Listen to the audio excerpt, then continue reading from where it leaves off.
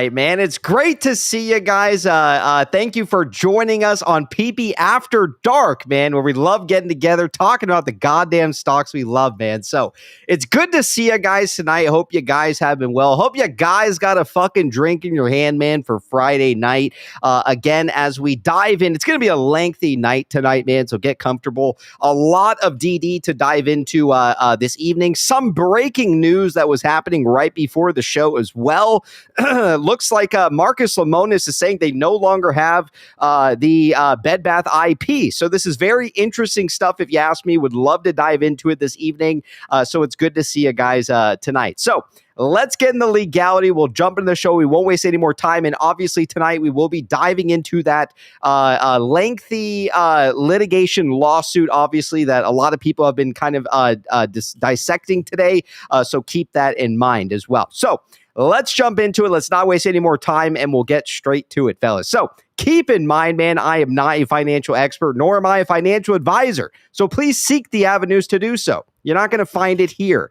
A lot of this is opinion. A lot of this is speculation. A whole bunch of it is entertainment, if you haven't guessed it already. We like getting together. We like talking about the stock, and that's really all there is to it, man. So keep that in mind. Keep in mind, any guests who come on the show, man, nobody here is a professional. So if you hear any opinions, speculation, TA, things like that, keep in mind, man, nobody here is a professional. We like getting together. We like talking. We like getting together. We like talking about the stock, and that's really all there is to it, man. So cheers to all the fellas out there on a Friday night, man, as we dive into some of this shit. So cheers, fellas. Let's go ahead and get the show on the road tonight. So cheers, all the fellas out there.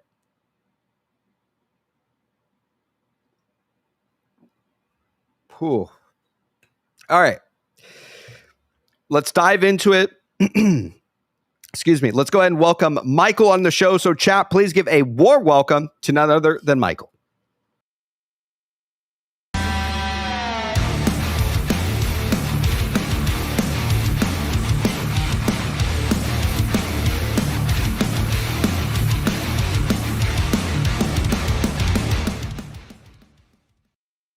All right. Excuse me, Michael, what's going on, man? Good to see you tonight.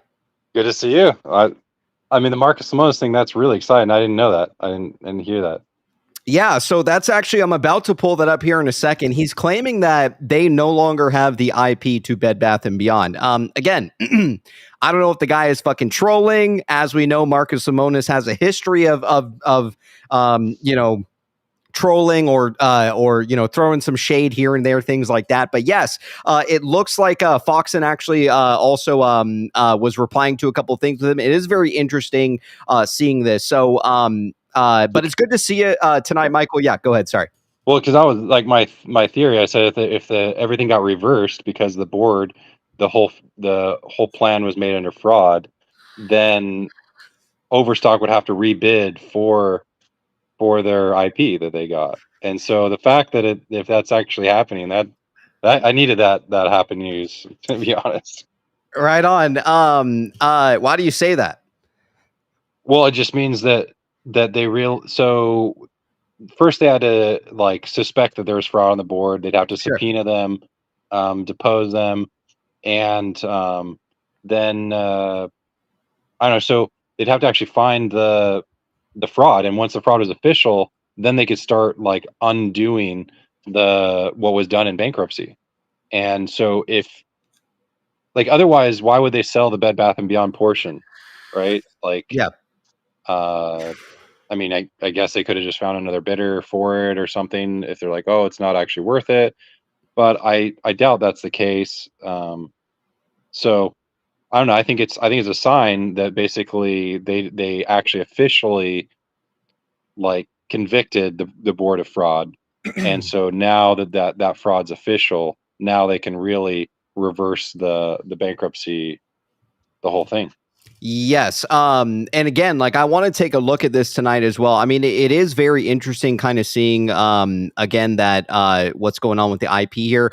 Let's go ahead and bring in also a few other fellows backstage here. I think ABC might be joining us at some point tonight. He said he was maybe going to come around, but I'm not sure if he'll be showing up tonight. He may, so put him as a maybe. Let's go ahead and bring in 10 Shorts and also Pang on the show. And I'm going to pull this up here for everybody to see here in a moment. So chat, welcome Pang and 10 Shorts.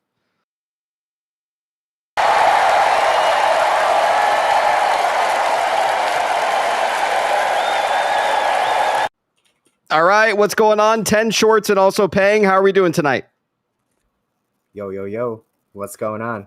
Yeah, what's up, boys? Not a whole lot. What's going on? Pang's coming out like PS1 graphics, but it works, man. Cool. All right. All right. Good to see you, man. All right. So let's go ahead and pull this up real quick. I want some of you fellas to see this as well. I think 10 Shorts also wanted to maybe show us just some very light TA. I'm assuming that's what you... Yeah, just like it'll take like 2 minutes. But Michael, I want you to look at the thing that I linked from my Reddit account when you get a chance. I did just take a look. Looks legit. I like it. Yeah.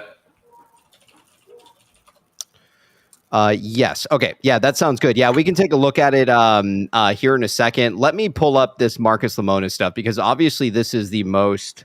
Yeah, in my opinion, TA could take a backseat. I'm here for the best shit. Right on. Excellent. Let's take a look at this real quick because this is really interesting with what's going on with Marcus Lemonis here. So, as you guys know, for 4th of July, again, I hope everybody out there had a good 4th of July. This was a post that Bed Bath essentially posted, right? And to me, it does kind of look like, typically something coming out of the ocean. It looks like it's reemerging, right? I don't know if maybe that's what they were kind of playing around with, but, besides the tinfoil with that, the most important thing I want to bring our attention to is down here. So, someone said, "Where are my shares?" And they also put BBBY. Bed Bath responded and said, "The same place as the inventory that used to be in the stores from the old company. Liquidated," is what they say.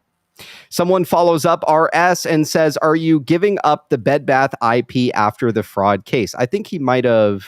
Didn't somebody buy the inventory? Man, supposedly 6th Street it's been so long. like, I think so. Yes. I think 6th Street was the one that, or like that was like they estimated how much just the inventory was worth, and then they bid, and I think that was like collateral that they had. So I think they were in charge of selling it. I don't know exactly who sold it though. Mm-hmm. So okay, let me scroll down to this real quick. So basically, someone was asking if they're going to give up the IP after the fraud case. Now, as you guys know, what we've discussed here at the show at great lengths is that we've always been under the assumption that this was a shared IP. We've talked about it for a long time at the show. I remember us, looking through a lot of these dockets and just kind of being puzzled as to why they would be essentially treating it as some form of like, some people in the chat said like the IP was leased, things like that. That could be a very real scenario that we could be dealing with here. Now, I do want to bring our attention here to Mr. Marcus Lemonis. Marcus Lemonis responded to this and said, "This isn't ours. Another company bought it." Now, this was earlier today, but there was some new responses here within the last hour. Fox and Flash says, "Can you explain more at Marcus Lemonis? The legal documents show that Overstock bought the IP for Bed Bath & Beyond and Dream On Me bought the IP for Baby." He says, "Yes." Okay, I thought there was something. Oh, yeah, that was it. So what are your guys' thoughts in terms of him saying that they no longer have the access to the Bed Bath IP here?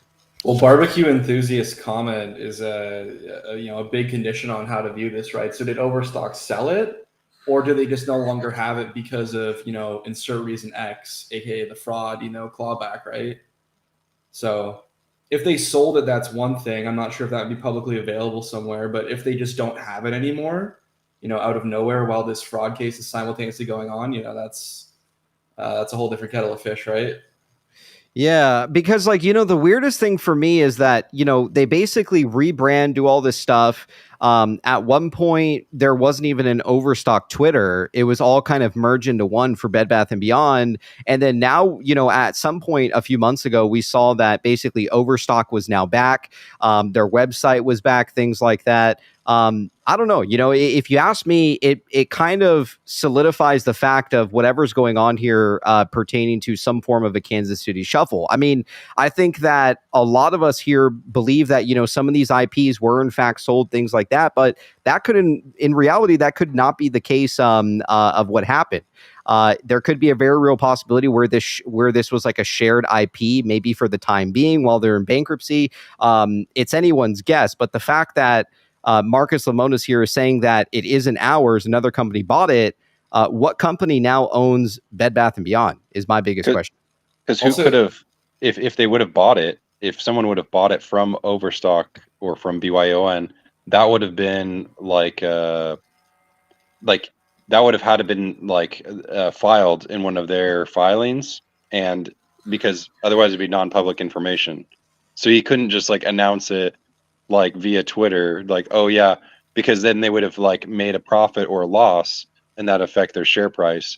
So the only way he can announce it is oh, that's been undone or something, is my guess. Yeah, it's just very bizarre, kind of analyzing this and kind of going back and forth, obviously. Let me pull up this next one as well. There is some stuff pertaining to Baby as well. I do want to get through some of this stuff before we get into that deposition tonight, which is going to take up the majority of the show. So let me take a very quick look here. Also, what shill is running the Bed Bath & Beyond Twitter account that's how they reply to a former shareholder, right? Oh yeah, it's gone. Is that Sparkles? Yeah, it's very bizarre if you ask me, pertaining, to, whoever is running this account. I mean, we've been fucked with a lot of these guys for a long time. I don't know, I don't know if Marcus Lemonis is making a mistake here, and essentially, someone in the chat business said, Business Brush said, maybe there's a possibility here where he's thinking about Baby, and maybe he's responding to that. That could be a possibility. Someone needs to hound this fucking guy for some form of an answer. I think that he has me muted on Twitter. I think he's the real grifter, if anything, dude. You know what I mean? That bastard has me muted, I think, because I press it the fuck out of him, man, all the time, and he never responds anymore, man. So I'm assuming he just simply put me on mute, and he doesn't even bother anymore. So let's take a quick look at this. This says Bed Bath Q Baby or Bed Bath Acquisition Co. LLC doing business as at Bye Bye Baby. Why Mark Surer only the manager and not the owner? This is pertaining to Bed Bath Acquisition Co.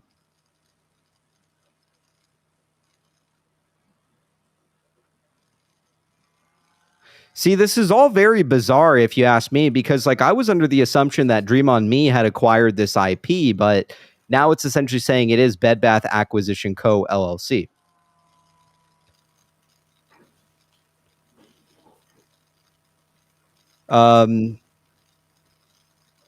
Okay, someone put it into Chat GPT here. It says Bye Bye Baby was originally a subsidiary of Bed Bath & Beyond, but the situation might have changed depending on recent business transactions, acquisitions, or restructuring efforts.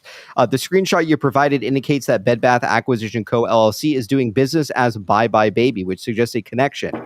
To clarify, Bed Bath Acquisition Co. LLC might be an entity formed to manage the the Bye Bye Baby brand after separating from Bed Bath Beyond. This kind of structuring is common in corporate mergers, and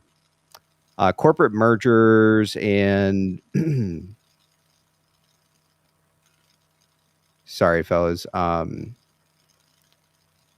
Bed Bath Acquisition Co. LLC might be an entity formed to manage the Bye Bye Baby brand. Okay. Corporate mergers, acquisition, divestitures. Okay. That's very interesting if you ask me. Okay. And that's why I want to pull up this next post that I got from as well as Lancer. Lancer actually made a very good post here that I want to kind of connect everything with.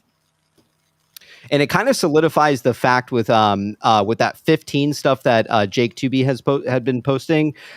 Bill G with the 5. Everyone in chat, what's going to be DFV's next buy? Shout your candidates. I think it's Newell, if you ask me. I could be wrong. I have been really diving into the tinfoil as of lately that the baby on the matchbook with the fire is in fact Newell. Again, I could be wrong, but they have Graco, right? Which is basically your connection to Bye Bye Baby. So I would say it's a pretty good guess, especially because they did the ATM kind of in that same week, same time frame as Chewy and also GameStop. Some people may think he's going after another stock in pertaining to XRT, which could be a very real possibility too. But if you ask me, I don't know. You know, I've been kind of looking at Newell a little bit more. Newell does look a little bit interesting to me, considering how low it is right now. We also got Hector out there with the 5. Longtime lurker here. Merriam-Webster has separate definitions for liquidate and liquidated, not the D at the end. Okay, that's very interesting as well. Let me pull up Lancer's post real quick so we can kind of tie this all together here. Quick question, guys. Yes. If Beyond sold the Bed Bath IP, wouldn't they come up in an 8K or something? I don't know if anyone reads those. That's what I was saying. That if they sold it, that it would have to come up in an 8K. But if it was just clawed back, then it wouldn't. I don't think. Wait, so if it's clawed back, it would probably appear on the Kroll website then, right? I mean, 4 days later.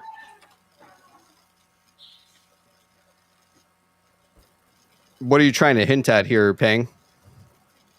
Well, I'm just saying, like, if Lamona said that the IP was, if it's sold, it has to be come out on an 8K because it's 8K is pretty much anything that a company does that can affect share prices. That's has to be public knowledge, right? Especially when it's a public traded company. So if it's clawed back, like Mike said, sorry, Michael said, sounds more professional. Either way, I don't mind. They would have it come up 4 days later on Kroll, right? Because it wouldn't really appear on an 8K, would it? Like if it's clawed back due to fraud or some, like even RICO cases. I mean, eventually it would have to appear somewhere, but probably more as a footnote of like, oh, you know. But I think that is significant because if they did sell it, then whoever bought it didn't buy it from them, but they probably just got paid their money back plus like a little bit or something. But yeah, I think that is significant that it wasn't on an 8K. I know this is going to sound weird, but a while ago, I think a couple of days ago, they said Ryan Cohen. That's not the right Ryan Cohen, right? No. There's a $15 million something involved there. And then Kinky Sex sent me something, and he's like, there's no fucking way. Because there's something about a $15 million and Ryan Cohen. Despite wrong Ryan Cohen, it might have been a different filing, but there's a $15 million offer. And over here, now I'm hearing that the fucking IP is disappearing. Do you have a like what document are you referring to with the 15 million? Because the guy that was the Ryan Cohen out of California was just some random guy that happened to be called Ryan Cohen. With a $15 million offer to purchase something. That's very interesting. I need to see what you're talking about here. If you can share it, I'd love to take a look at it. We can take a look at Lancers here in a second.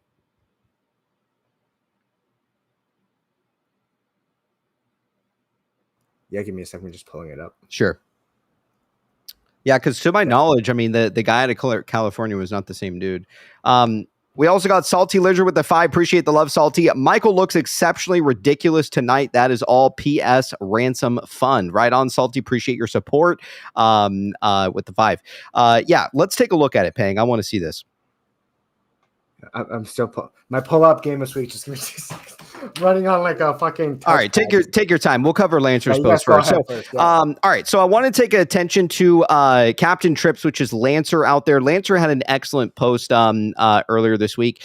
So it basically says dig 15D, which could in fact allude to this 15, and also Chad Mojo out there posted also something similar pertaining to the 15 as well, which I want to take a look at, which kind of makes sense here.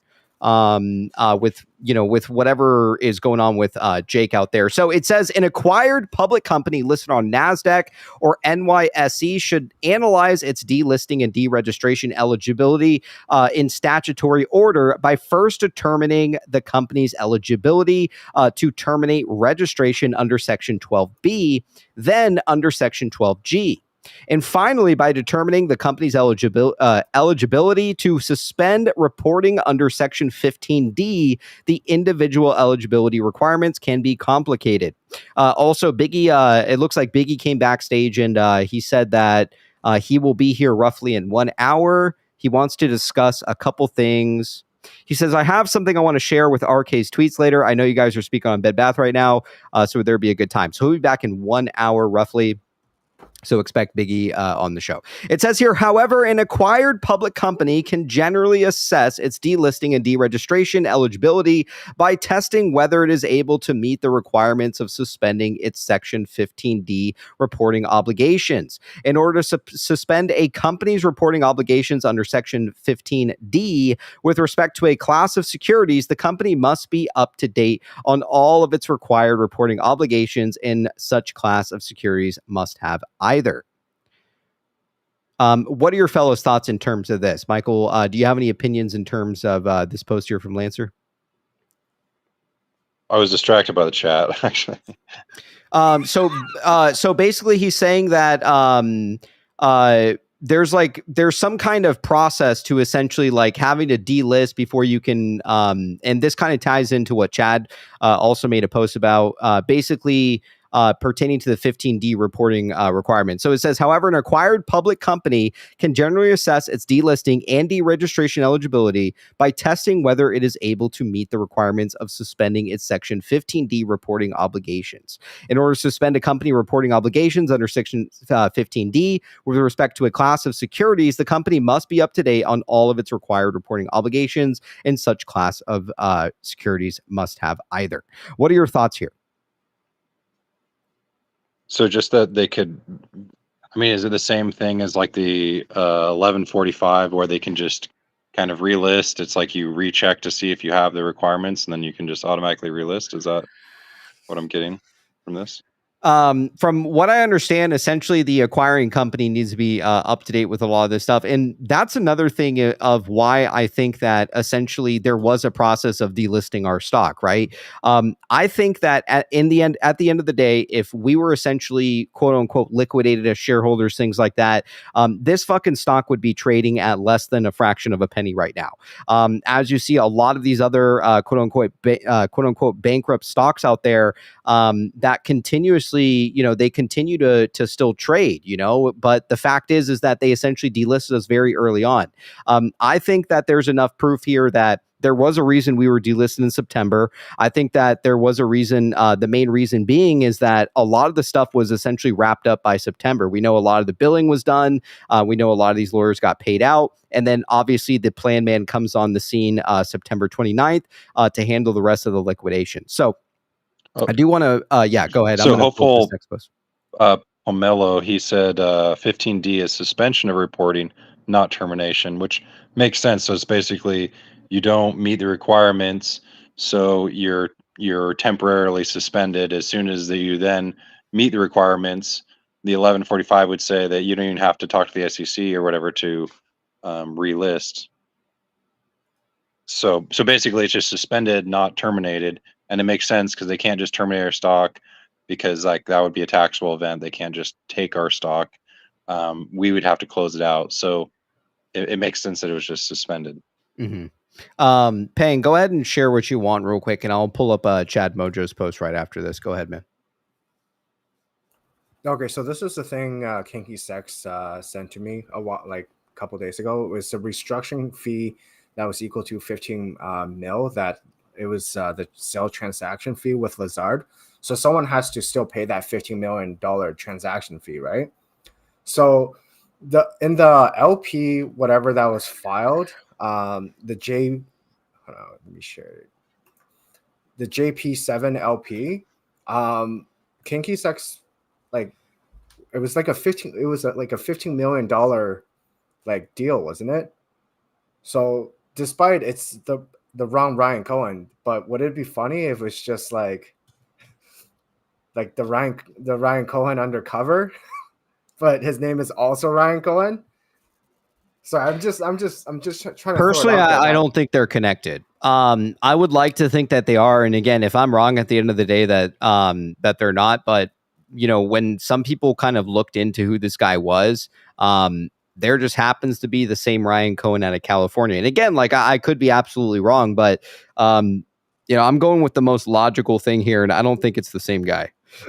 But the 15 million is very interesting, I will say.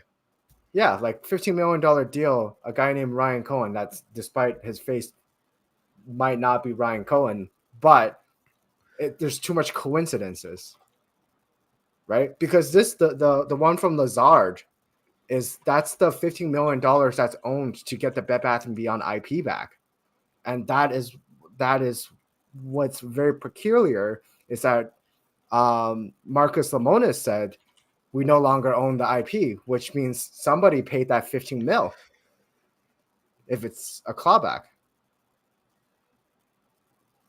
I mean, I see what you're saying. Like, trust me, like I get it, but I don't know. I personally, I don't think they're the same person. At the end of the day, maybe I could be wrong, but honestly, you know, paying what you and also Kinky Sex are obviously kind of digging into, there could be some leeway there. So maybe there's a possibility. Oh no, this is not my work, but I just thought when I was making the connection, I'm like, there might be something. So for now, can we just take it as tinfoil then? I mean, yeah, but like, there's literally a guy out of California whose name's Ryan Cohen, man. Yeah, that works for Mackenzie, so there's that. Trust me, I want to believe it, Paul, Peg. Like, there's nothing more I want to believe that this guy who raised 15 million is the Ryan Cohen. But there's fucking multiple Ryan Cohens. There's actually two out of California. And I don't know, man. You know, I look, like, yes, tinfoil, but it kind of goes back to like the Brandon Meadows shit. Like, nobody really knows who the fuck the real Brandon Meadows is, right? Like, still to this day, we're kind of sitting here going back and forth, not knowing who the official Brandon Meadows is. Like, there was like, I think 2 or 3 different Brandon Meadows that we were looking into at some point. And still to this day, I don't even think we have a confirmation on the official which Brandon Meadows it is. But Pang, excellent stuff. It could be tinfoil. Yeah. So one more thing. Since we have Moon Knight Kitty here, and he posted that video of some guy getting had his face removed as a transformation. I just want him to give me a mail if we're on the case. Can you mail me? Can you meow me? All right. Someone said, "Where's Big Boy?" Yeah, where the fuck's Big Boy at? Moon Knight Kitty said, "Bark, bark" backstage. All right, let's take a look at the. Okay, let's take a look at Chad Mojo's post. And again, Pang, you know, I'm not shitting on what you guys are researching, obviously. I'm just saying in terms of the Ryan Cohen, I don't know. As of right now, I do think that it is a different Ryan Cohen, which I don't think we should spend a whole lot of time on. But again, I'd say keep it on the back burner for the possibility. So I guess you never know. All right, so this is a post from Chad Mojo. He says, Jay keeps posting about the 15-minute mark. I suggest you read this. This a post. This is basically, I think this is the exact same thing. Is this not the same thing that him and Lancer posted? They both quote tweeted the same. Shit. That's the same tweet. They quote tweeted the same tweet and used the same. Hold on. An acquired public company, NASDAQ, should analyze its delisting and deregistration eligibility. Oh, this is the same shit. One was on July 4th. One was on. But we could read the whole post, actually. I think they were saying Jake's post. 5th. Yeah. Why don't we take a look real quick at this one? This is an older one. So obviously Jake is not around right now, but this was an older post that they are quote tweeting from. Let me see. It says, further to my post about Form 25 and Form 15, I cite a law firm's public presentation of actions that companies that are about to be acquired must take prior to doing so, specifically regarding delisting and deregistration. It says here, before running for the exit, an acquired public company must first meet several requirements to successfully deregister from its reporting obligations. First, the company must ensure that it is eligible for relief from all of its reporting obligations. Often, an acquired public company will have reporting obligations under each of sections 12B, 12G, and 15D. Consequently, the company must ensure eligibility for deregistration under each section. Further complicating matters, the registration regimes are not wholly independent. It says an acquired public company listed on NASDAQ or NYSE should analyze its delisting and deregistration eligibility in statutory order by first determining the company's eligibility to terminate registration under Section 12B, then under Section 12G, and finally by determining the company's eligibility to suspend reporting under Section 15D. The individual eligibility requirements can be complicated. However, an acquired public company can generally assess its delisting and deregistration eligibility by testing whether it is able to meet the requirements of suspending its Section 15D.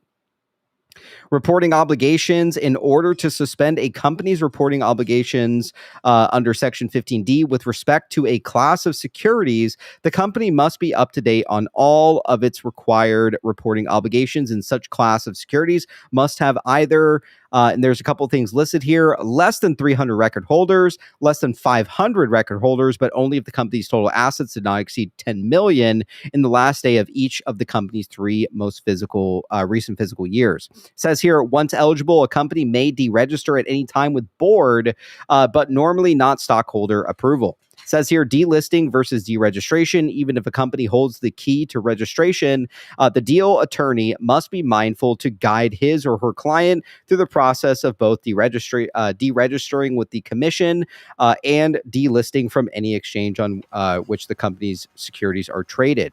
It says here, delisting and deregistration are related conceptually and in practice. Nevertheless, it is important to distinguish between what each accomplishes.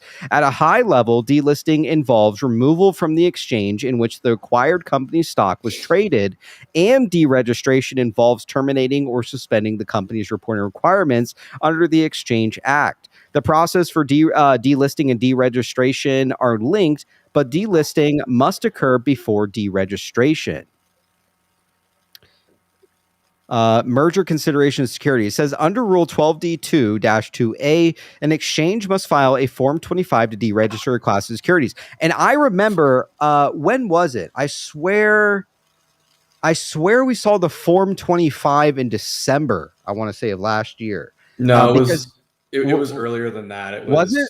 Yeah, because it's funny we're talking about it, because I was actually going back and watching episodes of the ThePPShow last night from around when the plan was confirmed on September 12th. And I remember I made like some sort of meme shortly after about Form 25 and Form 15. It was like sometime in like October, September, that kind of thing. Because it was around when Nilay Dosker was trying to do that emergency motion. Yes. No, you're absolutely correct, because I remember in December when we were down there for the Florida event, I remember sitting and I was talking to you, Copy, about this. And I think there was a 90-day window when it came to the Form 25. So that would land this in September, which would actually solidify the fact of what was kind of going on in terms of our securities, things like that. So Form 25 came in September, and then there was like a 90-day window, I remember, for something pertaining to all the way into December. But I remember specifically talking about this in depth. It says here, an exchange must file a Form 25 deregistered class of securities is reliably informed of certain conditions with respect to such class of securities, including that the instruments representing the securities comprise the entire class have come to evidence by operation of law or otherwise. Other securities in substitution, therefore, and represent no other right except if such be the fact, the right to receive an immediate cash payment. In the context of a merger, once the certificate of merger has been accepted by the applicable Secretary of State, any class of securities that represents only the right to receive cash merger consideration will by operation of law no longer qualify to be listed. And upon notice, the exchange upon which such classes of securities is listed must strike the class of securities. Form the exchange by filing a Form 25 with the commission. The deal lawyer or the company should be in communication with the relevant exchange in advance of filing the certificate of merger to coordinate the delisting of the merger consideration securities. I do think that there's a merger taking place here, essentially. I mean, it really doesn't take a lot to kind of see with what's kind of transpiring here. I do truly think that we're kind of in this scenario here where a lot of people think that our securities were just simply canceled and that's that. But I don't think so. I do truly think that we're essentially going to see some form of a merger take place. And I don't know how many people out there were tuning into the show whenever we were here Wednesday night. But Wednesday night, there were some Form 4s that came in. And I was under the assumption that the Form 4s that came in were basically board members buying. And, the images were very small with what Kevin Malone shared. But after the day went by and kind of looking into it a little bit more, it turns out that they were vested shares. So M&A pertaining to GameStop is most certainly still on the menu here. And I think it's very likely, right? I mean, looking at kind of like this pre-blackout phase, looking at the board members who are still not buying the stock nearly 7-8 months later. Basically, as we know, Larry Chang is pretty much the only person who's been able to make a purchase in that time. So if you ask me, I do think that there is most certainly a blackout period happening. I think that they are discussing M&A behind the scenes. I think they are discussing where they're going to allocate cash. I think the biggest question as of right now is, if we see GameStop rip again, is the company going to do another ATM? I think that's everybody's question, right? Because nobody truly knows how much cash the company really needs in actuality. It looks like we lost Michael there, but excuse me. Hopefully he'll be back. I agree with you, PP. And I was actually, I was thinking about this not too long ago where I mean, I'm gonna go right up the shill's alley and say, yeah, I'm one of the people that believes that just purely based off the Teddy books, I think it's a done deal. I think we wouldn't see like you could argue, oh yeah, they're children's books. It's like, look at who they're written by. Look at the individual that Ryan Cohen is, and let me just read you the the synopsis of the very first Teddy book, Teddy Sure. and the Piggy Banks. It's literally 2 sentences. Kingston and Princeton love to eat ice cream. But when Teddy brings them 2 special presents, they learn something important: how to save money and make it grow. If they're really patient, and one day they can buy and eat all the ice cream they want. And there's that other line talking about like unwavering certainty or something like that. It was like a play on like unwavering conviction. It's like, come on, it's like the writing's on the wall. We wouldn't see the second volume of the Teddy books released after it was like in December or something. I looked as well, and remember. Talk is cheap. It takes money to eat ice cream. That Easter egg on the website that then Pulte somehow magically had the full HD resolution version of. Like, that Easter egg isn't there anymore. So they obviously have done something in the web code to change it. It was only there for a short period of time. Like, and if you go back to Ryan Cohen's first letter to the board when all this started, he talks about maximizing value for shareholders through baby, and then an IPO at like a strategic right time. So, if the Teddy book's talking about patience, I think that's something we all need to have. I know it's hard sometimes. And I think we have not been left behind. We have not been forgotten, not by somebody who's as down to earth and, as good of a guy as Ryan Cohen. And we will see the fruits of our labor one day. And I think, also tying it in, like, where's Jake 2B? If nothing's happening, why is that guy not talking? He's sitting on his couch now and he's been silent since June 6th. Like, that's not nothing. So I think we're good. Yeah, I think that something most certainly is going on with Jake. I'm not going to get into it, things like that. I know a lot of people have questions. A lot of people are wondering where he's at. He's just MIA, man, and again, there's some speculation that, maybe there is some speculation kind of floating around that, maybe he's under NDA, things like that. I don't really know, I don't really know what to think. someone, she said, PP, tell us, damn it. I don't know. It's no comment. I guess, Point is, but I love Jake, man. But he's taking some time off. Spend time with family. He's trying to, probably guide us best way he can right now, man, with what he can and can't do. But yeah, I'm not going to get into it. Go ahead, 10 Shorts. Yeah, Teddy books say that we're good, and then also the amount, like every single book. I'm going to go deep into the tinfoil here. I got Pang with me, so I know he's in my corner. Yeah. Every single book is just covered in ice cream cones, and there's so much symbolism in there. There's so much little hints. I think what that is it's somebody who obviously can't come out right and say what the plan is, but he understands that there's people that follow his activism investing and admire how he's a CEO that doesn't take a pay and has an actual connection with shareholders, and that he cares about the value that his companies provide them. And he knows a lot of people put a lot of money into Bed Bath & Beyond. And, if you're listening to Sparkles and the Bed Bath & Beyond Twitter page, our equity's liquidated, yada, yada. But I think these books are just a little beacon of hope for those of us. And, it's inspiring. There's hardcore tinfoil DD, and then there's, looking through the dockets DD. And I think both things point to that we're going to be okay. Yeah, I think so. And, like when you have someone like, prominent like Jake, who is like obsessed with the dockets, things like that, it is very interesting, kind of his departure pertaining to a lot of this. And, again, it's really up for speculation to interpret, where he's at. But, at the end of the day, man, I think that we kind of have figured this shit out. I mean, we've discussed it for nearly a year now, right? Or longer. And I think a lot of us kind of understand what's taking place here, right?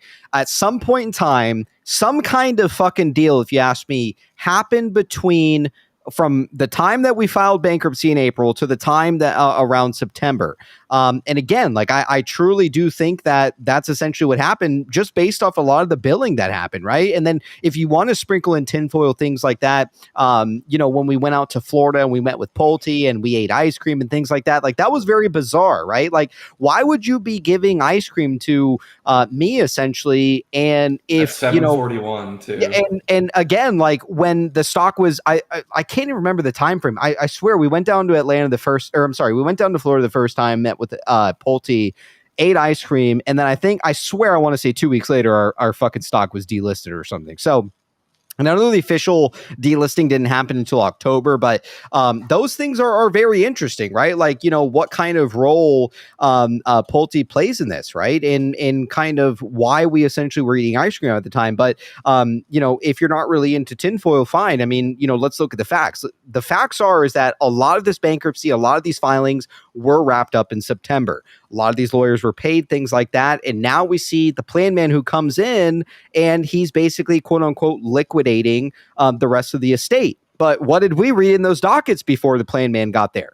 What I read still to this day that sticks out for me, and I swear I think that this was one of the sections that were supposed to be redacted. And we read it here on the show, and it said that Bye Bye Baby, 6th Street, and also Dream on Me had entered into some form of a credit bid. And I remember reading it on the show. I remember us scouring through the dockets. And then I believe the next day or two, when we tried to go back and find that actual docket with that information, I think we were lacking in terms of being able to find it. But I remember reading it on the show verbatim, where it stated there was a credit bid between 6th Street, Dream on Me, and Bye Bye Baby. And that is why when we were in contact with the plan admin, I basically reached out to him. I said, well, what about the credit bid? And he said, there is no credit bid. And I asked the plan man, I said, well, do you represent 6th Street? How would you know that there is no credit bid taking place here? And basically he responded to me and said, no, I don't represent them, things like that. So a lot of the stuff with the plan man is super opinionated. A lot of the stuff he says does not typically bother me, because I think that truly at the end of the day, he's really just kind of almost like he's reading off of a script, or that he's kind of going off of what's in front of him at the end of the day. But When did he come in? Did he come in after September 29th, after all of the billing and everything had finalized, all the carve outs, all the sales, everything. Might just be the wind down dude. He's just the dude with no outside information. Correct. He's just there to sweep up the crumbs and claw back money, yada yada, for XYZ creditor in the case of like the fraud stuff. I think the fact that he came in right as the plan was confirmed and the stock is delisted, I think the guy's completely in the dark, and it's probably some older dude, some boomer, and probably buys into, oh yeah, we're just a bunch of crazy, QAnon, yada yada, Twitter shareholders, and he's getting all these emails. Yeah, he's probably took the bait that nothing's happened and nothing's going on, and so he probably just sees this as a nuisance because he's not in the loop for any kind of bigger picture. Correct. Yeah, and to my knowledge, I think we are in a 360. I can't remember if it's a 363 or a 368 reorganization, but that allows for two plans. Okay, if you're looking at I think it's 368. Correct me if I'm wrong in the chat. But that essentially, in that kind of sense, you're looking at two plans. You have a liquidation plan, you have a reorganization plan, and the judge, who is essentially a part of the reorganization plan, I think his name is Kaplan or something like that. And there's never a mention of that plan, right? So I do think kind of what we're seeing is essentially the wind down 368. Okay, that's what I thought. With the 368 reorg, you have two plans, right? So again, like at the end of the day, whatever the plan man says, it really does not bother me. If people want to poke and prod him for additional information, I mean, so be it. Give me 1 second here. I'm going to get Michael back in here. I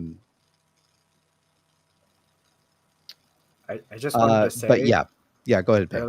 Earlier when we were talking about tinfoil and Pulte did put JP7.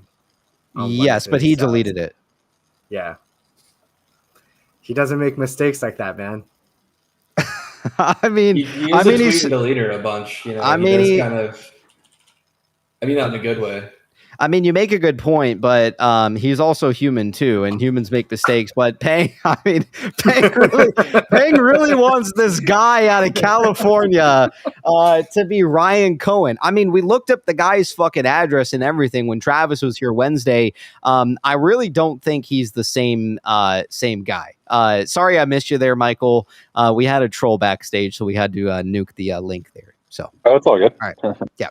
All right, let's take a look real quick. Actually, you know what? 10 Shorts, why don't you go ahead and go? Because I have some more DDI I do want to dive into, but I don't mind taking a very quick break here for some brief TA that you maybe want to share with the chat. So please feel free, sure. Shorts. Yeah. Also, let me read back. Yeah. Yes. Do you guys hear when I click like last time? It's I mean, we can, but it's not as bad. Last time I think it was a lot worse, but I think it's a lot better now. We got Salty Lizard out there with the 5. Michael looks exceptionally ridiculous tonight. That is all PS ransom fund. All right on. We'll utilize that 5 for the ransom fund. We got Lackluster Beverage out there. Excuse me, with the PP membership for 7 months. Appreciate your support, man.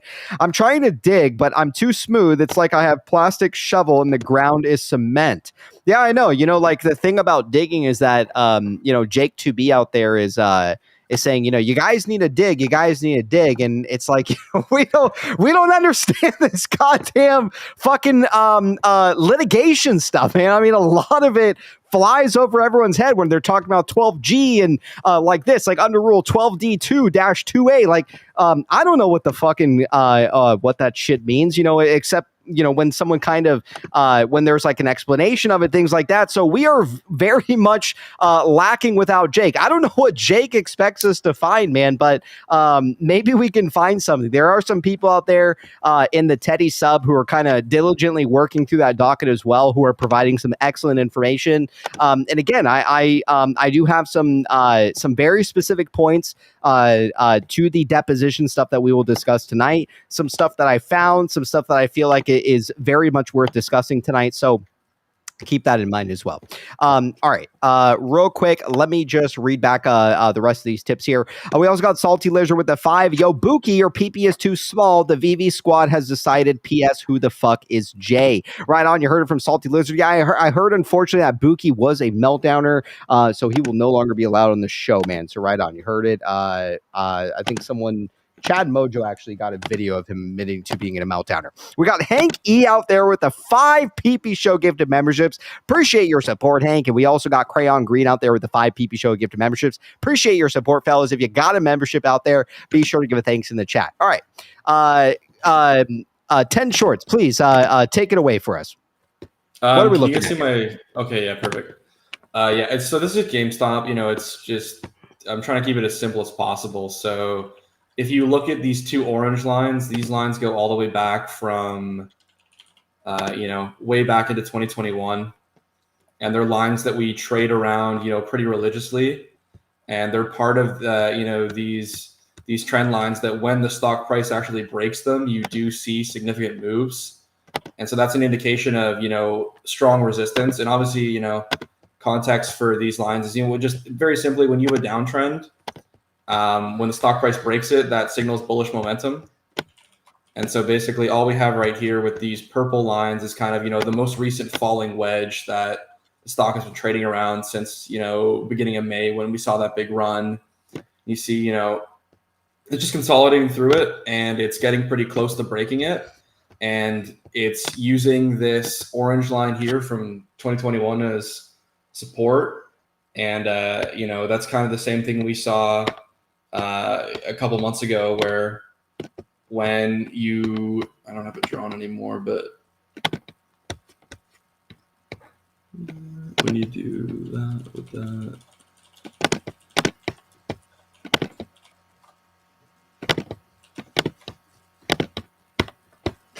Yeah, and also I know you're taking your time. I don't know what the fuck the tapping is, but also one thing I want to. No, you're good. One thing I want to also point out too is that I'm sure a lot of people are also curious as well. Like, what's up with this worm thing that DFE has been talking about for so long, and I think that it's very interesting, kind of analyzing all this stuff. I don't think we've seen that big kind of move yet, right? Like, they internalized 9 fucking million shares of GameStop. And the biggest question is, like, when we're going to see this kind of move happen, right? We see like a giant worm that he rides, things like that. And we have not seen anything. I don't know, I do know that this 7/19 is OPEX week, for those who don't know. So if you ask me, I think we're going to see the run next week. And again, I could be wrong.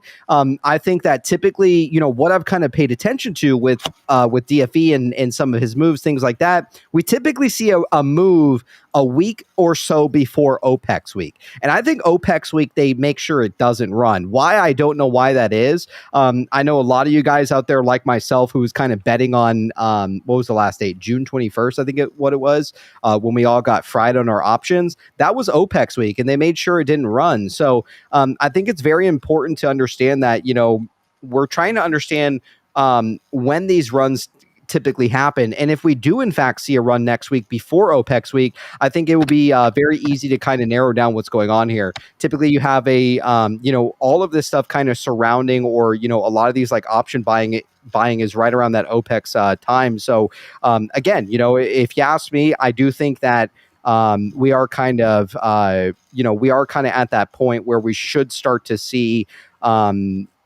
based off the charts, or price movement based off of DFE kind of making that $9 million buy. So, or 9 million share buy.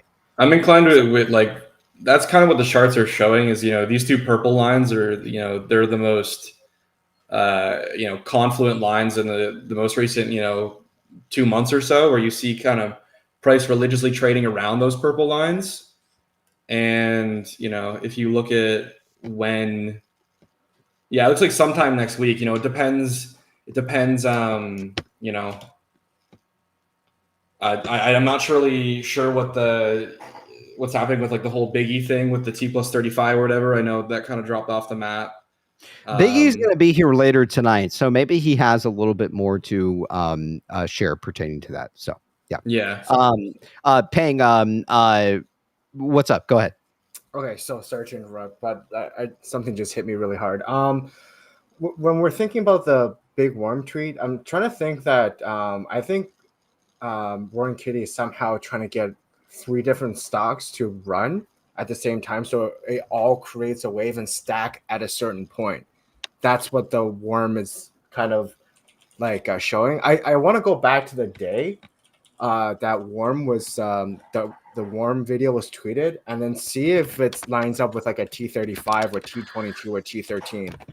And lastly, the reason why they don't let options, or they don't like any sort of runs during OPEX week, is because, man, that keyboard though. Oh, sorry. Anyways, sorry. So the reason why they won't let anything run during OPEX week is because they have no hedge. Because during that week, everything expires, right? So they will try to do everything for nothing to move, because there's nothing more expensive than implied volatility and expiring your options and Correct. your hedge, right? Yes. And what's interesting with costs is that there's no hedge for that. There's no immediate hedge. They can still do total return swaps or different swaps that they can do, but there's no immediate hedge with options where if you fucking destroy a gamma ramp, it will crash the stock, right? There's no fucking max pain. This is like as raw as it gets. You got T35. That's all you get. So what I'm thinking is that Roy and Kitty might be testing these T35 theories with GME when it has low liquidity, and then during the time when there's very low IV, and see if he puts like a $200,000 or 200,000 share or whatever amount of shares in, and see after 35 days if it would go. And then they would try it again with Chewy. And then the last time, I don't know if it's him in cost, to be honest with you, because nobody really knows. But cost doesn't have any hedge. You can't hedge. Like usually. So how do they bring the stock price down then? Like if someone buys up the entire, let's say the float is 9 million, like how do they kind of, because cause is very interesting, and I want to let 10 shorts go. Just Bapeng, go ahead, man, very quickly, and we'll get back. Okay, I can explain. So it goes back to using ETFs. So basically, market makers can take an ETF, they can break it apart or make it whole. Every time they make an ETF, it costs $500, and usually the blocks of shares is about 50,000 in an ETF, right? Mm-hmm. So whoever there's two ETFs that has cost shares. So there's VTI and VXF, right? So what happens is that if they run out of shares to short, they'll just break apart these ETFs and create FTDs on the ETFs rather than cost itself, right? So that's how they kick the can with GME as well. Instead of shorting it normally, because when I looked in IBKR today, there's no shares shortable, right?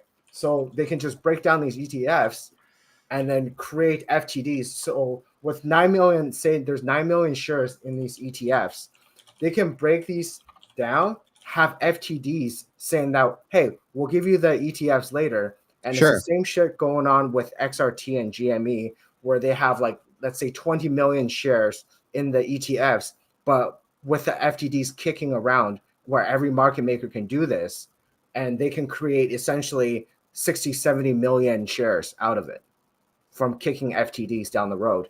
Like one that says, oh, this one is due. Okay, so we'll have this FTD due and then open up another ETF with the GameStop shares. So they just keep rolling FTDs. Yeah. Also, a guy in the chat said his name's otherwise. He said at PP, the DD I sent you explains everything cause. I posted a day before the cause run, 7,000 upvotes on Superstock. Yes, post it to our PP community on Twitter. I want to take a look at it pertaining to cause. Again, we have a lot of. I mean, this is about to be a long fucking night, fellas. I don't know how many hours we're about to be here tonight. We have to get through the deposition dockets. We need to get through all sorts of goddamn shit tonight. Look, this is how much liquor I got. All right, out of this bottle. Not a lot, fellas. All right. So, we got a long night ahead of us, man. I don't have any other liquor in the house, man. So we got to get through this because I got to make sure we have enough liquor to get drunk tonight, fellas. All right. So again, I don't know what the fuck we're going to do. Maybe we'll need to send Mrs. PP out for maybe some more bottles of liquor. I don't know, but it's about to be a long fucking night here tonight. So 10 shorts, go ahead, man. Again, tonight has no, I'm not going to put a time limit on tonight's show. It can go to whatever the fuck. Maybe it goes to 2 a.m. Maybe it goes to 4 a.m. For God fucking knows, man. So 10 shorts, go ahead, man. Let's hear it tonight. Yeah, 10 shorts. Where's it challenge that downward trend line? What day?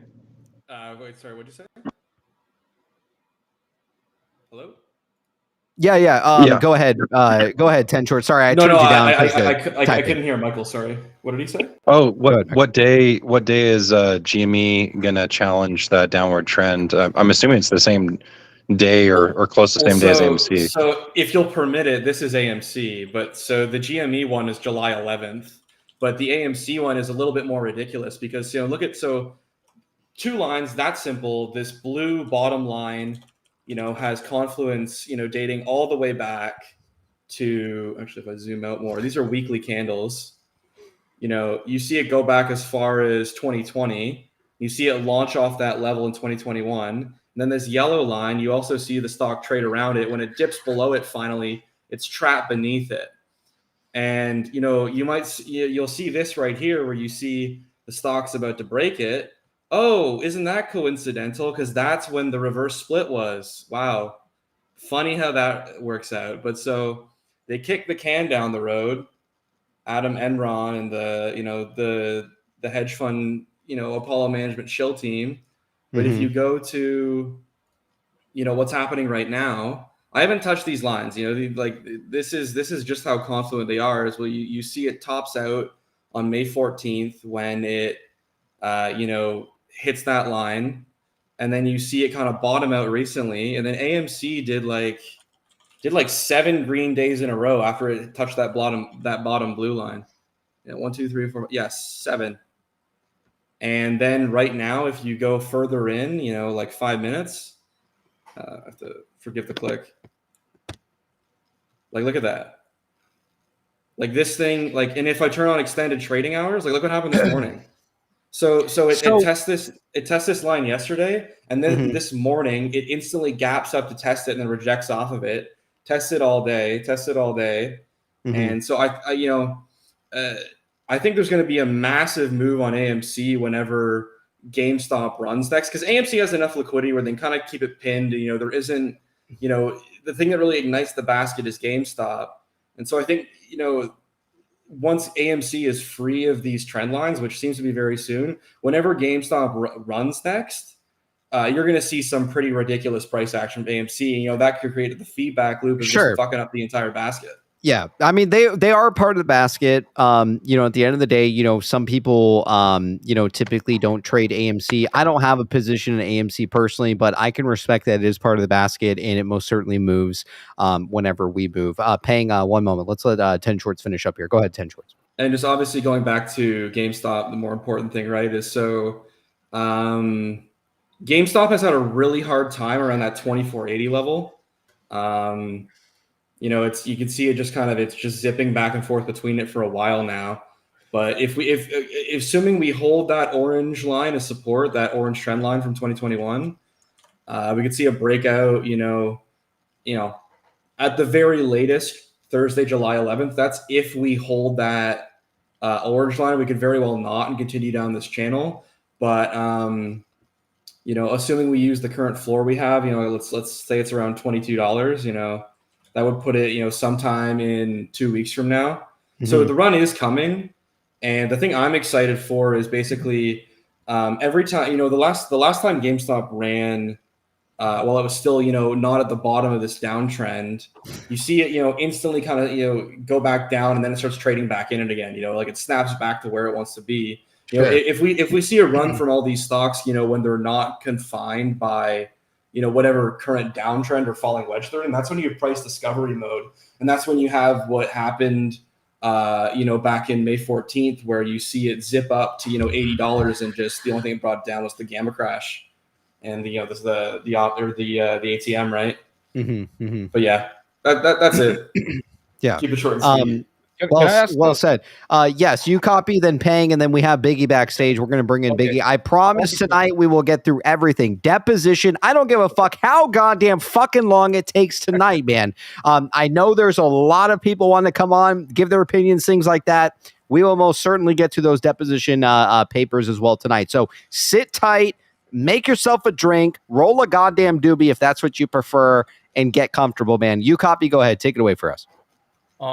Yeah, I actually do agree with what he said. I was listening, and then but I want to just ask him about what do you think about because cost seems ripping right now, but it does seem like AMC is tracking like very similarly. And GameStop also, I want to show you something after what you said, but GameStop is also tracking cost too. Like when you look at 10 George, can you go to cost on June 28th?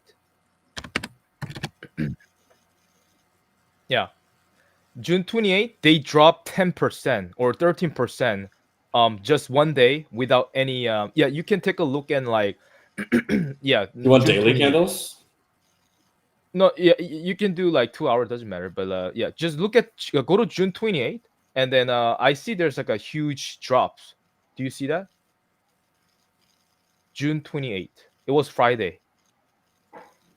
Oh yeah, okay. I'll go into 2 hour. So what does that mean? You copy? Yeah, that's. Do you see that? Yeah, this. Yeah, you see that? And then yeah, that's the candle. That's wrong. That's the candle. And then you guys know what happened on Monday to GameStop. There was DFE lawsuit and 10% drop too. So if you can share, if you do I don't know if you could do like a side by side screen, like one GameStop, one cost on the left or right, and then if you kind of compare that and see where the GameStop is at, GameStop is actually at the same spot where cost gap up. Also, something I just realized is that costs running might correlate with Overstock no longer having the Bed Bath IP. That could be kind of a cool indicator. Oh. Do you mind sharing my screen really quickly? Yeah, you Yeah. copy, of course. Yeah, I didn't know you were. Yeah, sorry, go ahead and go ahead and approve it real quick. Bill Jeet out there with a 2. Mr. MKK, do you have a cat liquor ready? Catnip. Right on, man. Again, we're drinking tonight. We're having a good time, man. It's Friday night. We ain't got shit to do tomorrow, man. It says here, Salty Lister with the 5 PP Soju Fund, also endemic. All right on. You heard from Salty. Bill G with the 5. Just keep saying wrong things on the DD. Eventually, Jake will show up and correct you. Right on. We got Bill G out there with the 5. Michael's camera's getting closer and closer to his face. We also got Mike out there with the 100. Holy shit, Mike. Appreciate your support. PP stuck at Great Wolf Lodge with the kid tonight. Here's for Mrs. PP in an Uber and a bottle to keep you entertained tonight. Selfless investor. Appreciate your support, Mike. Again, appreciate the tip, man. We also got DJ out there with the 2. Thank you for the financial advice you copy. We also have Bill Cheat with the 5. Sloppy Steaks will do a face reveal one day, and it's Nancy Pelosi. Man, I mean, could you imagine? Go ahead, you copy. Yeah. So this is one on the left is GameStop, and one on the right is cost, right? What I find is very interesting is because I'm doing this every day. I'm just trying to tracking what's going on, and I know that last time if one stock went first and the other stock run later, but they follow after that. But when you look at the cost, what's interesting thing is on June 28th they dropped 13%. Oh, sorry, let me just do it again. They dropped 13%. Okay. No news. They dropped 13%, but they moved back up. Mm-hmm. GameStop dropped same 13% from June 28th to July 1st with DFE lawsuit, and they dismissed right away. Right? Okay. So what's interesting is who's creating this algo? I don't know. It could be long. It could be short. I have no idea.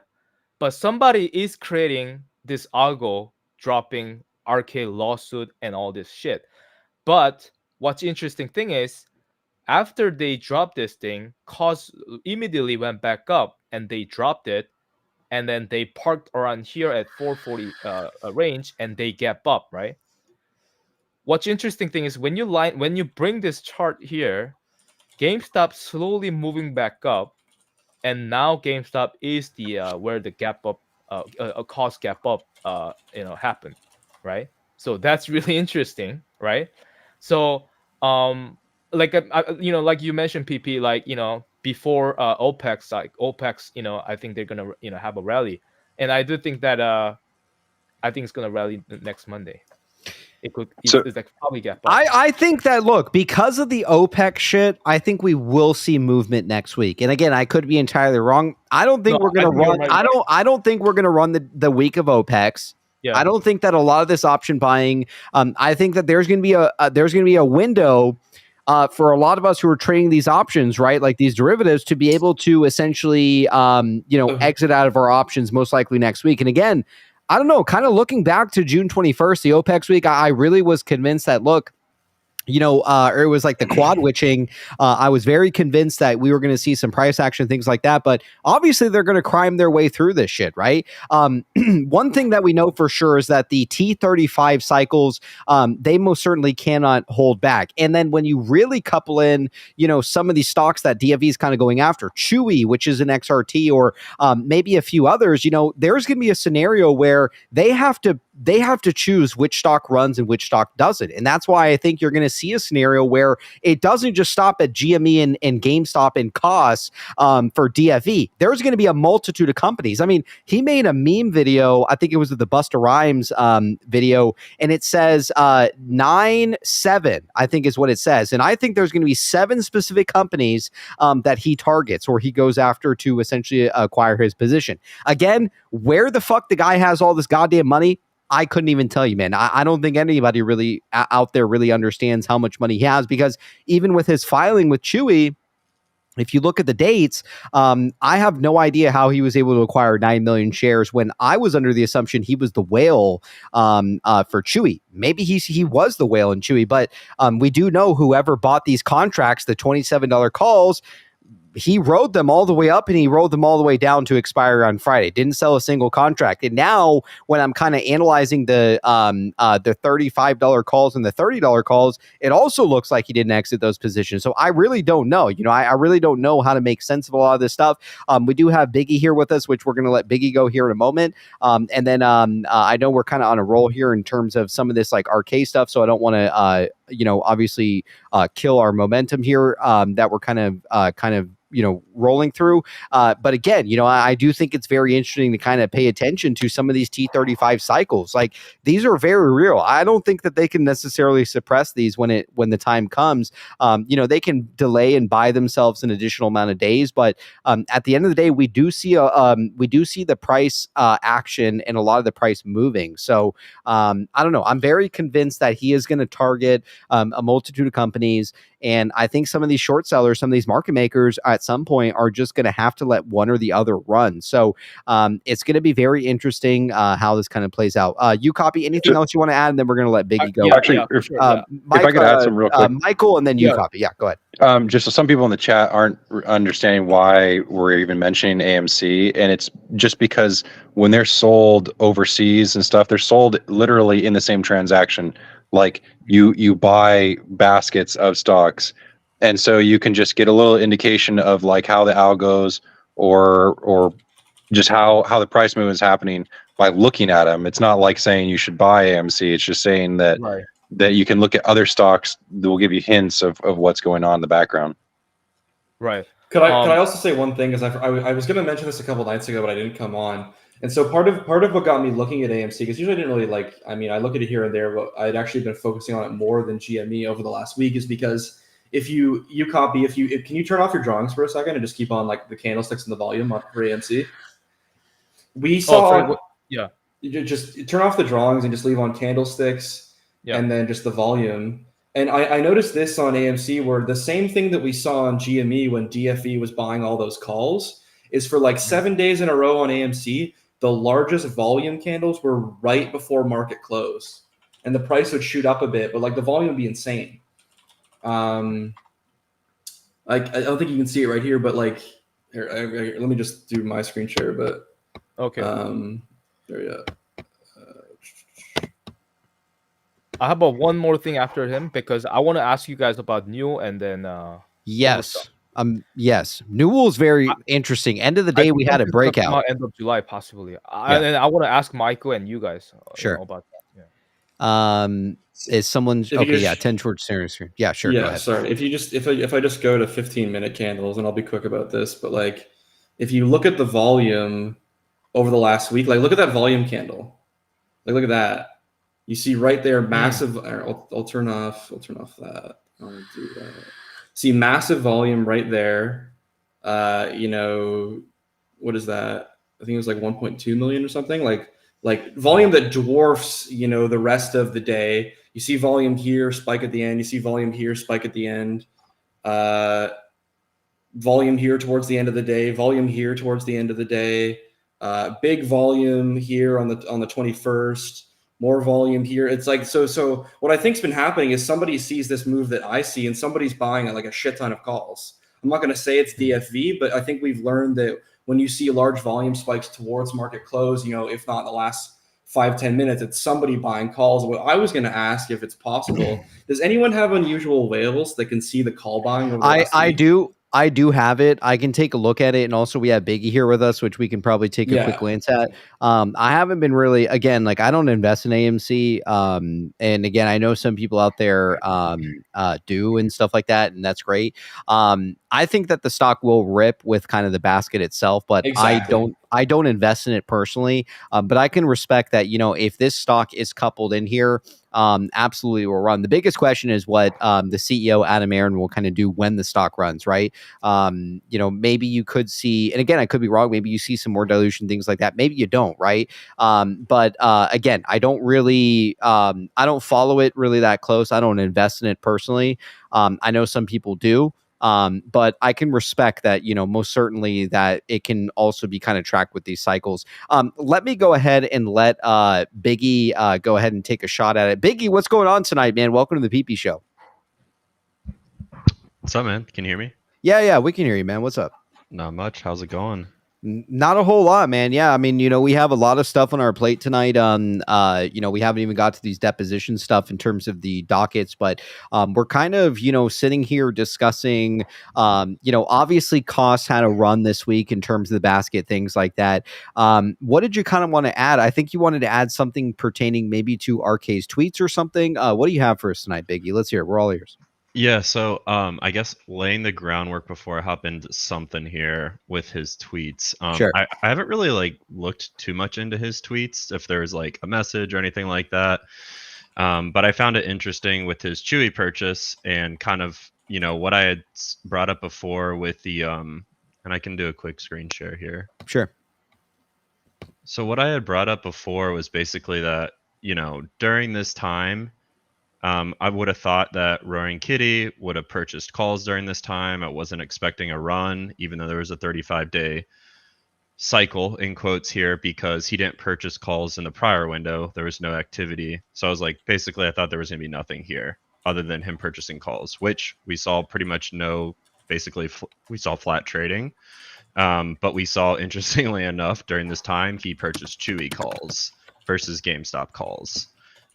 So I just want to say that is kind of what we saw. We did see action here, but it wasn't on GameStop, and that was like what I was watching for. It was like, is there going to be another cycle? Is he kind of repeating what he did back here, based off of his initial purchase in GameStop, or his final purchase where he had disclosed the 9,001,000 shares? And then one other thing that I wanted to point out was that in Roaring Kitty's prior tweet, or in his prior streams, and I think you guys have probably seen this, he does talk about ATMs a little bit. Like this is way back when, and he was just like, you know, a few $100 million here and there isn't really interest to me. He's like, I don't really view these things as bad things, but he's like, if you're generating a few $1 billion, now you have my interest, right? Like now this is a really good thing in his eyes. And he like literally says this on one of his streams. He's like, that's a game changer, basically. So what do we see? We saw two ATMs, $1 billion plus proceeds for GameStop. In my mind, like he said this long ago, this is something that's really interesting to him, right? This is something that you can do some serious damage and really pivot or grow a company with, whether it's through acquisitions or organic growth. So I just want to lay the groundwork there. Sure. And then, so what I did was I kind of went through all of his tweets and just watched them and was like, is there a message here? Is he trying to say something? Because I hadn't really looked at it through this light. All I've looked at it through was pretty much options activity in his purchases and timing thereof to build something. And there were a few tweets in there that I found that were really, really, I guess, different from the rest. And I just wanted to bring those up. And I don't know if this is going to work if I play these tweets. If you can hear what I'm hearing or how that works. Is it if it's a video or anything like that? Is that what you're referring to? Yeah. Yeah. If it's on the browser and you turn up the microphone, we'll hear it. All right. Yeah. Can you hear it? Play it. No, that's very odd. Okay. Oh, you know what? It's because you're not sharing it in Google Chrome. That's the issue. Oh, okay. If you give me 1 sec, I'll pull up a Google Chrome then. Yeah. If you can do Google Chrome, then we can get the audio out of it. Gotcha. So pretty much all I wanted to go through with these tweets that I found was kind of interesting. Ooh. 1 moment. Yeah, take your time. I'll read back some of these tips here. Yeah. We also got Mike out there with the 10. Mike, you good? Looking old as fuck. Laugh out loud. P.S. I think we're all looking old, man. You know, P.S. Getting fucked on these weekly GMEs, holding 100 contract for 719, 30 down bad. I think we're all down bad on those options right now, bro. We also when I first read it, I thought he said, "I'm looking old. It's probably because of my options." Like, yeah, it is. Yeah. Although I never recommended 30s, I only ever recommended 22s and 23s, just in case anyone this holding me accountable. Yeah, we're all fucking down bad there, Mike. We also got Salty Lives out there with the 2 Ace Baddie Fund, and big shout out to Ace out there, man. I've been stealing some of his meme videos, man. Obviously the one with Game of Thrones and the DBZ one was from Ace that I stole from him. Appreciated Ace. We also got Bill G out there with the 2. Biggie is now going to become the master of tinfoil. All right, let's go ahead and let Biggie take it away for us. Biggie, also, if you want to link me the video that you're trying to share, I can share it for you if that makes it a little easier too. Yeah, sure. I'll just send over the first one. Yeah, send it over. I'll play it for the stream right now. And these are things that probably people have seen or noticed, but I just want to point out how like odd they really are. Sure. Let's go ahead and play it real quick for the chat out there. Give me 1 second here. Oops. That is not the one we want. Okay. All right. Let's go ahead and play it for the chat out there.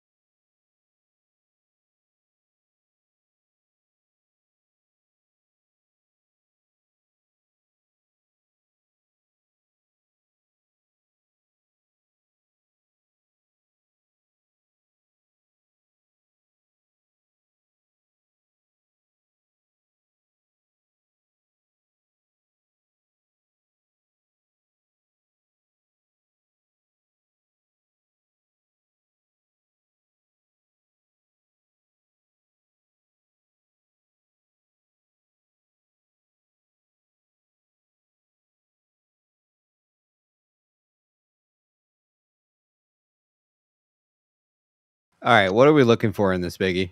All right, so if you go to the 39-second mark,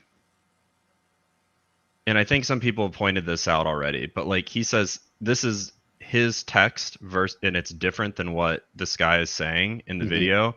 65 million sold, 500 a pop.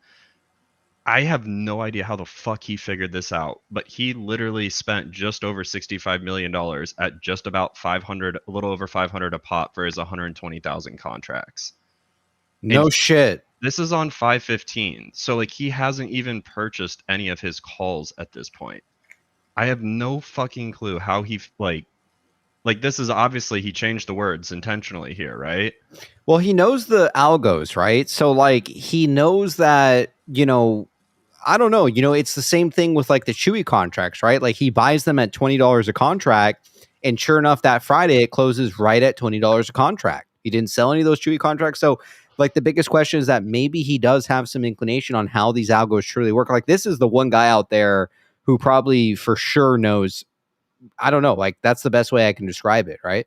Yeah, and I just like, again, this is one of those things where I think everyone has already seen this, everyone knows this. This is like no news, but like I just want to point out how odd it is that like this is before he's purchased any of his contracts. This is after he's sold all of his calls pretty much at this point on that first big run that we saw in May.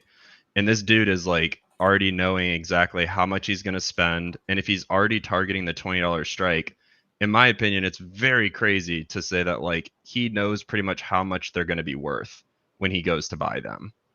Like that's, I just want to point out how insane that is to me. Like, because he sold off a ton, there's a huge drop, and ATM comes out through all that craziness and volatility. Dude knows exactly how much his contracts are basically going to be worth throughout the week and a half that he purchases them. Like, just want to point out how crazy I think that is, and that is in the past. So, in my opinion, this guy definitely seems to know like what's coming in the future.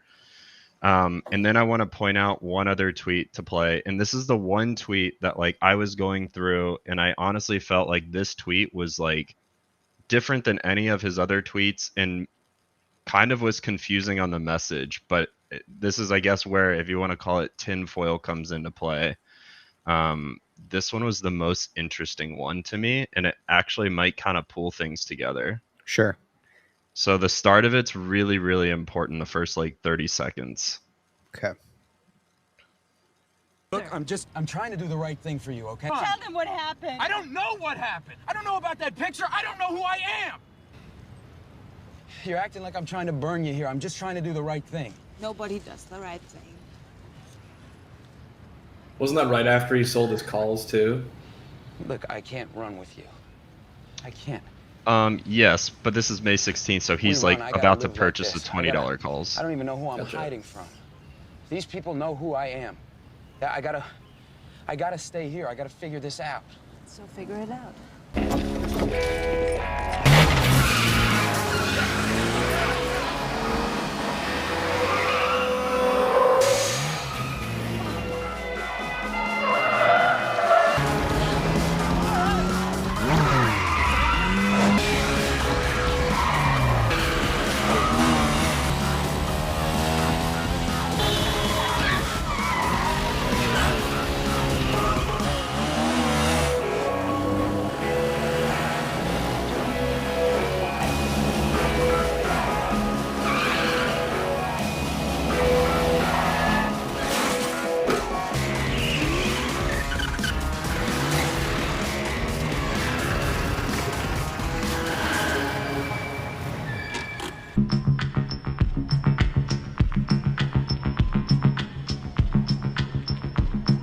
So interesting crossover here at the end, right?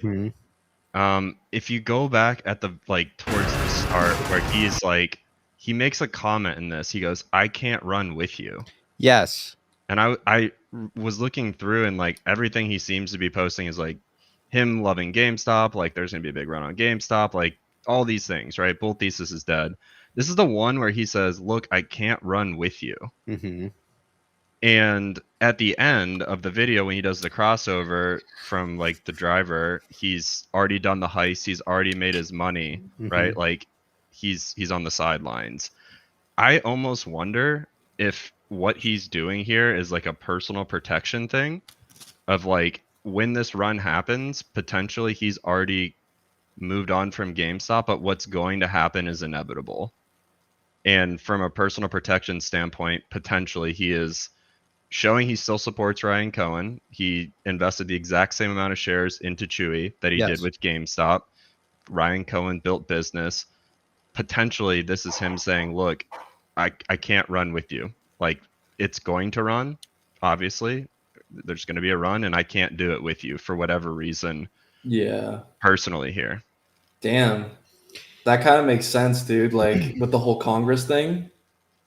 It also makes sense too, like when you take into account like some of his options too. Like you don't really typically see him, at least that second run, you don't see him really sell the top. I mean, I know there was speculation at the time that you know, with his May calls that he had possibly timed the top there and sold them, and then that was how he was able to acquire his GME shares. But I think it's really up for debate with kind of what he kind of did with his second round of calls there. As well. What do you think, Biggie? I just think it's like odd to hold those calls through two ATMs. Yeah. and then like obviously let the company make a bunch of money. Like in the end, really the company made the most money off of those runs, and he built a floor that cost him a lot of money and could have made a lot more and ended up holding through.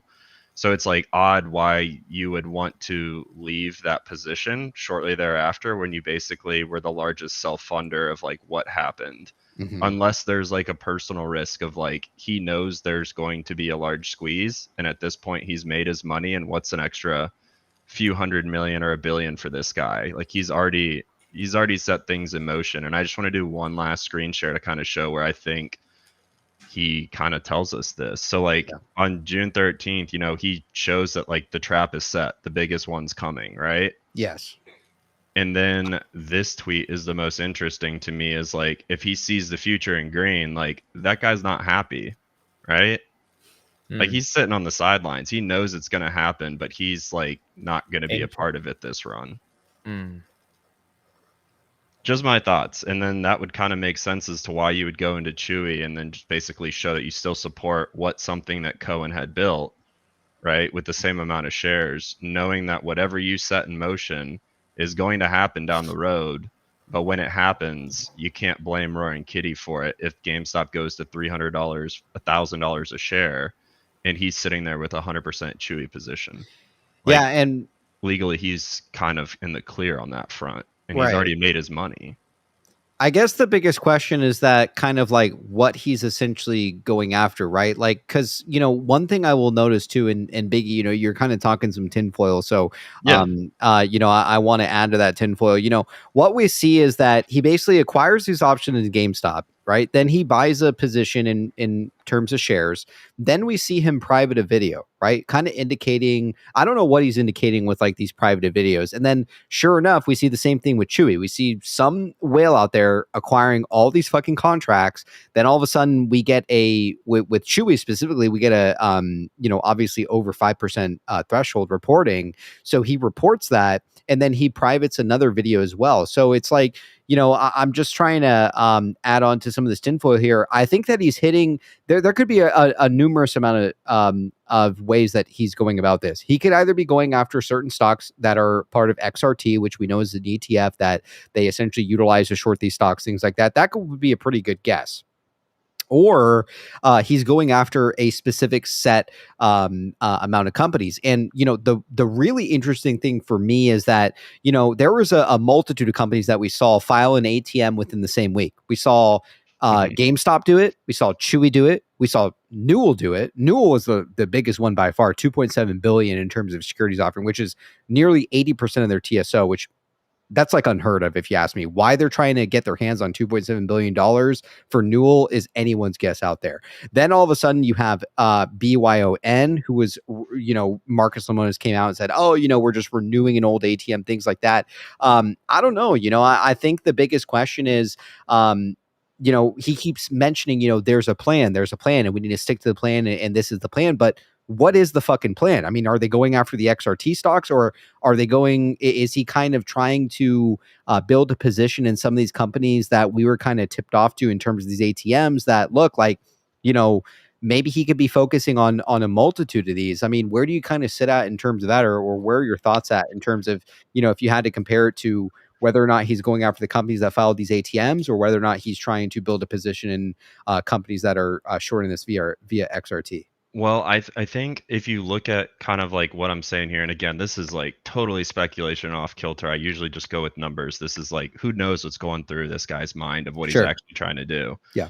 But if he really knows that there is going to be a colossal run, and he is currently, let's be frank, he's the face of this at the moment more than Cohen. And he doesn't want to risk legally potentially being gone after in a big run since he had purchased all these shares. Again, he didn't do anything wrong here, but like if he really wanted to play this super smart and knew there was a big run coming and he's already made hundreds of millions of dollars, what's the best thing to do is to just get in one other stock, not try to attack a basket or anything like that, but get in one other stock that shows you're still in support with the exact share amount that you have in GameStop, and just let that thing go on its own. And then he's not really trying to attack anything, a basket, or go after other stocks or anything like that. Because if you look at it, I mean, look at what he did with the options and when he probably purchased his, you got a short window from when he could have, let's just say hypothetically, sold all of his GameStop to acquiring Chewy. Really short window in that time frame. And we really didn't see much move drastic with GameStop in that time frame. And Chewy, honestly, like he could have made 20-50% of his position for sure, but at the end of the day, like dude's not really making money if he's still holding those shares. I mean, he's getting kind of back to what his theoretical cost basis would be 20 to 25 bucks. So like in my mind, it's like this would be him saying to everyone, look, I'm on the sidelines. This thing's going to go without me for whatever reason that he knows that we don't. I don't know what that is, right? But like, I'm going to be protected during this and I'm still standing with you, but I'm not going to make the money that everyone else makes on this run. Sure. If you ask me, I think DFE has a position in GameStop and I think he has a position in Chewy. I think that this is, look, if you ask me, this is one of the greatest traders of the 21st century. Okay. This guy is highly knowledgeable. He understands algos. He understands this T35 shit probably better than all of us. It's not that crazy to think that, look, 2021 was nearly 3 years ago. I think the guy most certainly utilized his cash to build a big position. I mean, hell, think about it. Just last year, Bitcoin alone, even if the guy fucks with crypto, Bitcoin alone was $16,000 last year. It basically bottomed out and it went up to a top of 74,000. So he most certainly could have made a shitload of fucking money, whether that be options, whether that be selling calls. I mean, nobody really knows until we bring him on the show and we actually interview him one day about this shit. But it's all speculation. But if you ask me, I most certainly believe that he has a position in Chewy and also GameStop still at this time. And somehow, I don't know how he's doing it, but if we look at these option chains, I mean, it's very clear that, he's buying up he's basically controlling the option chains here. He drops a shitload of money in the contracts. We see the contracts explode, but the biggest question is, how is he accumulating this money if we're not seeing these contracts sold? Right? I don't get it. I mean, if you look back in May though, or in April when he was in my opinion, very obviously acquiring most of the GameStop call option chain with just a few $1 million, he made all of his hundreds of millions of dollars in April to May. Like, I mean, maybe he was doing some small things here and there throughout the last 3 years, but to make that much money in a short period of time and also have the data to kind of back that, he very, very highly likely made all of his money on that first run.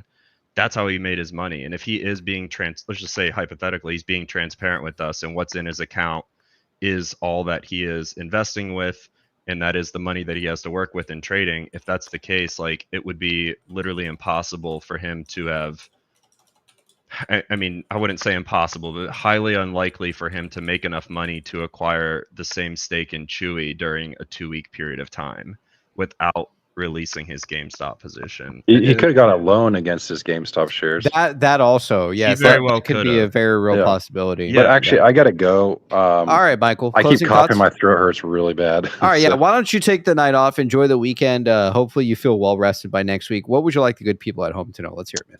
I love you all. I'm excited, and let's do this. All right, right on. You heard it from Michael. Michael, enjoy the rest of the night. Ciao. Let's get some love from Michael as well. Take care. Go ahead, Biggie.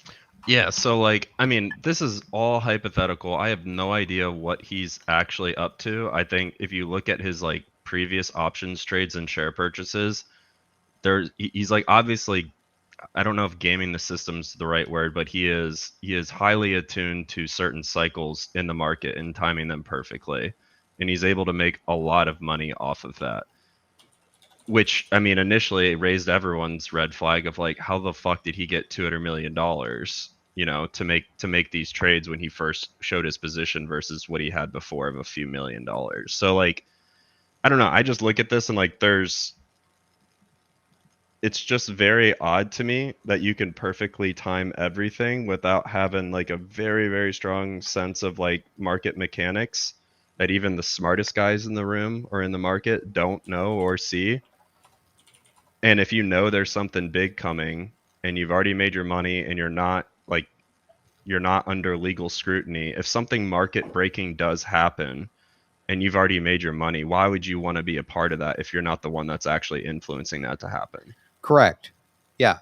So I mean, I have no idea. This is all hypothetical. He very well could have 9,001,000 shares of GameStop and Chewy, and he had a bunch of cash on the side. Who knows? But if we're going off of what he's shown us on his stream, mhm. I don't. It's just I don't think it's possible. Yeah. I mean, it's truly the Kansas City Shuffle, right? I mean, I think that we're all kind of guessing this. It's not just us. I mean, it's literally like over 1 million people, even over at Supersong, trying to figure out, what he's essentially doing here. But I think it's safe to say that, look, I think that we do in fact see a run with GameStop. Biggest question right now is that whether or not the companies will do another ATM. And then obviously we have another cycle that could in fact be taking place even with Chewy as well, right? Like this massive buy position that he has. And also, like, I was looking at the unusual whales data today too. Like I said, it does look like whoever this whale is out there is still holding these $30 and $35 contracts for Chewy that expire on 7/19. Biggest question whether or not it's him. Now all of a sudden we see Cause running up as well. Could he have in fact taken a position in Cause too? Considering the stock, how it's kind of absolutely fucking ripping. It's very likely. And look, I don't know if we're gonna see a updated position in terms of cost. Maybe we do, maybe we don't. But the biggest question is most certainly, after kind of seeing this happen with Chewy, if we get confirmation that he does have a position in Cause, then it's safe to say that he most certainly is. We kind of know what his plans are here. But kind of going back also to his meme videos, he says nothing can stop this. And I truly believe him that they have devised some form of plan here where there's no way they can stop this. I mean, this is happening 100%. Go ahead. It's not even really his plan. It's just more so that he's using their own corruption against them. Like if they've shorted a stock into oblivion and the liquidity of real shares is so low that they have when they have real lit order or real large orders hitting lit exchanges, that they have to internalize them and force T plus 35 because they've shorted it so much. That's their own fucking fault. He's making them, he's rubbing their face in it, right? And I honestly love it because he's not doing anything illegal whatsoever. Obviously, he wouldn't be doing it. I don't think a guy who's called into Congress would dabble in anything that could be actually, on paper deemed market manipulation. And he's worked out a way where it's the market makers doing it to themselves because they've done so much illegal shit with these stocks. Right. I'm gonna let Biggy go real quick just because there are some questions here for Biggy in the chat. I want to ask him real quick and then paying right after. We got Mike with the 10, 99% sure I saw you copy about to bust it when Missy was dropping bars. We also got Bill G out there with the 2. There hasn't been a final Phil Mickelson. Final YOLO update for DFE. We also have Pratkin out there with a 10. 2 questions for Biggie. Okay, Biggie. It says this theory requires DFE to have sold GME, which opens him up to the dump in pump and dump acquisitions. No, or accusations. No. Then what run would he have set up if he sold? Selling his GME kills the cycle. What would you have to respond to that, Biggie? Sorry, I was reading a side thing here. Can you repeat that? Sure.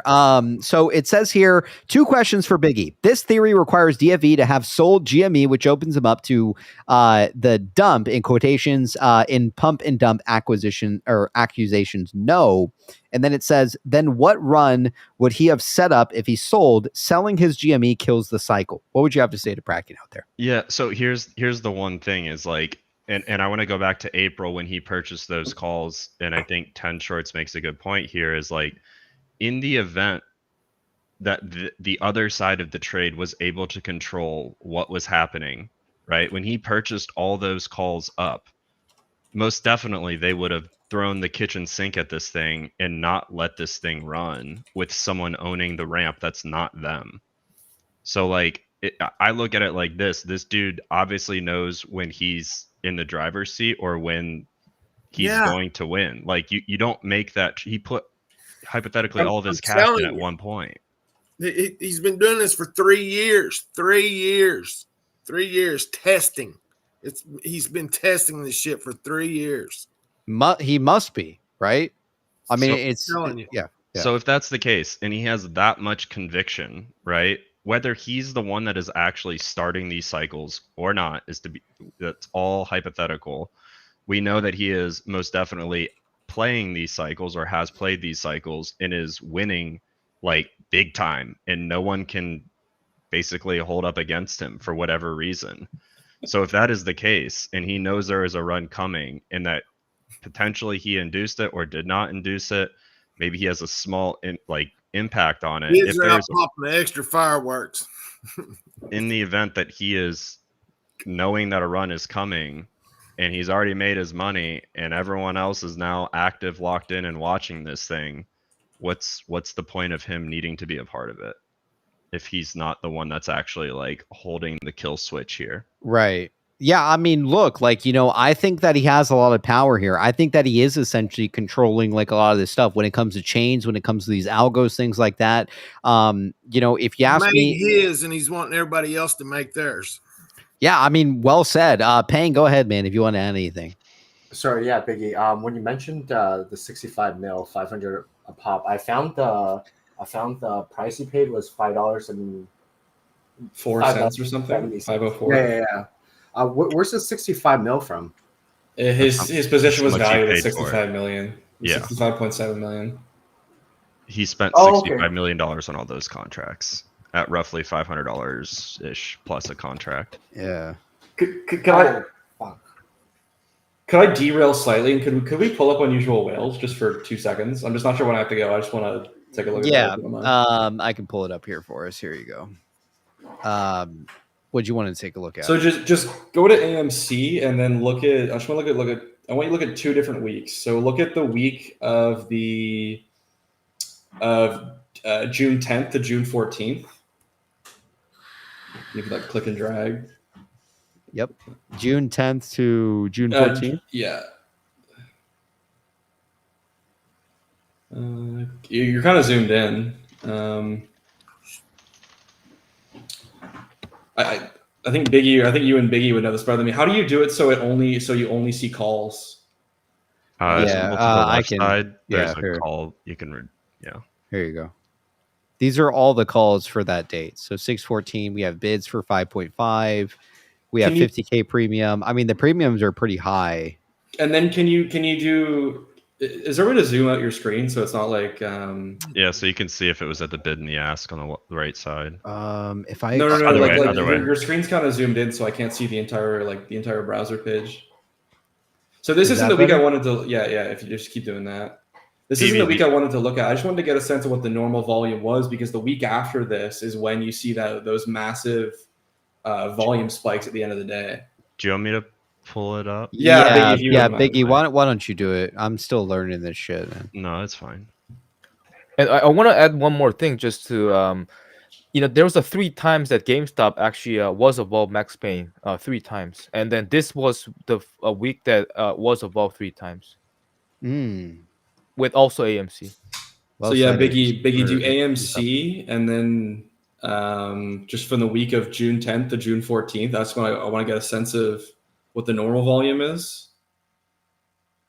So I'm also sorting by size here. So yeah, that's probably better. And above $10,000. So if you look at sizes here, there's nothing that really. This is just normal. I'm gonna go premium too to show you. Yeah, and then so I like, because there wasn't really anything this week, but could you look at then from June 21st to June 28th?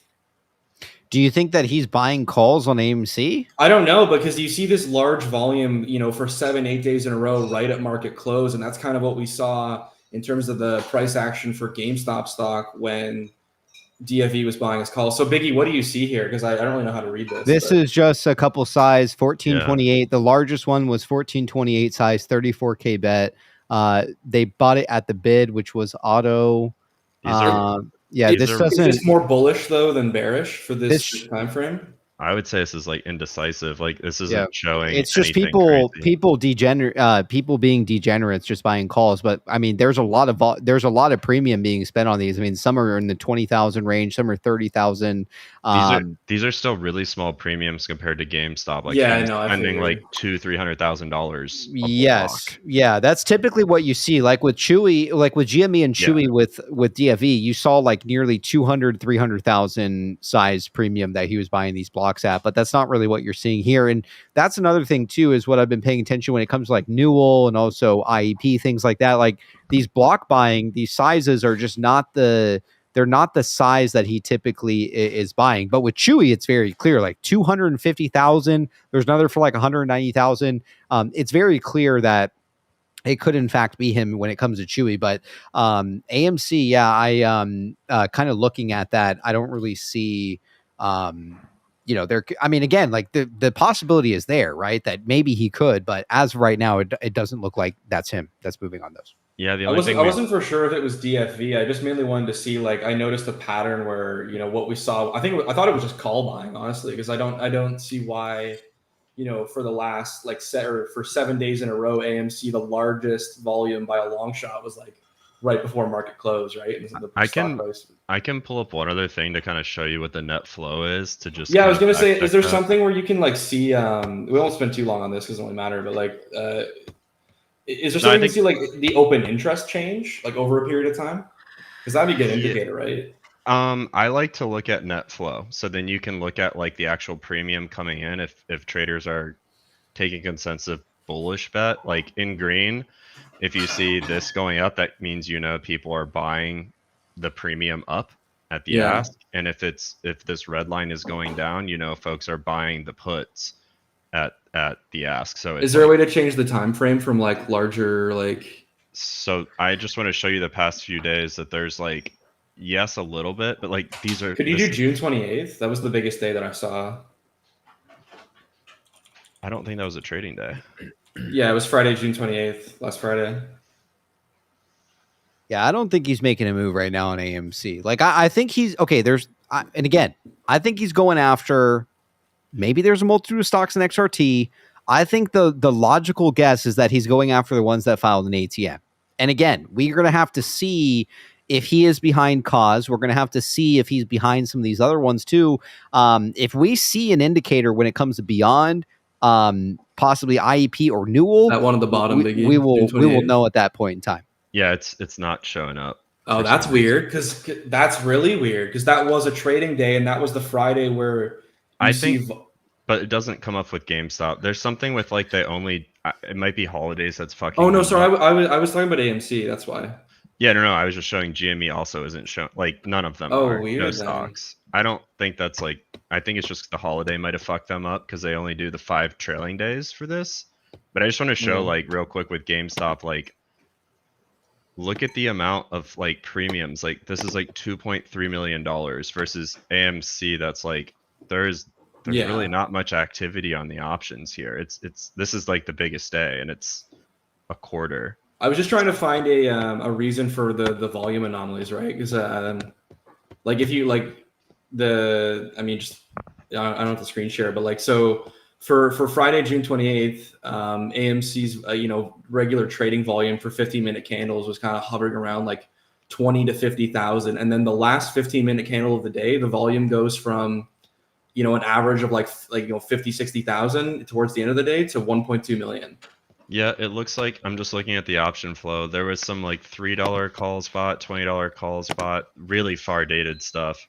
Like this is where you probably saw that uptick, but like this is a very small amount of money. Yeah. Compared to like it's nothing that would stand out to me. Yeah. Enough about AMC. Yes, sorry. I appreciate it. Thank you. No, I'm sure. Look, if you ask me, AMC, sure. If the fucking GameStop rips, abso-fucking-goddamn-lutely. If you're goddamn in the basket, I'm sure it will fucking run, man. But I don't know. I think the biggest question is where the fuck DFE is going to allocate his money.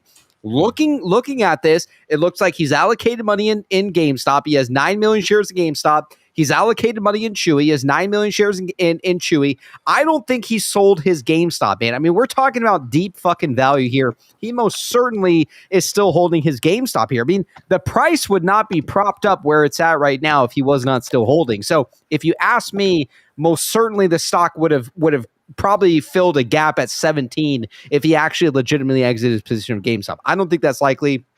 Somehow, somewhere, the guy has fucking money. They are following a plan. What that plan is, is anyone's fucking guess. But kind of looking at some of these tweets, right? Like the emoji list, we see that it's now been GameStop, it's now been Chewy, and it's now been Cost, right? I mean, you cannot convince me otherwise. The move in cause is not DFE. It has to be DFE. Biggest question right now is whether or not we're seeing some kind of T35 action. Obviously, a few weeks later, but Part of Biggie, me wonders if it's not DFV, if it might be market makers just trying to close out that position to avoid, future. That's where I felt. Maybe they see a run coming next week, or they know there's a run coming next week because of FTD obligations or something. They're like, hey, let's. That's exactly what I thought. Mhm. They gotta just run one. They cannot just run everything all together because they'll cause some sort of I don't know. And the fact this is the one time where stock. where I saw the super strong post about talking about how costs and GME, it's like it's got the most 1-to-1 correlation, at least in terms of candlestick action and volume action, in the basket. I think even more so than AMC. And I saw that post talking about it. It was after cost had already ran, but the post was from the day before. But maybe it's the kind of thing where what I kind of thought, maybe we run today, kind of thing where they're closing out that cost position or trying to lessen the damage, or price it away where when GameStop does run, there's less of a squeeze on cost kind of thing. They're trying to wrap up what they can before the big players start to really make a move kind of thing and pull everything else up. It kind of felt like damage control to me. That's kind of what the vibe I got was. Sure. Yeah. Go ahead, Biggie. Yeah. One last thing. I'm going to have to head out unless there was other you want to talk about. But in the event that you see 13G in the next 10 days from this initial cost run that he did purchase a position, PB, I think you're totally right that he is actually going after basket stocks. He must be. PB's had a pretty good track record with calling things, so I'm probably wrong. Yeah. Go ahead, Biggie. So I just think we actually will see some indication if that's the case or not. And if we do see that 13G, then and he doesn't post an update, then I think it's also very apparent that he did not sell his GameStop and he had a shit ton of cash on the side as well. If he files another 13G with a similar amount of shares. Yeah. I think, at the end of the day, he's kind of utilizing a lot of these option plays to gain more capital. Biggest question is we don't know how much capital he actually has. Biggie makes a great point here. I mean, it's all speculation up for debate because none of us can really speak on behalf of DFE how he's kind of has this cash or how he's acquiring it. It's anyone's guess. But I think the safest thing is that we typically see the same kind of move. We see someone buying up a lot of fucking blocks, and we see the stock tend to rip. Now, the biggest question is, if he's not selling these calls, where the fuck is he getting his cash at? Go ahead, Pang, and then we'll let Biggie give some closing thoughts and head out for the night. So being 13G, doesn't that mean you have insider ownership at least 5%? It's not insider ownership. It's not okay. Insiders have different types of stipulations and reporting requirements, and that's always above 10%. Or if you're like an actual insider at the company. But above 5%, you just need to disclose it within 10 days of your purchase. And you don't have the same type of reporting requirements as someone that is on the insider list, which is why Ryan Cohen, when he was trying to sell his Bed Bath & Beyond, I'm sure you saw in the docs, he was like, am I an insider? Am I deemed an insider? Because if he is, he couldn't have sold like he sold. Correct. He would have had to have filed different things and it would have been much clearer of what he was doing. So... Yeah. Just want to point that out.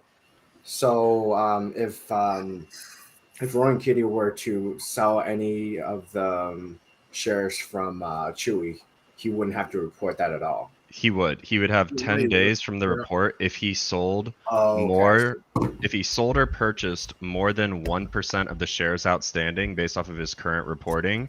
He would have 10 days to report that. Unless he went over the 10% threshold, then he would have to, I think it's like 2 days or 1 day. That you have to report. Gotcha. I didn't even know that. I forgot all about that shit. Yeah. Well said. Biggie, anything else? Go ahead, you copy, and then we'll let Biggie give close thoughts. Biggie and Tenshore, do you guys have BBBY? Do I own Bed Bath? Yeah. What? Yeah, no, I own a shit ton. Okay. Can we just talk about Beyond a little bit? Sure. Yeah. What do you want to add to it? I feel like, because last time I mentioned it could be September is the one that, the BBY could come out, right? but I think it could be end of July. Okay, so I want to share. I just want to share this, and I want to hear you guys' thought. All right, go ahead, you go. Go ahead, man. We're all here. This is like I'm just like fucking like going Christ out. almighty. We No, gotta I'm get just to saying- this I'm just saying- goddamn deposition. Go ahead, you I copy. mean, September is gonna be a big month. Like, no matter what. Like, no, like, yeah. Can I say one thing September first, is and gonna be I'll a big month for sure. No, But no, I hold just on. wanna Let share you this. copy go. Go ahead. Yeah. So let me share this first, and then you guys chime in and then see what you guys' thoughts are, because I find something really interesting. When you look at Beyond, after this whole bull bear cycle since 2016, when they have a creator accumulation phase, they create this M shape, double bottom shape, and they kick off the bull cycle, right? Same thing happened in 2019, and then they create a very M shape, but it was like kind of downwards. Now the Beyond is almost complete the M shape right now, and then now it needs the catalyst to kick off the bull cycle. And what would that be? Is my question. And then the earning is end of July. So PP, Yeah, but they're separate companies. So what I'm going to say is that I think that if in fact DFE is tracking some of these cycles and maybe he's going after some of these stocks, we could in fact see a position pertaining to that. We'll let Okla go as well here in a moment. Biggie, I know you probably got to get going tonight. Go ahead, Biggie, if you want to give some closing thoughts, man. Yeah, just last thing here is like everything I shared tonight was like way more tinfoil speculation. Sure. I just wanted to propose the idea that like if he was confident that there was going to be a run and he was worried legally of people coming after him and he knew everyone else was going to be fine, what's the smartest thing to do is in solidarity show that he's supportive of Cohen and a company that he built with the same amount of shares, right? Yes. And there is also still the possibility that he could be targeting these basket stocks like we spoke about as well. I think in the next 10 days, if we don't see like any sort of change in his Chewy position or any change in him acquiring other basket-like stocks that you kind of spoke about earlier here, Yeah. I think it might be leaning towards like there's going to be a massive run and he's just going to let it all play out and he knows it's going to happen, but he's going to look like, in quotes, the dumb person who got Chewy and not GameStop during that time. So well said. Yeah, I don't know. It's all theoretical. Cool. Who knows? Yeah. Right on. Well, Biggie, we love having you on the show, man. Again, you're welcome anytime here. Love what you have to say, things like that. I think that we should, in fact, be paying attention to what happens next. Look, if we can essentially decide that, this basically flag and the microphone was, in fact, cause, the fire has to be Newell, in my opinion. And again, like the reason I say this, and Biggie, you should keep an eye on some of this unusual whale stuff when it comes to Newell. The reason I say this is because, look, like we know that Graco is a connection to Bye Bye Baby, and we know that the person in one of his meme videos who shows the matchbook, it has a baby on it. So I like to think that the fire does in fact have to do with baby. It would be the only thing that makes sense at this point in time, and maybe we see a move on Newell next. I could be entirely wrong, but I have been paying attention to kind of some of the price action and things like that when it comes to Newell. So with that being said, Biggie, loved having you on the show, man, and love having you here tonight, man. So appreciate having you on. Yep. Take care, man. Bye. All right, take care. Chat, let's get some love for Biggie on his way out. All right, go ahead, Okla. Sorry, go ahead, you copy, and then Okla. Go ahead, you copy. Okay, yeah. So this Wrap is it up Newell for us. chart. Let's hear it.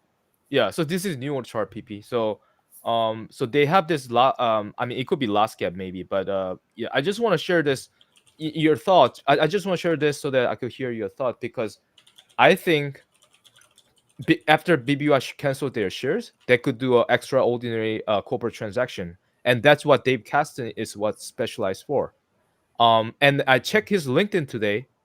Last time his LinkedIn update was he finished his BBBY working at BBY last September, but now his update is still at BBBY, and now he's VP.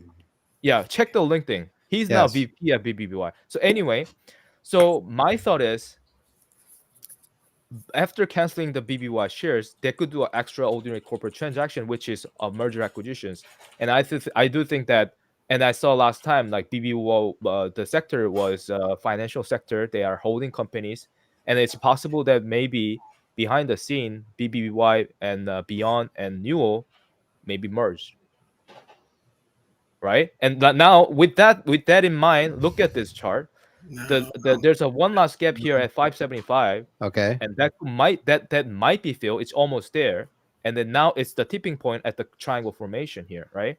And then what I just show you, the beyond, you look at the accumulation zone here, the blue box I just made so that you guys can look at this, read this easily. Sure. It created a same M shape, right? Before rally. When you look at Newell, it had to create a big M shape before rally. So it broke out at the end of the day too. Like it was under $6 and then it got up to 610 by the end of the day. It looks like it's starting to break out a little bit. I don't know what's going on. There's it could, but there's a still small gap. I mean, there's some gaps here at 570. So it might be filled, or it might be not filled, but I don't know. But I'm just saying there's almost there. So but their earning is coming out on July 26th, right? Newell. Beyond's earning is coming out on July 25th. It's just one day apart, right? So I don't know. I'm just saying, like, what could be the catalyst to let them go? It's the catalyst. What would that be? Right? So, no, right. I mean, you bring up a good point. You copy. Let's let Okla torch go. Okla, what's up, man? What do you have for us tonight? Hey, I want to thank you guys for letting me be in part of this. And sure. Absolutely, PP. You are doing a fine job. This is absolutely amazing. I just started trading back in March of last year. Okay. This year, but in 23. Sure. I mean, I had NVIDIA at 245 in March and sold it at 265 in June or something like that, hereabouts. But I don't know how I fell upon you guys, but I did. And I can't get enough of it. But I also, the business that I have, I sell ink pens, paper made ink pens, and that's a Newell brand. And I really think that there's something up with Newell. I think so too, man. It was like 2 or 3 weeks ago. I was trying to get a hold of them, check status on an order, and phone goes to that's that vapor lock there. So the phone picks up, it's an answering machine, and it says, we're in a company-wide meeting. Now, mind you, my head's full of you and GME and all this. And I'm thinking, holy crap, something's up. They're at a company-wide meeting about something. But I really do think that there's something deep with Newell in this. 100%. And with Newell hovering and being around $6 for forever and ever. Yeah, Brett Icahn, Carl Icahn's son was on the board in 2022, and he took a 50% loss on his shares. He liquidated everything. And as we saw, as of a few weeks ago, back in May, we saw IEP exit fully out of their Newell position as well. So the biggest question is whether or not, let's say there's a scenario here where Icahn is involved. Maybe there's an issue at the FTC and he had to liquidate the rest of his holdings. I do think that these things are very interesting when you're kind of paying attention to it. And I wish ABC was here tonight because he really, really understands the Newell stuff better than I do. But I agree with you that there most certainly is some form of a connection here when it comes to Newell. Yeah. ABC amazes me. I swear to Goofy, everything that he reads, that man remembers. There's no doubt. Sure. But what I'm saying is that Newell, there's no doubt with it, and I think we all need to watch it. And I think that's where a big shift. Look at all the brands that Newell has. I mean, you Coleman, that's a brand that's known everywhere and been out forever. Yes, but there's a lot of brands out that Newell has. Anywho, they have the ad specialties, and they have others. But I think that's where something may well said come into play. Anything else thank you for having me on here. Anytime, man. Okla, we appreciate having you on the show, man. Closing thoughts for the chat out there, and then PP needs to go take a piss here. Go ahead, Okla. Hey, everybody, just show up, participate, and be positive. This shit's gonna happen. Let's have a good time at it. Cool. Smile, we're going to have some dips, but there's going to be some bigger gains. Amen, man. This is the greatest goddamn time to be alive. All right. Don't listen to the goddamn FUD. Don't listen to the goddamn bullshit. This is the greatest time to be alive. And if you believe in fucking Ryan Cohen, if you believe in DFV, if you believe in the goddamn people, all right, who have essentially pushed us in the right direction, you have nothing to fear except goddamn God himself, man. Oakland, loved having you on the show, man. I got to take a piss and I'll be right back. Oakland, appreciate having you. Right on, man. Enjoy that cigar, man. Appreciate having you on the show. All right, I got to take a goddamn piss. Pang and copy. You guys take over for 2 minutes. I'll be right back in just a moment. Do I get the dildo? Dude, let's just sling FUD. Let's just turn it.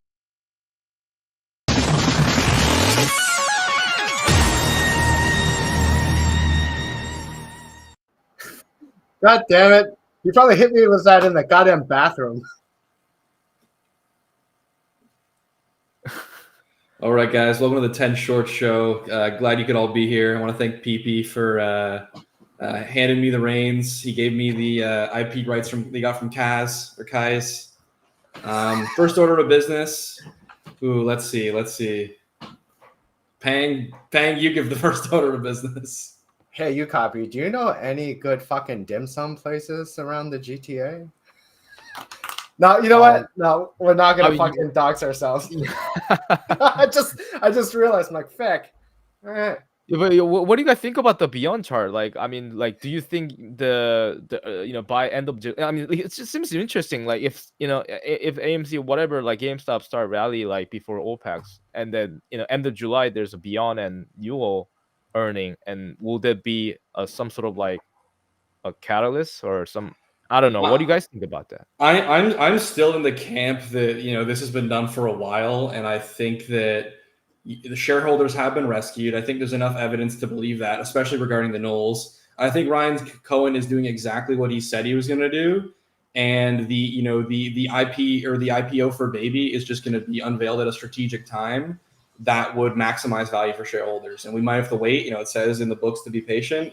But these things do take time, but I think we're safe along the way. And if we can make some money on GME in the meantime, so be it. Yeah. Sorry. So somebody actually found the Teddy book. Said the Clark. Yes. 9 was outlined. I saw that post of yours. There you go. Yes, and again, that solidifies the fact that a lot of the stuff was done in September. You copy. I mean, some people are assuming, there's a, maybe a possibility that we're going to see something in September, things like that. I think that the Teddy books kind of painted, what was going on here, and I think it essentially states that when it comes to the September date, things like that, I think that kind of solidifies the fact that a lot of this deal was essentially wrapped up and done around that September date. So let me pull up this next docket for us, or I'm sorry, this next post, and then we're going to dive into the I think it's actually time to dive into the deposition stuff. I think.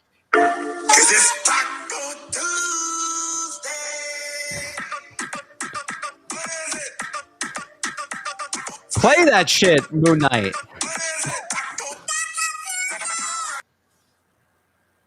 All right, let's take a look at this next post. Okay. Real quick, I want to hit this tinfoil real quick, and then we'll get right into the deposition stuff. All right. I feel like finally I've had enough pregame. I've had enough liquor. Okay. To where I think I can take on the deposition documents as well. I can read better than these goddamn fucking lawyers out there, man, after a couple drinks. All right, real quick, I want to take our attention to a little bit of tinfoil, all right? There was a tinfoil post here by UGFRGBBV. It says, ape bait or tit jacking tinfoil. Why are Bed Bath & Beyond / Overstock doing this? Who remembers the Teddy hiding in the window on that day at the NYSE? I know a lot of you guys out there remember the Teddy stuff that was going around this time. Here is a video pertaining to a little bit of tinfoil. Let's take a quick look at it.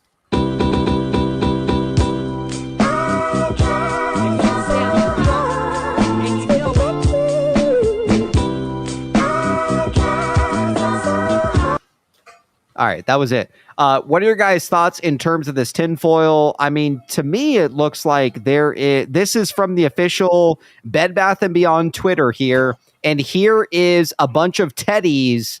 I don't even know what you call this. S'mores or something going on here? I mean, what are our thoughts? Why the fuck are we getting fucked with so much, fellas? I mean, we've been in this shit goddamn 2 years, man. And now we have Marcus Lemonis saying, hey, you know what, fellas? I don't even have access to this goddamn IP. Then who the fuck is telling us as shareholders of this stock that we've essentially been liquidated, like the inventory? I mean, I don't even know what to make of this shit anymore. I mean, it's like someone tells you, there's no equity, yada, yada. And then they're fucking throwing Teddy in front of our face, man. I mean, what do you guys make of these Teddy pigs in a blanket? I don't even know what the fuck you call this goddamn shit. God's sakes. I don't know what to trust now after the Bed Bath & Beyond like Twitter comment. You know what I mean? Like this could very well just be like, as the poster called it, 8-bait. I don't know. Like you have to wonder who's in control of these accounts. Like, and I mean, wasn't there something about in the IP agreement that in these, the social media wasn't included or something like that? I don't know. I can't remember. Yeah. Again, I don't know why they're talking about teddy bears, things like that. I do find it highly odd. This user said, post on Instagram. It is a repost of someone. They credited the person. They did not produce the video and is not directly advertising a product, except the fork, maybe. I don't know what to make of it anymore, fellas. I mean, I'm losing my goddamn mind here, man. I mean, I gotta know. Look. Whatever the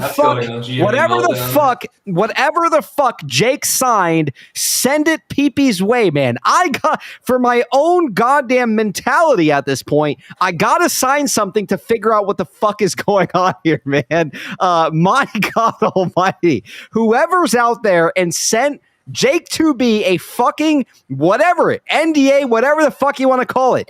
Get one over to Pee-Pee, okay, for his own goddamn sanity at this point in time.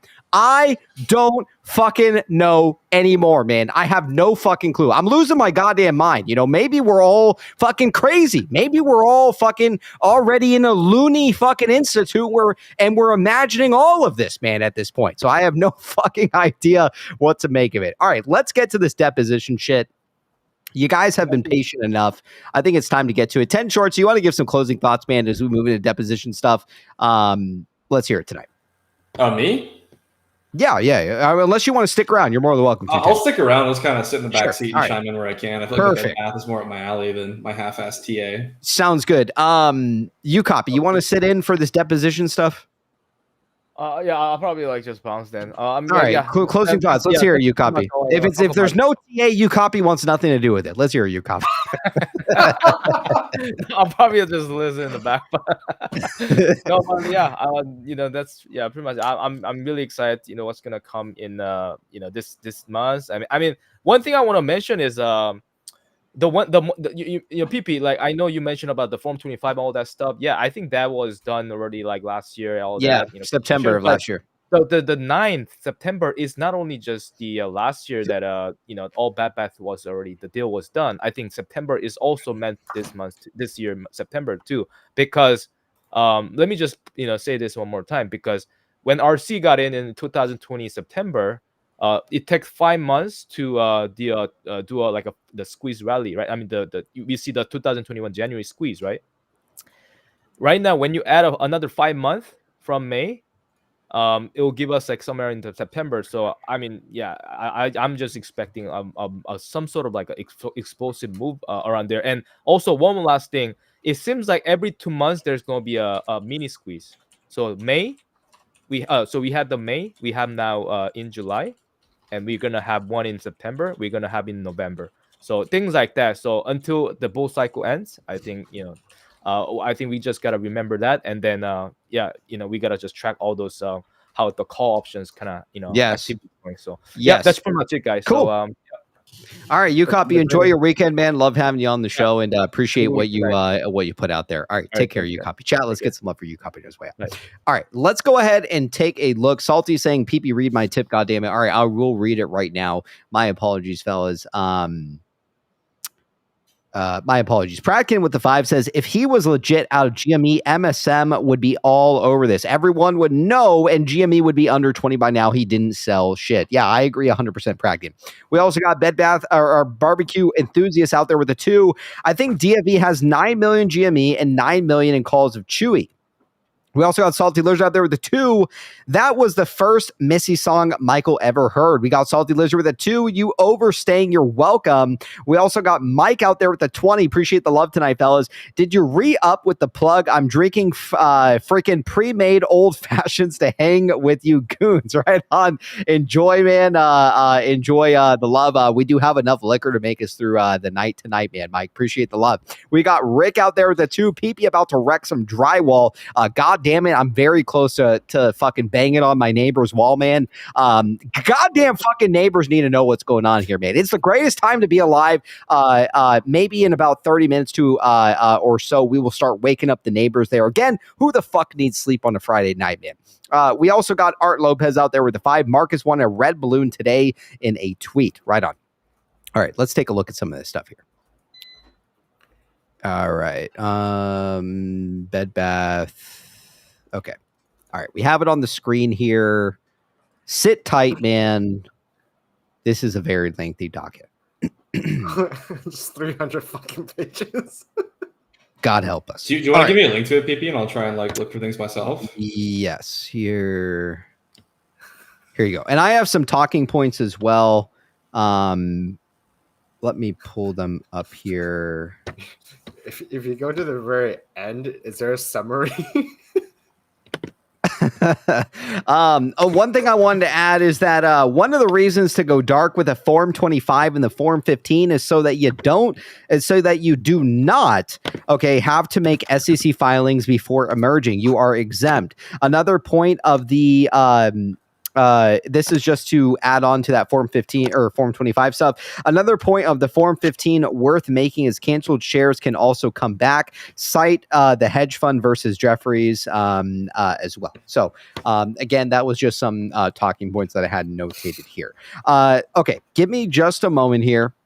Is this what Jake read? Is this what Jake was this out when Jake went silent? Jake was already silent by the time this dropped. Okay. So keep in mind, I do have a lot of talking points specifically here. I don't know if some of you guys out there want us to jump around to the major talking points. I'll actually run a poll in the chat right now. Again, if you guys have a YouTube account out there, I know some people just kind of tune into the show, just kind of viewing it. If you have a YouTube account, please vote if you guys want us to focus on the major points or if you guys want us to read the entire docket in its entirety. So, oh, dude, the first little random thing I scrolled to, it's talking about short selling. This could be juicy.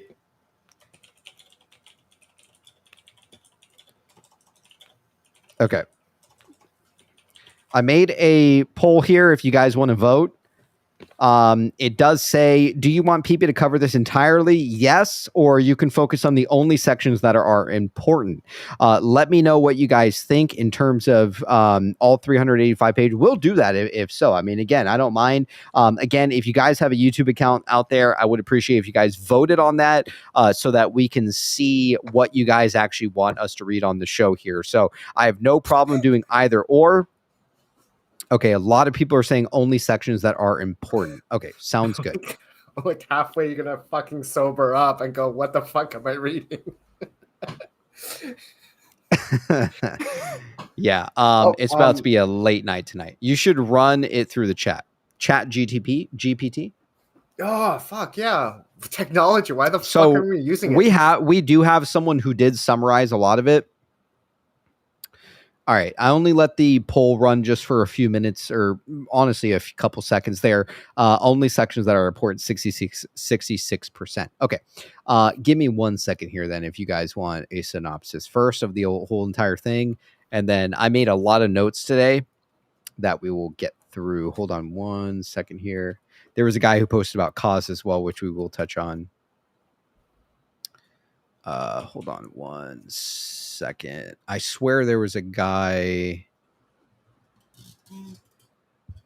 Okay, I think I have it right here. Okay, yeah. Brought a case, share this tab. All right.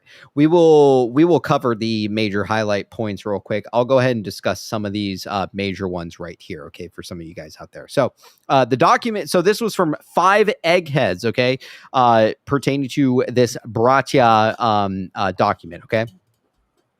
It says here, the documents are full of golden nuggets, a few early observations. It says here, 1, drawing attention to the fact that the board members at several points in the deposition process were asked if they were aware of any government investigation that was underway. No one objects to this question, form, or line of questioning. Number 2, it says there are a number of deposition transcripts that are material or incomplete.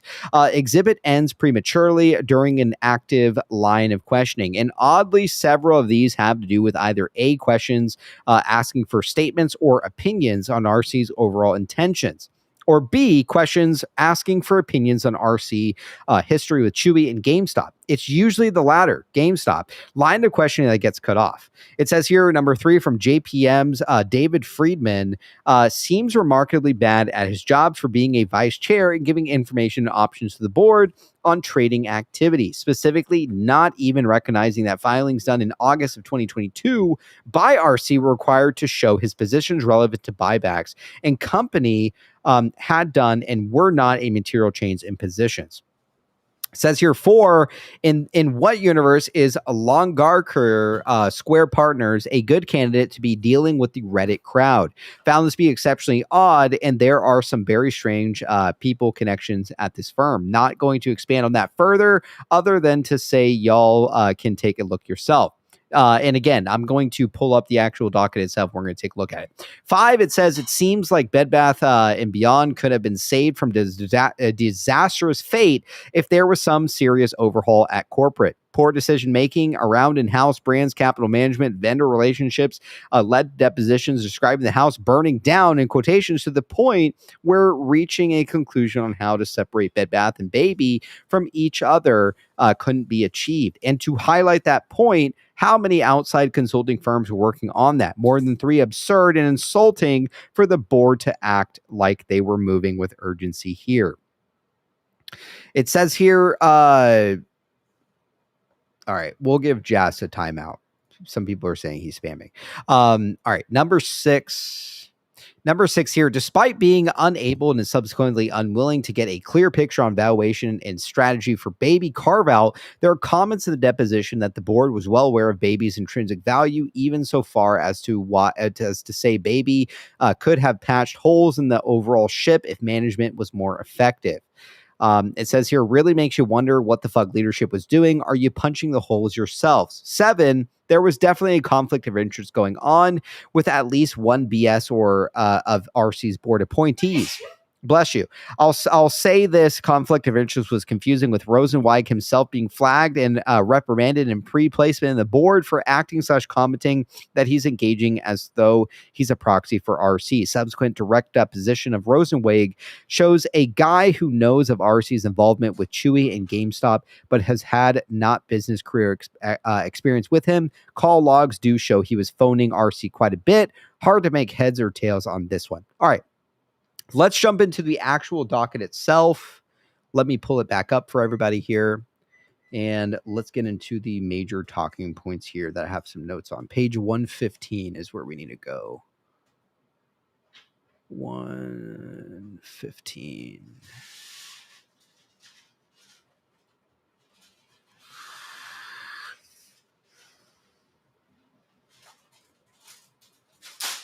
All right, give me a second, fellas, here. There are some major highlights to take a look at. Page 115 of 341. Why do these look like this? Why is it all fucked up like this? It's either I drank too much or like, does it actually look like this? Am I tripping or what, man? It's like I drank too much or what? It's pretty fuzzy, man. Okay, I don't know why the fuck they're blended like this. We need page 115. All right, you know what? We're going to search for it here. Hold on one second. It's to prevent the AI and us from reading. Bill Willis. Okay, here it is right here. All right, here we go. 515. Okay. And no, I was not directed at these certain pages either. Okay, I figured it out on my own. All right, it says here Exhibit 4. Let's take a look at Exhibit 4. These were the highlights, again, that I came up with. All right, nobody else sent me these, period. PB took his time and found the highlights, man. All right. All right. I'm connecting to my inner Jake right now, man. All right. It says here, Exhibit 4, Kim Confidential. Exhibit 79, email dated July 26, 2022, from David Friedman to Harriet Edelman and others, was so marked for identification as of this date. Now, I'm just going to read through this. Again, I know some of it says question answer. It's going to take me all night if I keep saying question answer. So keep that in mind. So it says, do you recognize this document? Person says vaguely yes. And what is it exactly? It's an email from David Freeman to the company. And what is he exactly describing? It looks like he is describing the short interest on Bed Bath & Beyond. Okay, and this email was sent on July 26, 2022, correct? Yes, it was. Okay, so, and Mr. Friedman was hired, just to go back a little bit, Mr. Friedman was hired specifically to advise about RC Ventures, correct? Person says yes, and it says okay, and so Mr. Friedman notes the short interest in Bed Bath has continued to climb, and I want to take you to the last sentence. Given RCV's ability to rally the Reddit crowd, which is a very interesting choice of words, one wonders if he takes some action in regard to this or if he would wait to see some incremental good news and then try to ignite a short squeeze. It says to amplify the move upward. Do you see that? Yes. First, what was your reaction to this email? I recall being surprised to see an email from David Friedman because I don't know what he was engaged in at the time. I mean, formally, I don't know what his role was, but it was July. I think that was my reaction. It was a name I hadn't seen in a bit. How about your reaction to the substance of the email? I didn't consider it insightful. Short interest is public data, so I don't know what it was surprising or particularly informative. It says here, what about the last sentence where Mr. Friedman postulates that Ryan Cohen takes some action with regards to rallying the Reddit crowd? They say I didn't react to it. It's speculative. I typically don't react to anything speculative, especially as it relates to the stock price. It says here, it's an email discussing trading that I originally sent to Sugov and Gustavo.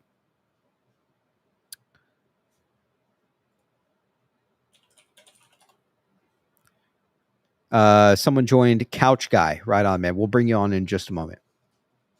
It says here, okay, and I sent this, okay, and so, okay, and you sent this email on August 16th, 2022 at 10:27 a.m. Correct. It says yes, the original email. Actually, Couch Guy can't come on. That's all good. Couch Guy, you sit backstage. That's fine. It says here, okay, and so the original email reads, Sue/Gustavo wanted to send a quick note to this morning's trading as we are currently up more than 50% at 24.62 on tremendous volume of 152 million. I wait word from our trader, but this movement is likely driven by RCV's filing as well as, I'll bet less so, positive sentiment across the peer group on the heels of the WMT's AM print. Correct. They say yes. So you notice that the movement was likely driven by RCV's filings. Correct. Yes. And by those filings, you're referencing to the Form 3 that was filed on August 15th and the Schedule 13D that was filed on August 16th as well. And I believe around August 16th is when we, in fact, did see, I think, Ryan Cohen take a sale. I think it was August 18th, I want to say, is when he officially sold everything. But this is a very interesting thing to take note of. It says here, yes, I believe so. Okay, how did you reach that? It says yes. feel like some of this is a lot of people were saying that there were some sections of the pages that were missing as well. Who is Bill Willis? I don't remember specifically, but DF King was sort of they were a third-party surveillance company that public companies may hire who, provide insight into or track kind of ownership or any other insights related to ownership. Okay, and just to go to Mr. Willis's email that was sent on August 16, 2022 at 1:24 p.m., he notes the heavy volume of Bed Bath shares and the fact that it's up 65%. And he says in the last line, I have been looking for any news, but nothing. Do you see that? It says here, yes. And in response, you just have a single sentence, Ryan Cohen filed Form 3, correct? Yes. So, and this response was sent at August 16, 2022 at 2:25 p.m., correct? Yes. So in response, you were attributing the increase in volume in the stock price in Ryan Cohen's SEC filing of the Form 3. They go on to say, it says objection here from Miss Wayant. It says, no, I was responding most likely to I have been looking for any news, but nothing. And the news is that Ryan Cohen filed a Form 3. So in response to this, looking for any news as to why, you said, well, Ryan Cohen filed a Form 3, correct? Yes. So at this moment, you had no reason to believe that there was any other cause for the increase in volume and stock price than Ryan Cohen filing his Form 3. It was a primary event, they say. Yes. Okay, I'm going to hand you what's going to be Exhibit 87. Exhibit 87 slides across the room, and it says email chain dated August 16th, 2022, with big letters across the top. It says from Gustavo Arnal to Susie Kim, was so marked for identification as of this date. They ask, do you recognize this document? The person says vaguely, yes. Well, what is it exactly? It's an email from me to Gustavo, it says. And we're missing the rest of it. It's like the most bizarre thing.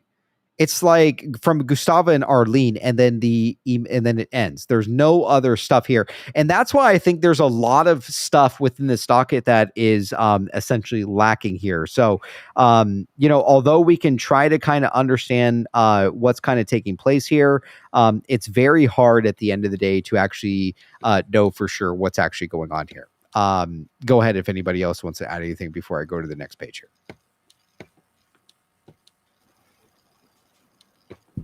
I did get a post from Kinky Sex. He wanted me to show it's regarding to this document that we're reading. Sure. So I guess after when you're done, and then it's like a shortened version. So maybe we can all.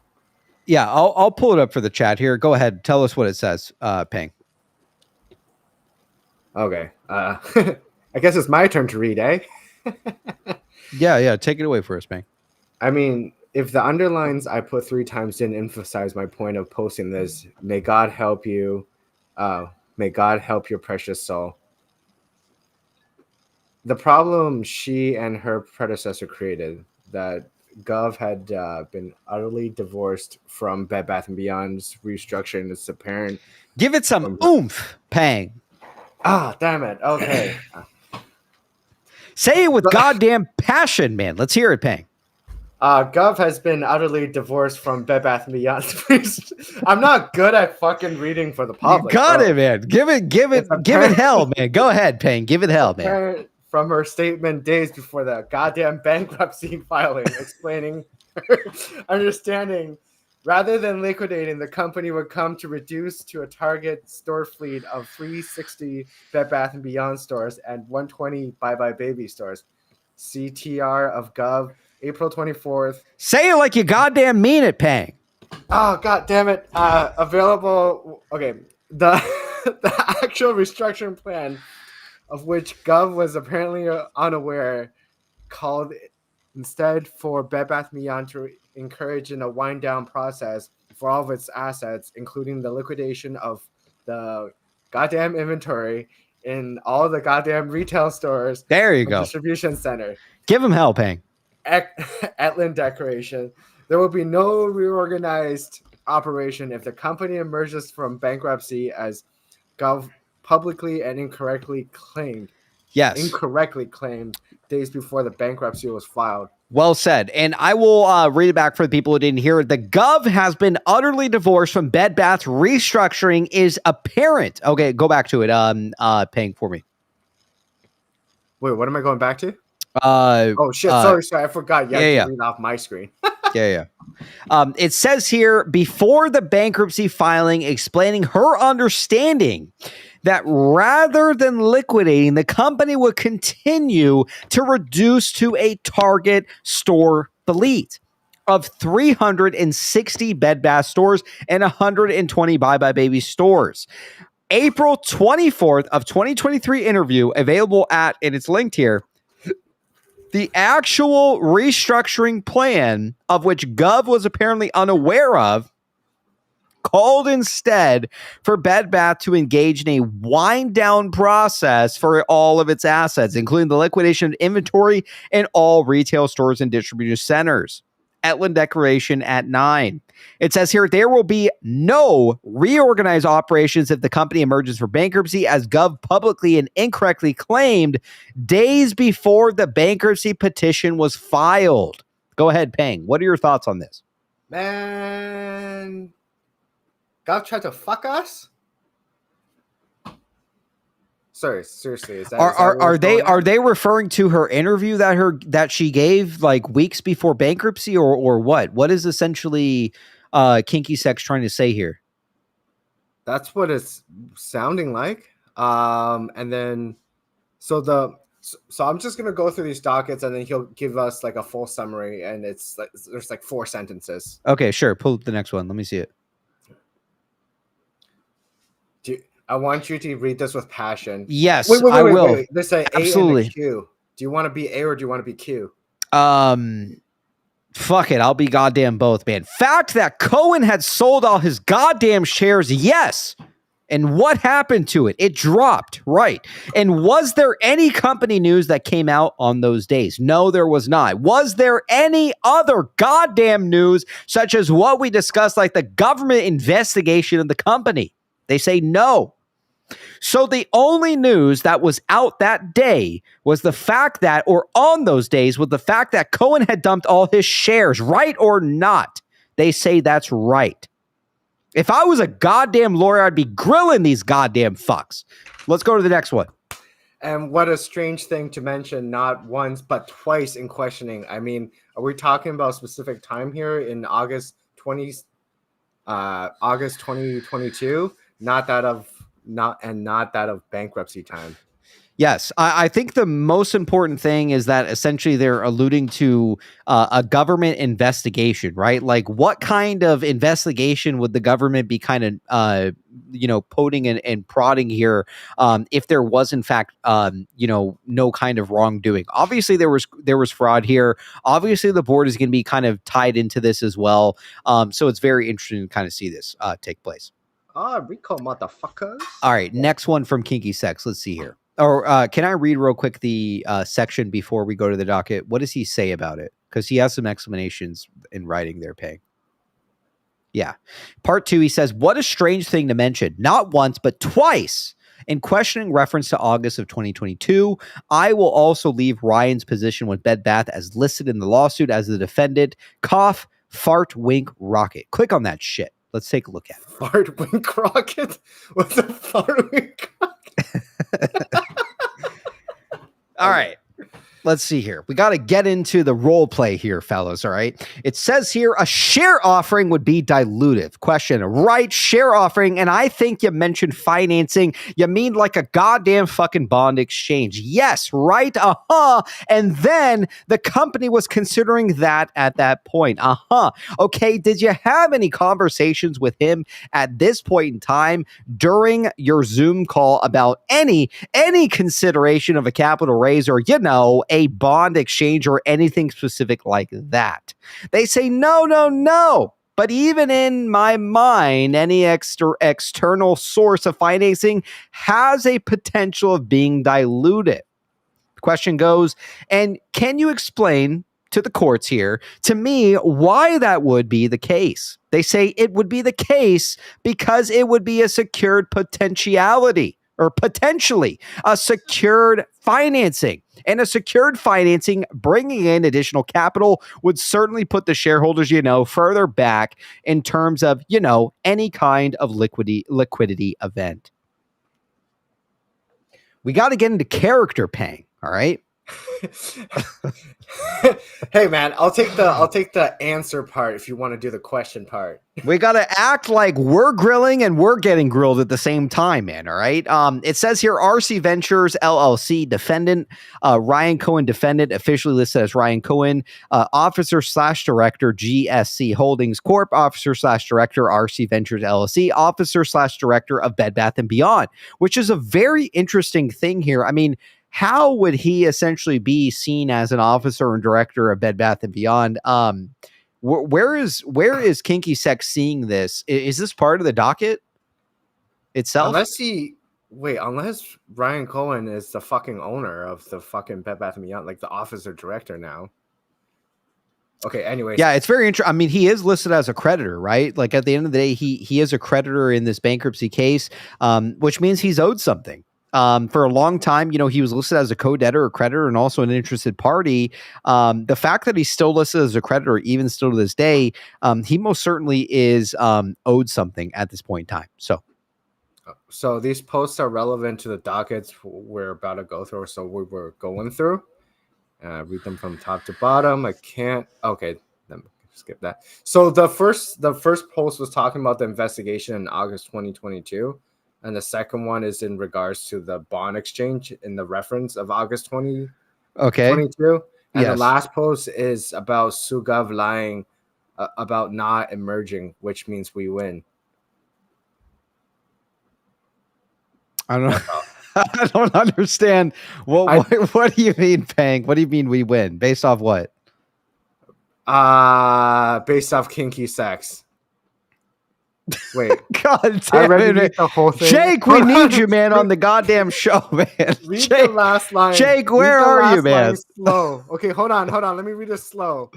One post is about Sugov lying about not emerging, which means we win. So that one, no, that's the bond one.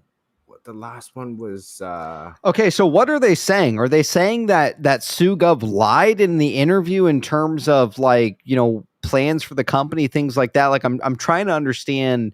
And again, like Kinky Sex, if you're out there in the chat, like please join us. I mean, you're the one who submitted this DD here. I mean, I would love to prod a little bit and poke about what your thoughts are on this, but God damn it, man. Where the fuck is Jake, man? Jake, we need you, man. Go ahead, Peg. Let's hear it. God damn it. So I guess Sugov lied. And then she said she didn't want the company pretty much to, I don't want to say shit and then it be not Well, we have to account that maybe Sugov was nefarious, right? Like this whole time we thought that Sugov was on the side of shareholders, things like that. And I still could be wrong. And, the biggest thing for me is that, she bought over 50,000 shares, right? When the stock was $4, she spent $200,000 for stock in this company. And, at the end of the day, typically what you see with corrupt CEOs is you don't see them allocate their own money for stock. What you typically see is you see a scenario where they are gifted this stock and they don't buy it themselves, right? Like a lot of these corrupt CEOs, they don't spend a dime of their money. I'm trying to find an example here. Okay. I guess the only thing I don't know what example you can use, but basically you have a nefarious type of CEO and they essentially, they don't buy the stock with their own money. They essentially are gifted these shares or they're given these shares as a CEO. They typically dump and they take the money off of it. But that's the weirdest thing for me is that Sugov herself spent her own money at the end of the day acquiring this stock. And some people out there think, well, she had a severance package and she didn't give a fuck, if she spent her own money. And that could very well be true. And I think those kinds of things should be taken into account with what's going on here. But I think the biggest thing that I can kind of take away from this document is, I don't think it's this one. Oh, yes. It says that she was utterly diverse from Bed Bath restructuring, is apparent in her statement. And also there's another statement, I don't think it's this one, where it essentially states that that Sue Gov was most certainly, you know, I don't want to say like it stated she was nefarious, but it said that she was kind of not aware or kind of bullshitting around a little bit of what was going on here. Go ahead, Peng, if you want to add anything. Yeah, sure. I've been yelled at by Kinky Sexier, and he told me to read this part very slowly. There will be no reorganized operations if the company emerges from bankruptcy, as Gov publicly and incorrectly claimed days before the bankruptcy. When did she state at all that that this was going on? I can't recall a single scenario where she even said this. I don't remember her ever stating anything like this. Do you? I'm just thinking of the interview, but I don't know if hey Kinky, you want to DM me or just say it in chat? What part she said about that? Because it doesn't make any sense. There will be no reorganized operations if the company there will be no reorganized operations if the company emerges from bankruptcy, as Gov publicly and incorrectly claimed days before the bankruptcy. When the fuck did she say this? When? Am I losing my fucking mind here? Anybody out in the chat, like what, am I tripping here or what, man? The interview? She didn't state anything in the interview. She stated that they were essentially, what did she, you know what? Why don't we pull up that fucking interview, man? Because it's obviously the topic right now. Hold on 1 second. Sugov eToro interview.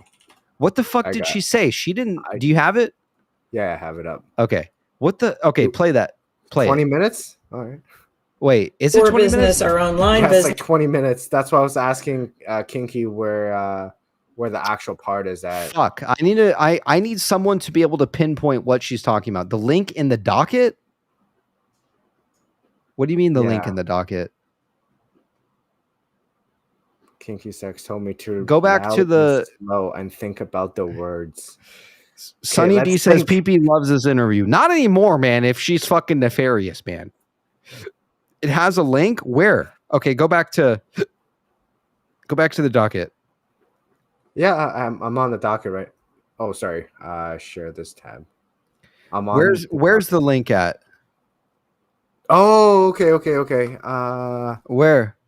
Pull it up. Here. Let's hear it. Okay. Is there like a time or? Okay, hold on. Bed Bath and Beyond. .gsgc. I would love to take a look at it to see a little bit more. Again, like I wish ABC was with us tonight to bounce off a couple ideas here. We got Prio MGM with the 10. Think we could boot panel members with nothing contribute, just saying. We also got Platypus with the 2. Read with the Canadian accent, else it doesn't count. All right, we'll use a Canadian accent.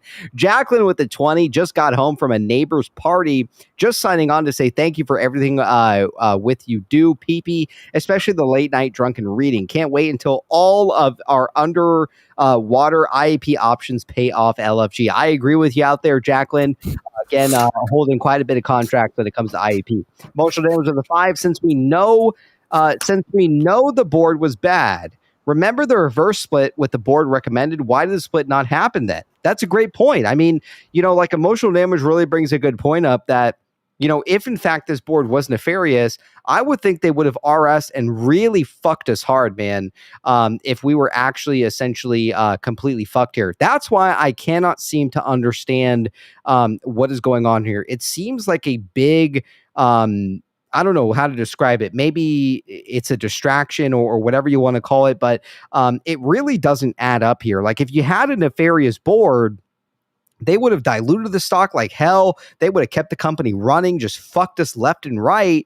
But we see the company enter Chapter 11, and then what do we see after they enter Chapter 11? We see them eliminate a large portion of the debt. Nearly 80 to 90% of the debt was essentially eliminated when they go to restructuring. So it's very hard to say what actually was happening here. And, kind of coupling the fact that, look, we know that these basket stocks are very much alive.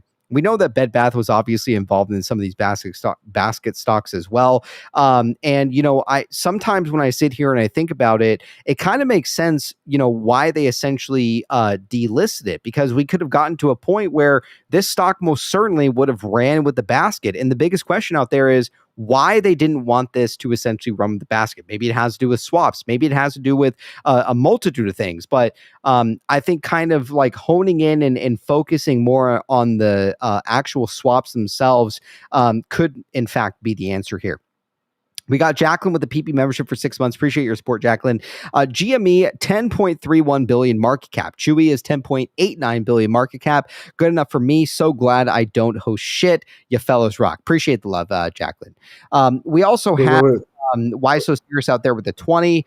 Who is Sloan Hawthorne, aka Moonlight Kitty? Come clean. He is soaking up followers and seeding shills. Big boy is short on GME. Remember Jay-Z and all those celebrities were losing their mind during the first squeeze. I don't know what to say to that. Again, I have no idea, and I'm sure a lot of people don't really know who in fact Moon Knight Kitty is. I like to think that Moon Knight Kitty most certainly is on our side here. So why so serious? I don't even know what to say, man, to that fucking tip. Go ahead, Pang, whatever you wanted to add there. Wait, with Jacqueline just mentioned GME at 10.8, around 10.8 bill, Chewy at about 10.8 bill, and then Brandon Meadows' case is about 10.8 bill. Are we starting to see a little bit of fucking patterns here, or? Yeah, I mean, there could very well be some patterns here, Pang, pertaining to what you're saying here. All right. Is there anything else you want to add? I'm going to get back to the deposition stuff. I was trying to find the part of the interview where she's mentioning that. So if you want to go with the deposition, I'm going to go through the video real quick. Sure. Yeah. If you find the section where she's talking that video, I would love to see it. I have watched that video a countless amount of times, man. I do not see anything that indicates that she stated anything in terms of restructuring or anything like that. She did say, I think at one point in time in that interview, that they were still in the process of turning around the company, things like that. But I don't really know, what they're kind of trying to state here, reemergence, things like that. Like, this was before bankruptcy was filed. Like, why would she state in the interview that they had plans to reemerge? Like, bankruptcy wasn't even talked about at that point in time. What I remember is that she reassured shareholders that they were turning around the company and they had plans, but there was most certainly nothing mentioned in there that had anything to do with reemergence. I have no fucking idea what they're even referring to in terms of reemergence, because I've never seen that. Okay. This is an email between Harriet Edelman, a few others, Sugov, Gustavo, things like that. It says team. I think this was with JP Morgan. Yeah. It says team, as they essentially address them as team. The short interest in Bed Bath has continued to climb, hitting 28.5 million share, up from 21.5 million on June 20th. The stock price has been relatively flat since the earnings report on June 30th, while the short interest has increased. While far below the 75 million at the end of 2020, it is on a smaller share base, so it represents 42% of the Bed Bath float. I would note that despite the high interest relative to the float, the cost to borrow Bed Bath has not skyrocketed. It stands at 1% on an annualized cost rate, given RCV's ability to rally the Reddit crowd. One wonders if he takes some sort of action in regard to this, or if he would wait to see some incremental good news and then try to ignite a short squeeze to amplify the move, upward. Interesting. All right. Let me go to this.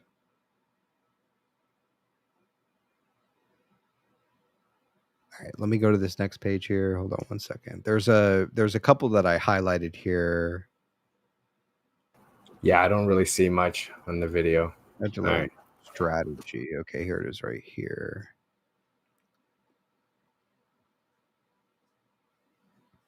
All right, we'll start from...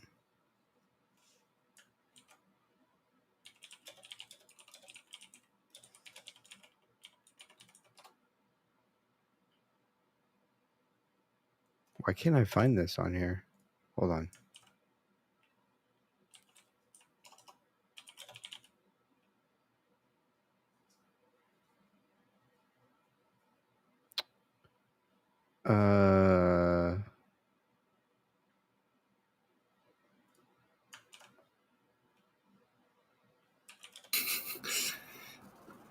What you looking for? Is the... Oh yeah, this is it right here. Here it is. Okay, let's read this. This had to do with Bowen.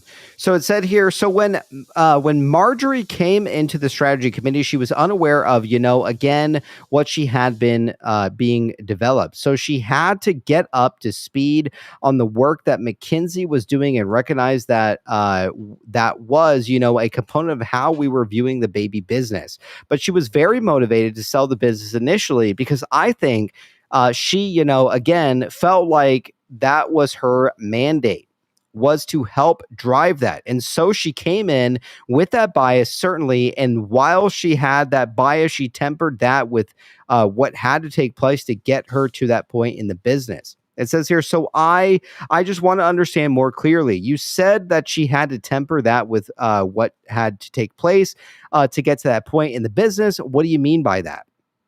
It says here, so again, she had to learn the strategy, get up to speed on what the strategy developments needed to be, what had to take place with the strategy for Bye Bye Baby. And then there were a number of presentations in that May/June timeframe by JP Morgan. And those presentations were around what the options were for the business. There was also a major work stream that was underway, which Deloitte separating the financials. So there was a work stream by McKinsey on strategy.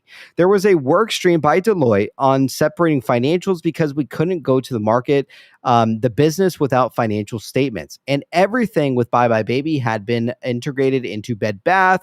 There weren't standalone financials. So Deloitte had been engaged to develop that. Says here again, Marjorie learned all of that once she became part of the committee. Didn't know that ahead of time, and so recognized, and it wasn't a let's hire somebody and let's sell the business. It was, we have to get the business ready to be sold. If that is the right decision, but the Deloitte work had a timeline to it that slowed the process down.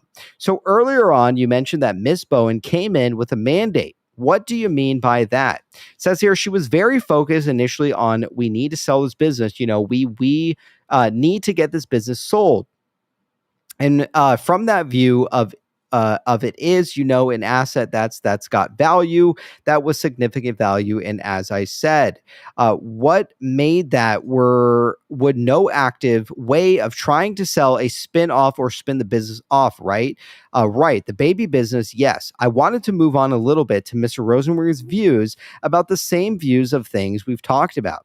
Did he also come in with a mandate? Yes, he did. Did he also push to sell and spin it off? Yes, he did. Was there ever a time where he realized that that was not possible? It says here, yes, as similar to Marjorie. I mean, they both were, of similar mindset. I don't think that either of them, had a differing viewpoint from the other. I see. Okay. Nor from any else in the committee, really. When you say nor from anyone else in the committee, what do you mean? In terms of that decision that came at the time, that Mark was excited in terms of not. It says here, the videographer. This is a segment number 3, back to the record at 10:47 a.m. by Mr. Joffrey, Miss Gov. I'm going to hand you now what we have previously marked as Exhibit 96. Reviewing documents. So in this email chain, there's only a couple things that I wanted to refer you to, and I'm happy to do that. I think we talked a little bit about Mr. Rosengrenz's qualifications and his role on the strategy committee, and I just want to spend some time talking about this. Did you ever have any concerns about whether Mr. Rosenwig had the requisite experience to serve the board itself? Yes. What were those concerns? He had a general lack of experience, both business and public company director experience. But additionally, and I think that maybe this is what this email is referring to, he did indicate in conversation that, was representing Ryan. And from my experience with activist appointed or nominated directors, that is still not their role. They're still supposed to be an independent director. And so he did create a concern from that standpoint. He later came back and said, "Oh, I didn't really mean that." But, again, he that was another indication of his lack of experience. Did you have any concerns about Miss Lombard's fitness to serve on the board? Yes, I did. What were those concerns? She had a very, very narrow skill set. And typically, having been chair of nominating governance committees on public company boards, the ideal board candidate is one that has more of a breadth of experience that can contribute to an overall discussion. And her experience was very limited. It says here, and Miss Bowen, what about the fact that actually, let me rephrase, I think maybe it'll be helpful if I go to, the document itself. Okay, so Mr. Gerber says, can I just about and it's blocked off there, typically members of the executive committee. And who was on the executive committee at that time? The leaders of the business, so it would have been Mark Trident, potentially the general counsel, Arlene, the CFO, Gustavo at that time. Those would have been the key people. So to Mr. Rosenwig make comments like this to all of these people that you mentioned, it says, I wasn't present, but I did hear feedback from them that they got those indications. Yes, I was not present though. Right. And specifically feedback from whom? From Gustavo, from Arlene, from Mark. Okay, so those three for sure. Yeah. Anyone else? Not that I can recall. You agree that these comments were inappropriate? Yes. And you also agree that the board members should not be acting as proxy for the shareholders who nominate them. They say, right. You also agree that board members should not be looking out for the interests of a single shareholder as opposed to the interests of all shareholders. I don't know if this is a typo. Shingle, they say single, very weird. Correct. You also heard that board members should not be giving special access or influence to a single shareholder at the expense of other shareholders. They say yes. So I am going to represent to you that we also depose Mr. Rosenwig in this case. Okay. And we also received some documents from him. And something that he produced to us was a call log showing that he had frequent communications on the phone with Mr. Cohen. Mr. Farina says, objection, form, foundation. I think this is a misrepresentation by Mr. Joffrey. So he had phone calls with Mr. Cohen in between of April of 2020 and May of 2022. At his deposition, he claimed that he was having high-level discussions about the personalities of other board members, including whether they were nice, difficult to work with, friendly, open-minded, and whether everything was fitting in. Where were we? My apologies. They were nice, difficult to work with, friendly, open-minded, and whether everyone was fitting in and whether Mr. Cohen's nominees were being included in calls. This is on page 136 of the transcript through 137 of the transcript. Did you know whether he was talking to Mr. Cohen? He was sitting on the board. Mr. Farina says, objection, form, foundation. I did not know. By Mr. Joffrey, I'm sorry, I did not know. Was that appropriate? No. Okay. Now, what about the fact that he was already testified about the fact that he was having these discussions with another shareholder privately about the personalities of other board members? Is that appropriate? They say, no, it is appropriate to discuss whether those board members are open-minded about the ideas. They say, no.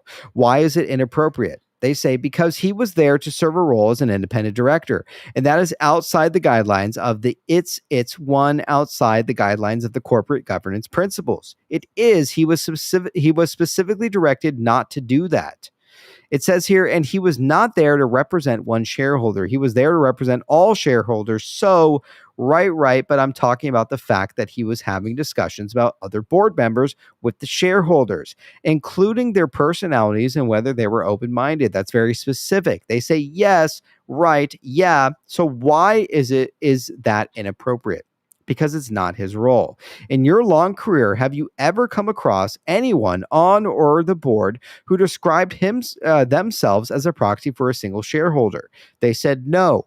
In your long career, did you ever come across another board nominee who talked in private? They said about the personalities of other board nominees with a single shareholder. They say no.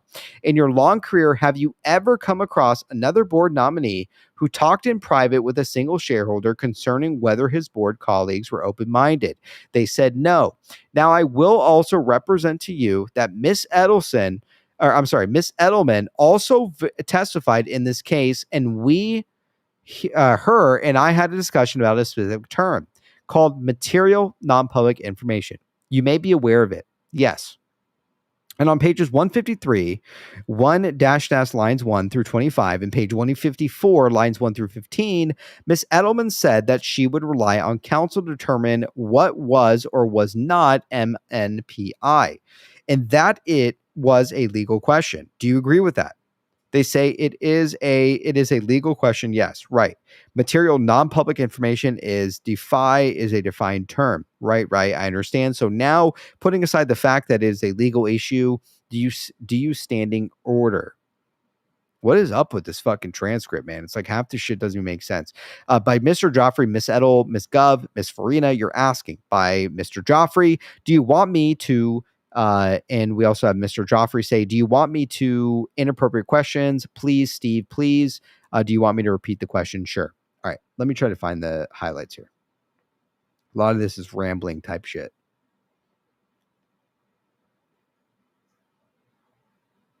Is this the deposition where they called shareholders a bunch of regards? Yes, they called them Mongols is actually the term. No, there was another. I think there's other parts where it specifically mentions.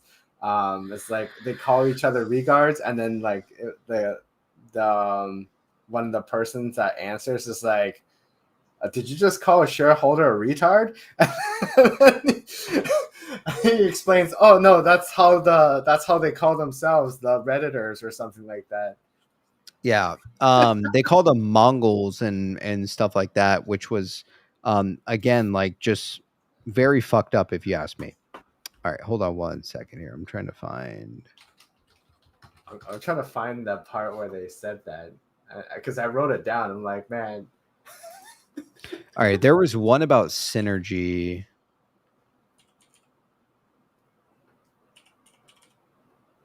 Yeah, here it is right here pertaining. It was like an email with Sugov and I think Harriet Edelman here. So this one specifically said, deeply concerned, the email on several levels. Sue summarized the strategy committee and board thoughts. To my understanding, there has been no formal presentation by the committee to the full board of their recommendations and rationale, which is their merit, which is their remit. As a board member, I have been involved in any board group discussions re a sale or no sale process, yet management are being informed of a decision. My understanding of this committee was to analyze the pros and cons on how to unlock value through multiple options like keep, sell, spin, etc. The committee was then to be disbanded upon the completion of this task. At no point has it been clear to me the committee will now oversee the baby strategy and drive our focus on execution, alter the strategy provided. It says here, requests below are directly in contrast to management's presentation and work over the last 18 months and still pursue ideas we do not support. It says here, I look forward to discussing tomorrow's meeting. Please share your availability so we can make time. This was regards, Mark Trident. This was also a response. Mark and New below is a summary of the collective thoughts from yesterday's meeting. As stated yesterday, we truly appreciate the time and attention devoted to the strategy review. It is clear there is a tremendous focus and energy on driving improved results at Baby. Says here, summary of strategy committee and board thoughts. Not currently seeking a sell process as a result of the committee's work, exploring alternatives to unlock greater value. Says here, synergy and growth potential of the baby business is encouraging. Says here, timing, market conditions wouldn't be conducive and may not even be an issue if one above proves out. 3, should complete Deloitte work as should base for having a clear financial picture of baby business. Says here, focus on execution. 1, registry committee would like better understanding of what is needed to accelerate. 2, we would like to dig a little deeper into digital investments. Can we move faster? Where are the gives and takes? Number 3, are there any barriers to moving faster? We need to be aware of how can we help think through these options.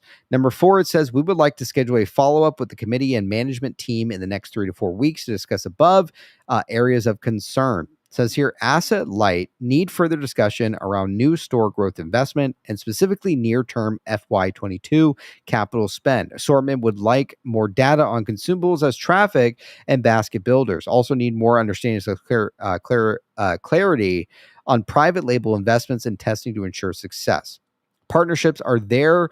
Additional options beyond Kroger. It also says here, would like to include an upcoming session and any early thinking on the 2023 budget, particularly as related to investments. Best Sue. All right. Let's go to the next section here. Give me just a moment. Okay, this is privileged communications discussion with Ryan Cohen. This was also another major point we should take a look at. Discussion with Ryan Cohen. Yeah, here it is. Oops.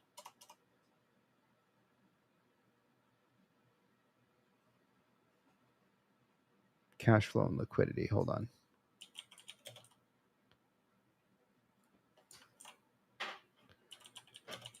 Cash flow and liquidity.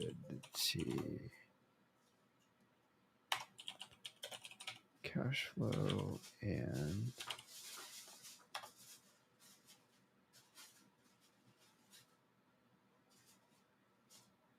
okay.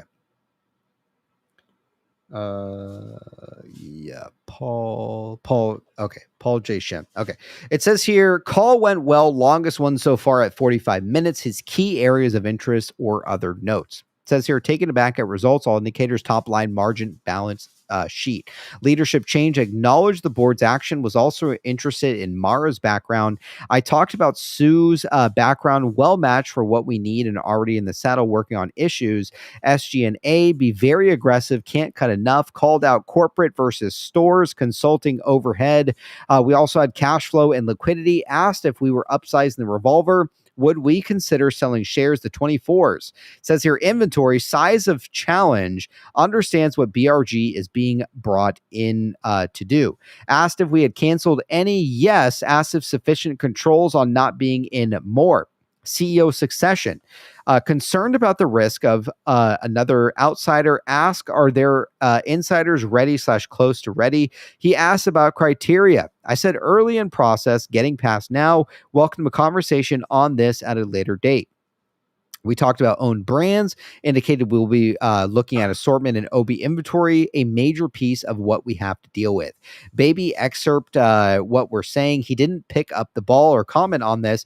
I offered and he wants to talk to Sue tomorrow afternoon instead of Thursday, which was previously scheduled with Mark, which we will make happen. Understands we will have a public update later in the summer. I believe message sent, message received about the board's sense of urgency and focus companies' accountability. All right, let's take a look at the next section here. That was pertaining to cash flow and liquidity.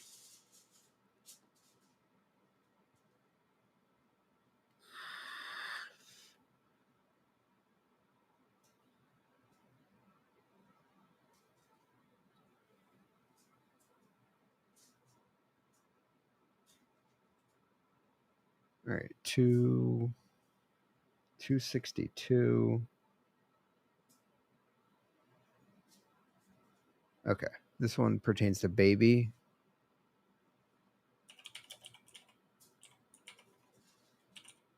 The strategy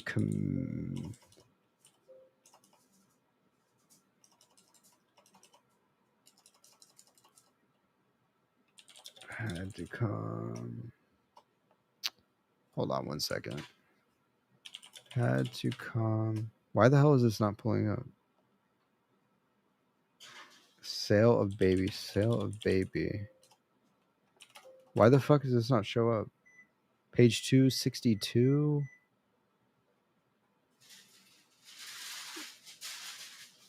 243.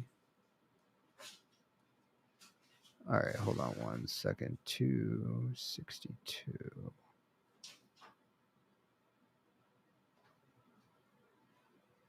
264. 262. Yeah.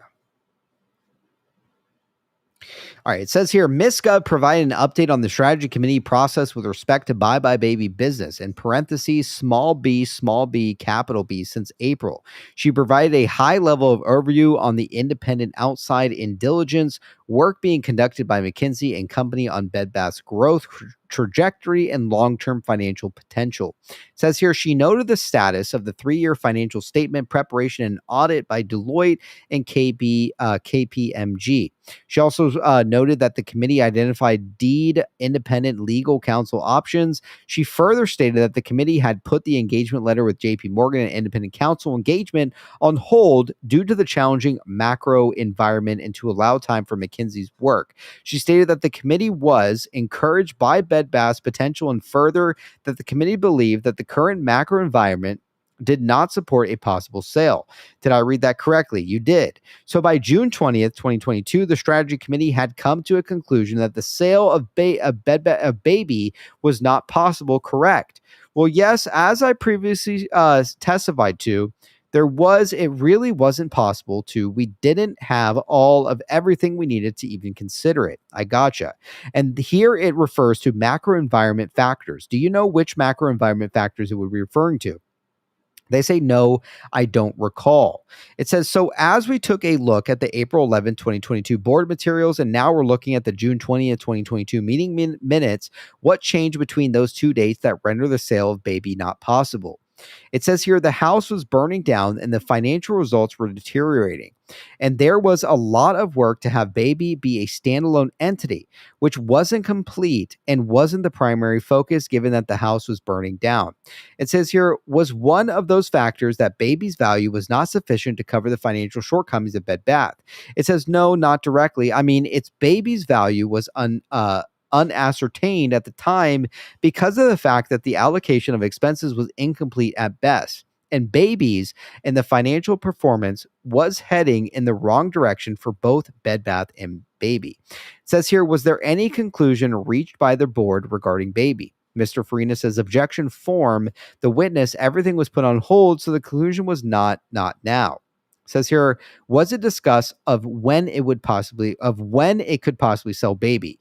They say, not that I recall at the time. Again, these are, the house is burning down. We needed a new CEO. It was all concurrent. They go on to say, and would it be fair to say that the board would have looked at the option to sell Baby after? The house was not burning down anymore and things were under control. Speculative at best, hard to know. It says, and again, and you are aware, these documents were shared with Mr. Cohen or with anyone outside of Bed Bath. They say, I'm not aware that they were shared. Plaintiff's Exhibit 24 was marked for identification and is attached here too by Mr. Arifi. I'm handing you what I've marked as Exhibit 24. I will represent for the record that this document was also provided by Bed Bath pursuant to plaintiff's subpoena. Ms. Bowen, do you know what this document is? Yeah, this is day 1 of the July board meeting, December. And when was the first meeting of the board of directors in July? I don't recall that date. Were you present for this meeting? I think so. I'm trying to recall if this... and the rest is cut off. I really don't understand why so much of this docket is lacking sufficient material here. I mean, you're in full-on conversation here, and then they just cut it off. I mean, it's the weirdest fucking shit I've ever seen, especially when it pertains to I mean, whether you call it like a fucking fraud case or whatever it may be, like a lot of the shit is missing full on conversations. And I don't think anybody out there can really make sense of why they have these like half-ass conversations here that don't even conclude with what they're talking about here. All right. I think there's a couple emails.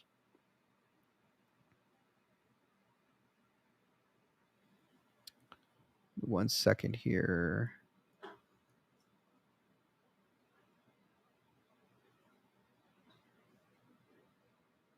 Okay, I think it's some of this stuff towards the end. SEC. Okay. It says your team, as part of the SEC daily download of 144A sales, you will find the attached PDF. This is a Form 144 by RC Ventures registering his entire stake. I highlighted the remarks on page 2, which says that the form indicates the sales could begin August 16th, but could be sold as late as July 31st, 2023. I would note that the following listed options traded today, January 2023, $80 strike calls traded at 41,000 contracts today. He owned 11,257. And it says here, January 2023, $60 strike calls traded at 15,600 contracts today. He owned 5,000. With reporting trading volume in the common shares, 395 million shares yesterday and another 250 million shares today. Bed Bath traded at a VWAP of 25.50, closed at 23.08, and is trading around $20 as I type this. This was in response from David Freeman, CFA. I think that was pretty much a lot of the highlights to it. Give me one quick moment. I think someone else.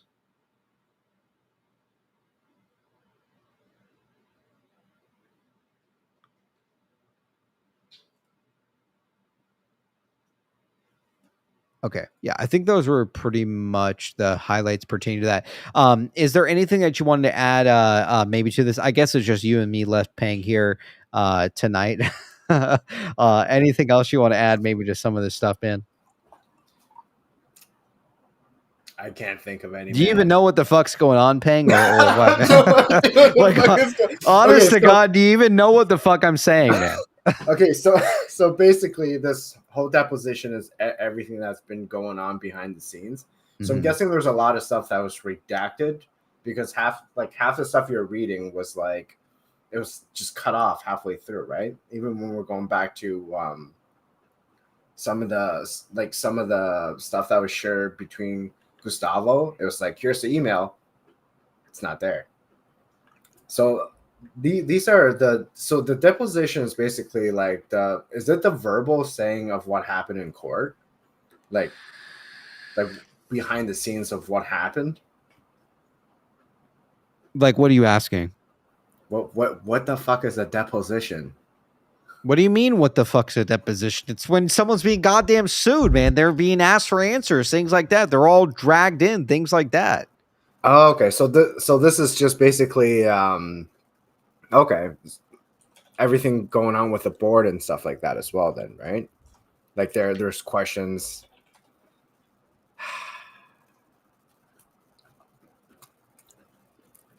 You have no idea what's going on here, huh, Peng? Come on, man. When it comes to tinfoil, you'll probably understand. God damn it, where's ABC at, man, when you need them? Again, I mean, a lot of this stuff is highly technical, right? It comes down to kind of understanding what's going on here. Obviously, the board is being dragged in here, okay?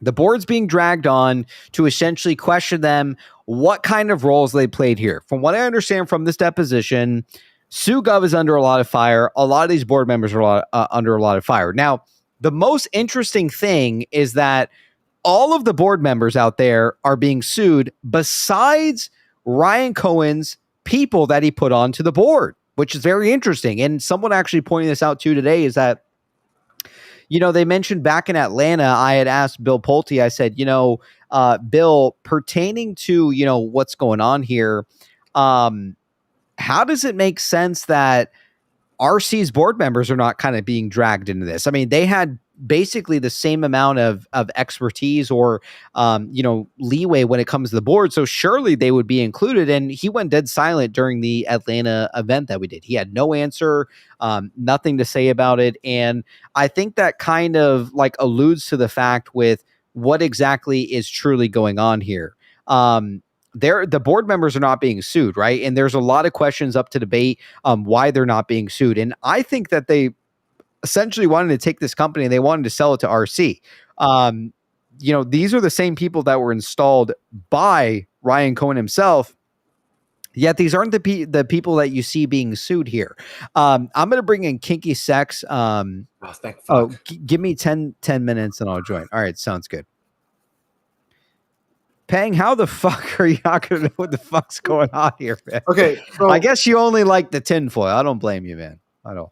So my whole thing is that I looked like my specialty of everything is the tinfoil side, as well as like I'm more like towards charting, and then looking at like financial statements. I like numbers. I don't really like reading. Mm-hmm. I notice. So that's why like with like XRT stuff, like with the ETFs, how I knew about like how they can form like FTDs and stuff like that. That's really easy for me to understand. For most people, it'd be like, what the fuck are you talking about? Like them breaking down and then how they can roll out FTDs, right? Whereas if you give me a big ass docket, I'm going to fall asleep on the first fucking paragraph. Yeah. I mean, like the thing is that, I can make a pretty good guess of what's going on here. Again, like I said, they're going after the main board. There's a lot of questionable stuff when it comes to SUGov, things like that. And I'm sure Kinky Sex here in a moment will kind of expand upon some of his thoughts here. But at the end of the day, I think the most important thing to take note is that Ryan Cohen's board members are in fact not involved in this lawsuit.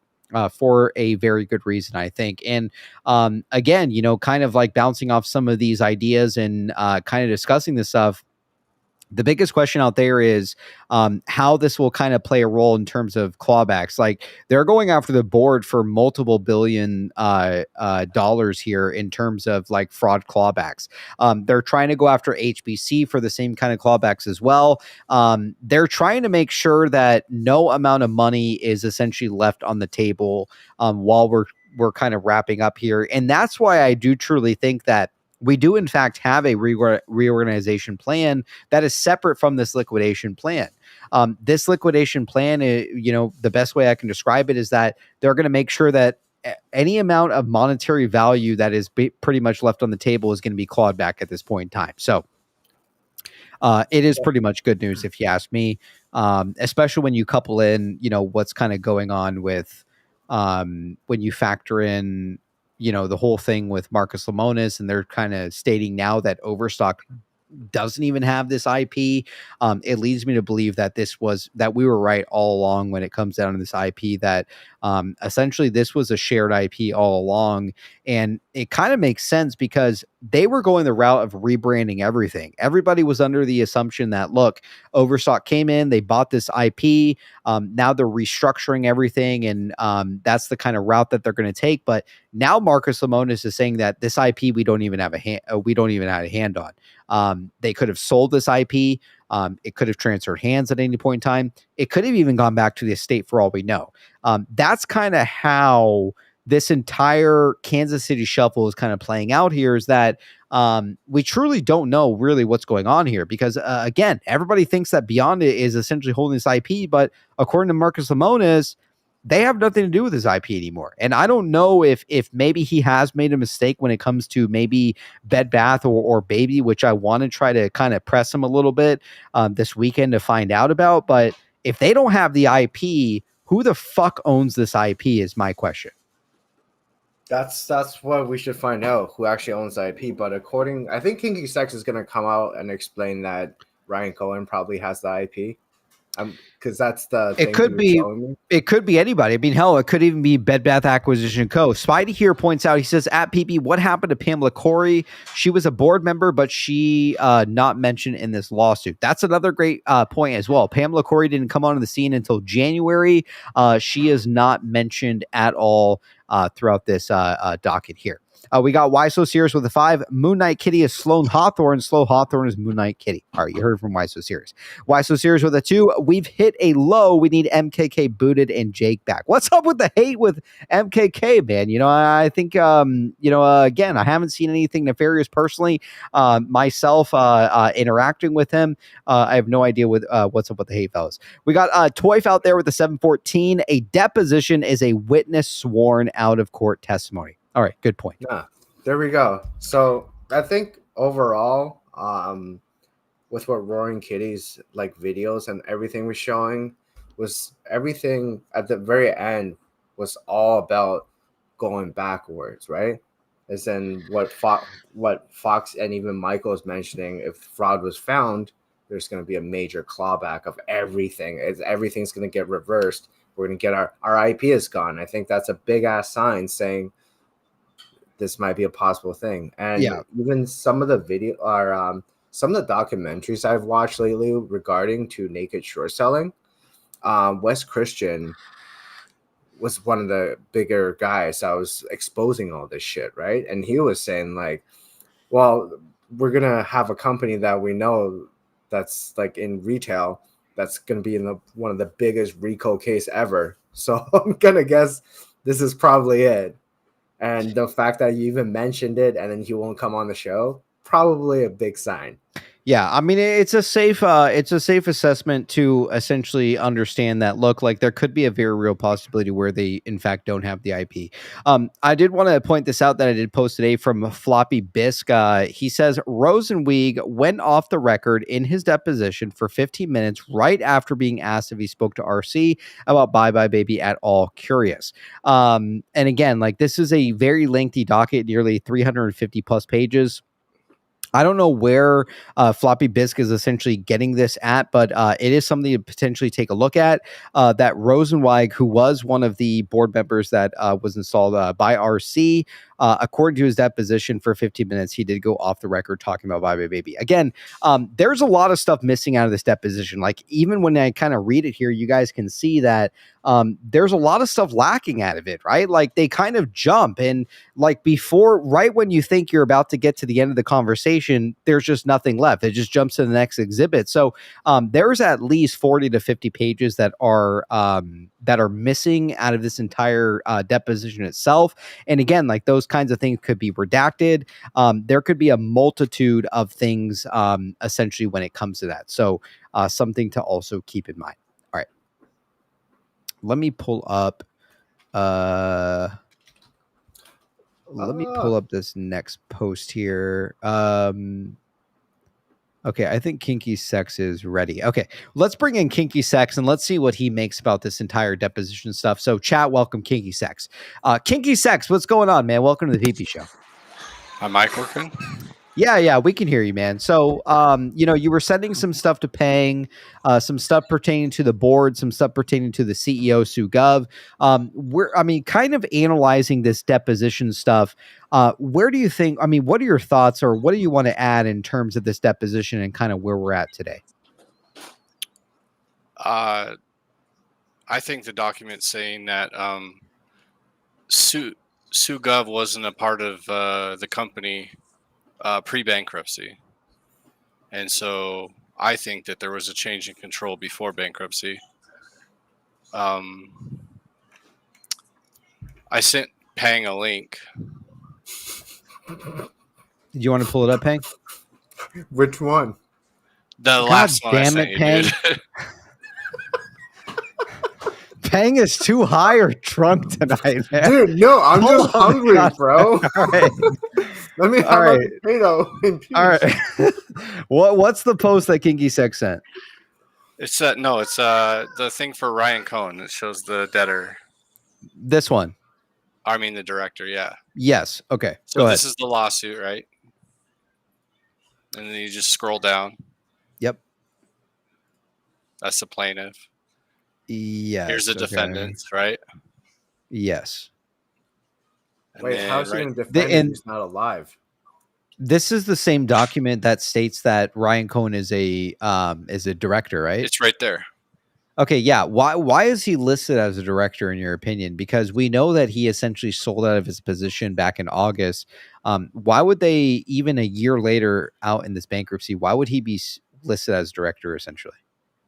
Well, how do you become a director of a public company? What, more than 10% ownership No, as an you insider? get voted by the shareholders. Okay. So I didn't vote for Ryan. Did you vote for Ryan? No, I don't Okay. recall anything like that. So how could he get there if we couldn't vote for it or it wasn't proposed to us? Takeover, maybe? Somebody has to control the majority stake, right? Okay. All those HBC shares, someone got more than 50% of the vote, which I think is more like 80% of the controlling stake. How much of the total TSO is HBC fucking with here? 300 mil. 85% about. 80. Okay, if it's 85%, then assuming they're 782. Okay, let's say it's 85%. They were fucking with the TSO in terms of HBC. We know that HBC, a lot of the dockets are redacted. A lot of the information is essentially removed. I don't know. Like, if you ask me, I think that there's a, kind of looking at both these 16B cases. HBC's under a 16B. Ryan Cohen was under a 16B.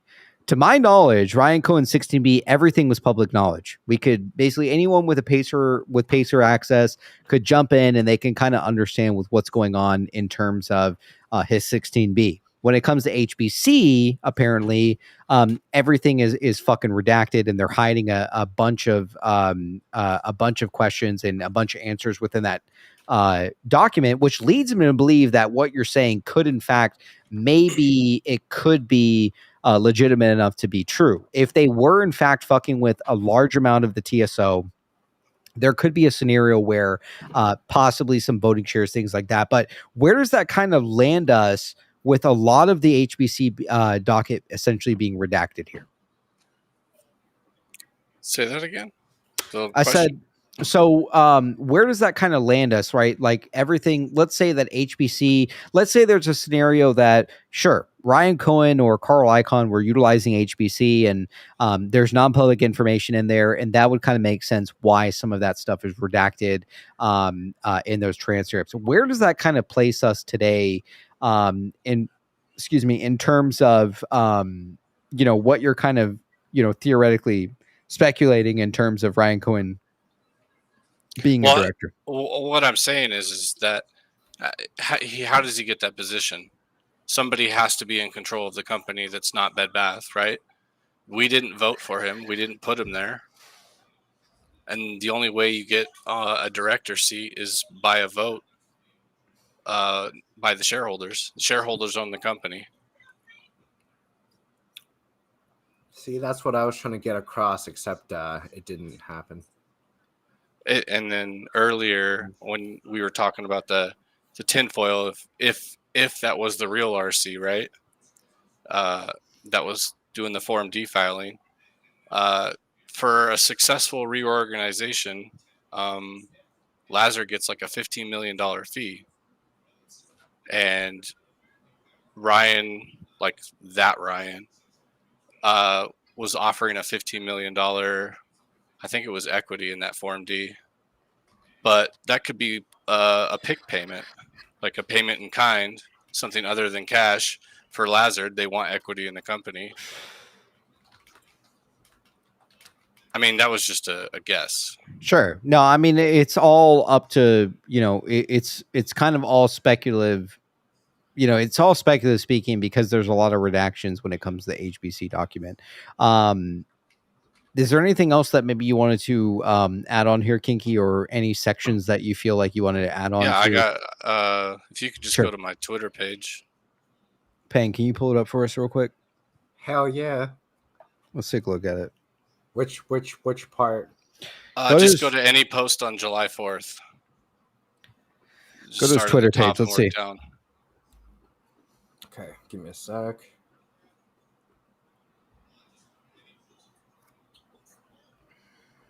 Which this first one kind of goes with what we're talking about. This one. Yeah, just read yeah. read the post first. Okay, so it says the yeah. Can we click on it again, Ping? No, the post. Read the post first. So it says, oops. Yeah, go back real quick, Ping. Sorry. Stop yelling at me. It says here, so Sue Gov was the CEO. Sue Gov was listed under co-debtor, just like Ryan Cohen. Sue Gov is a non-debtor in this questioning. Ryan Cohen is the director in this questioning. Pre-bankruptcy, Sue Gov was a figured head allowed to maintain her title. Okay. And it says it right in the questioning. So the actual docket itself, it says this objection, ECF number 88, that defendant Bed Bath & Beyond, Bed Bath filed asking this court to depart from the plain text of the bankruptcy code to extend the automatic stay to the non-debtor defendant Sue Gov. It says here, misrepresents the facts as well as law. The objection is without merit. First, contrary to the title. Picture. Sure. All right, let's go to the next one. That's just showing what I showed earlier. Yes, that he's Go to the next one. Okay. It says here, second, the objection misrepresents Gov's role in the Bed Bath restructuring. In the bankruptcy proceedings, Bed Bath has not indicated any role whatsoever for Gov. To the contrary, Bed Bath has entrusted its wind down to a chief restructuring officer, Holly Etlin, and the actual store closing process to two consultants, Hillco Merchant Services and B. Riley Retail Services. See declaration of Holly Etlin, Chief Restructuring Officer in Bed Bath & Beyond. Number 23-13359, VFP, the bankruptcy action, ECF number 10, BKR DNJ, April 23, 2023. Etlin declaration. Interim order authorizing the debtors to assume the consulting agreements, to authorizing and approving the conduct of store closing sales, with such sales to be free and clear of all liens, claims, and encumbrances. It says here 3, authorizing customary bonuses to employees of closing stores, and 4, granting related relief. Declaration of Scott K. Carpenter. At best, Gov is a figurehead allowed to maintain her title while she observes other address the problems she and her predecessor created. That Gov has been utterly divorced from Bed Bath restructuring is apparent from her statements days before the bankruptcy filing, explaining. Expand upon a little bit about that, because to my knowledge, she goes on eToro, she gives an interview that look like we're trying to turn around the company, for shareholders, things like that. And here it is essentially saying that she is no longer a part of the restructuring process or anything like that. What are you trying to make in sense kinky sex with some of these posts here? Well, she's not, how do you say this? She was not given a role by the company, right? Well, that's kind of weird that the CEO wouldn't be involved at all in any of the restructuring. So somebody did not want her involved at all. Did the board turn against her? Doesn't seem like it.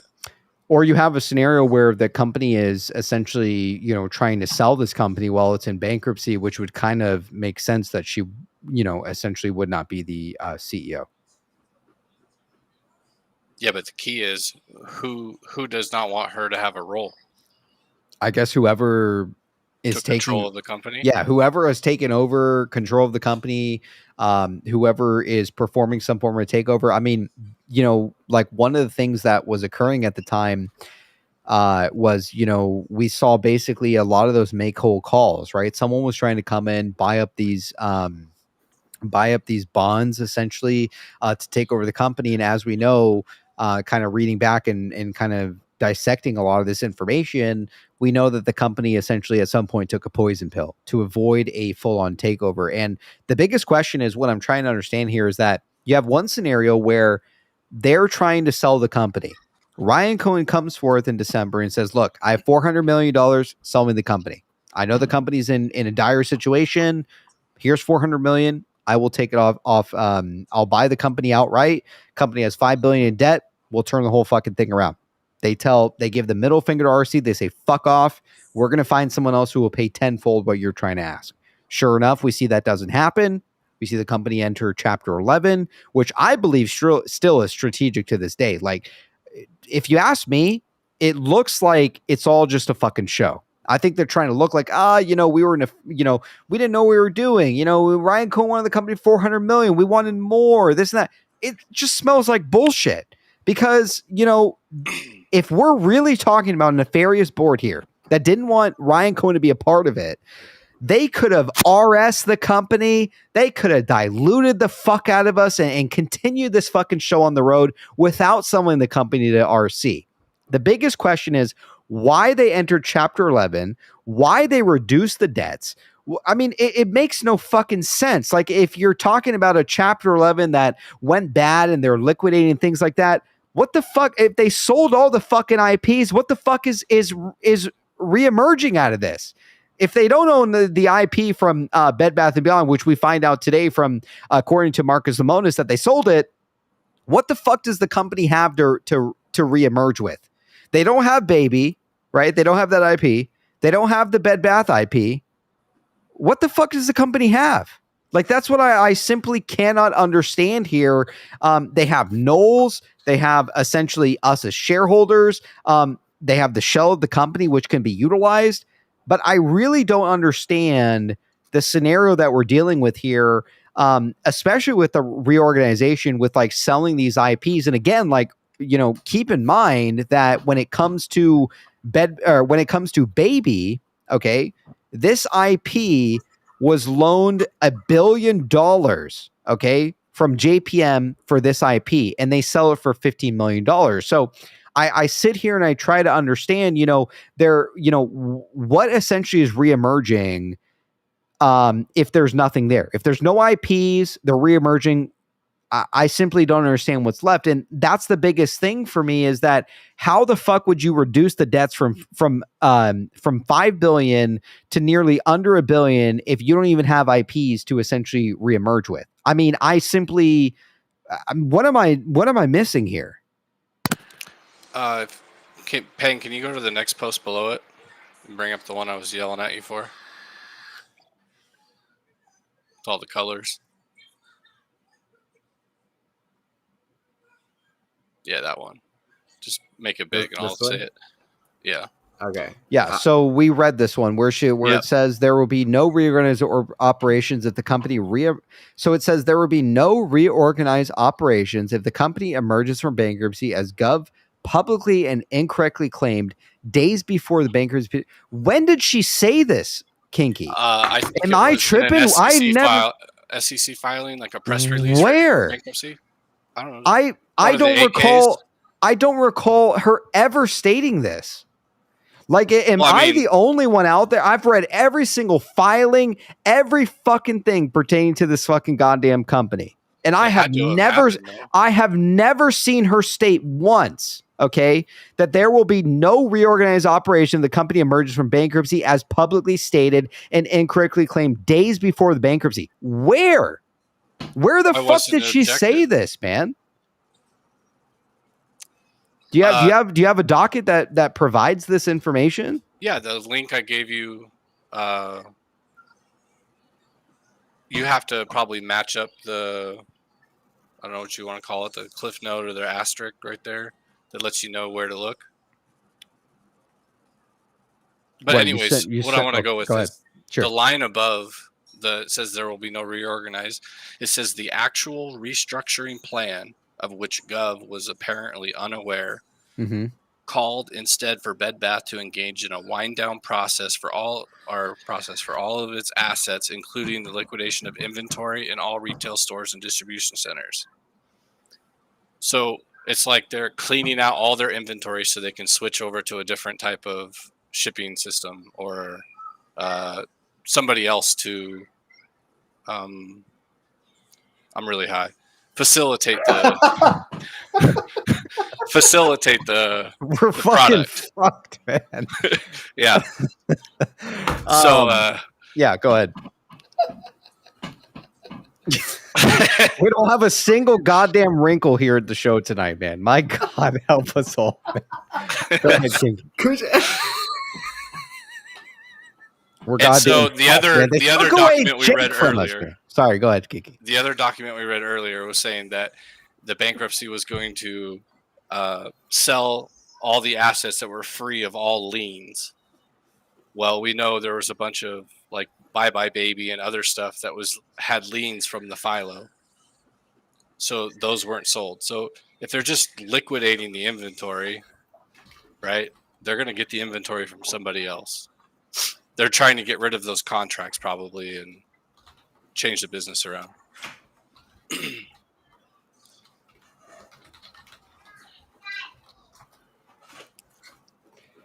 So many people keep asking where the fuck Jake is in the background. There's nothing to it, man. The goddamn Jake cutout falls, god damn it. There he is right there, man. He's barely hanging on with the rest of us, man. All right. I guess the major thing for me is that SuGov was apparently not aware of the actual restructuring plan, of which she was apparently unaware, called instead of Bed Bath to engage in a wind down process for its assets. I mean, are we not in a 368 restructuring where there are, in fact, two plans, one for reorganization and one for liquidation? I mean, I'm not sure anymore because some of the other posts I did where they were talking about like a government investigation into the company, and when they were talking about it, they were in reference of August 22. And why would they be talking about that when they're specifically talking about a window of when he was selling his stock? Mm-hmm. So if this has been a RICO case the whole time, like one giant sting operation, I mean, I would assume that the whole bankruptcy would just be canceled and everything would be like reverted back to a point and date. Right. I mean, like the biggest thing is that what I've been told is that we can basically go back 90 days, right? Like there's a 90-day window that we can essentially go back, and that would, if we filed bankruptcy in April of 23, that would put us right back to January of 23. A lot of the dilution, I don't know how they would kind of treat that. You know, a lot of the fraud that was kind of taking place here, because look, like if you have a scenario where the CEO and multiple board members were in cahoots with a bank, JP Morgan, who was basically loaning them money for this asset, and they find out that, you know, they were colluding with this bank, and not only that, just kind of fraud in general with HBC, stuff like that. You know, as we know, HBC kind of got around this blocker provision by essentially never getting to 10%. Like they would get up to like 9.9%, and then they dump the stock. 9.9%, they dump the stock to it would be canceled. Correct, which they would. I mean, if we're looking at a process where there is fraud, things like that, like. I guess my biggest question is how would they treat the dilution from that point on? Because I don't think that's the fraud that they're talking about, though. I think that the fraud that they're talking about is what the directors did pre-squeeze of August. Okay, gotcha. Peng, go ahead. So I can add to some of that. So also the Maritimes lawsuit, and then with that, all the fucking lease, I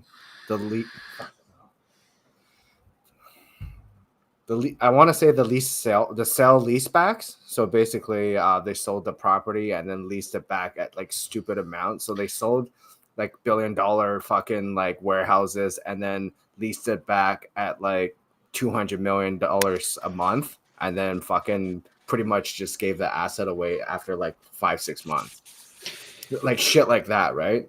Mm-hmm. Well, look at the Jeffries offering that they did in September when they could have done it into that rip and made money for the company and probably paid off debts, but instead they didn't do it, and then they waited till the stock got under a couple of dollars to dilute the living shit out of it.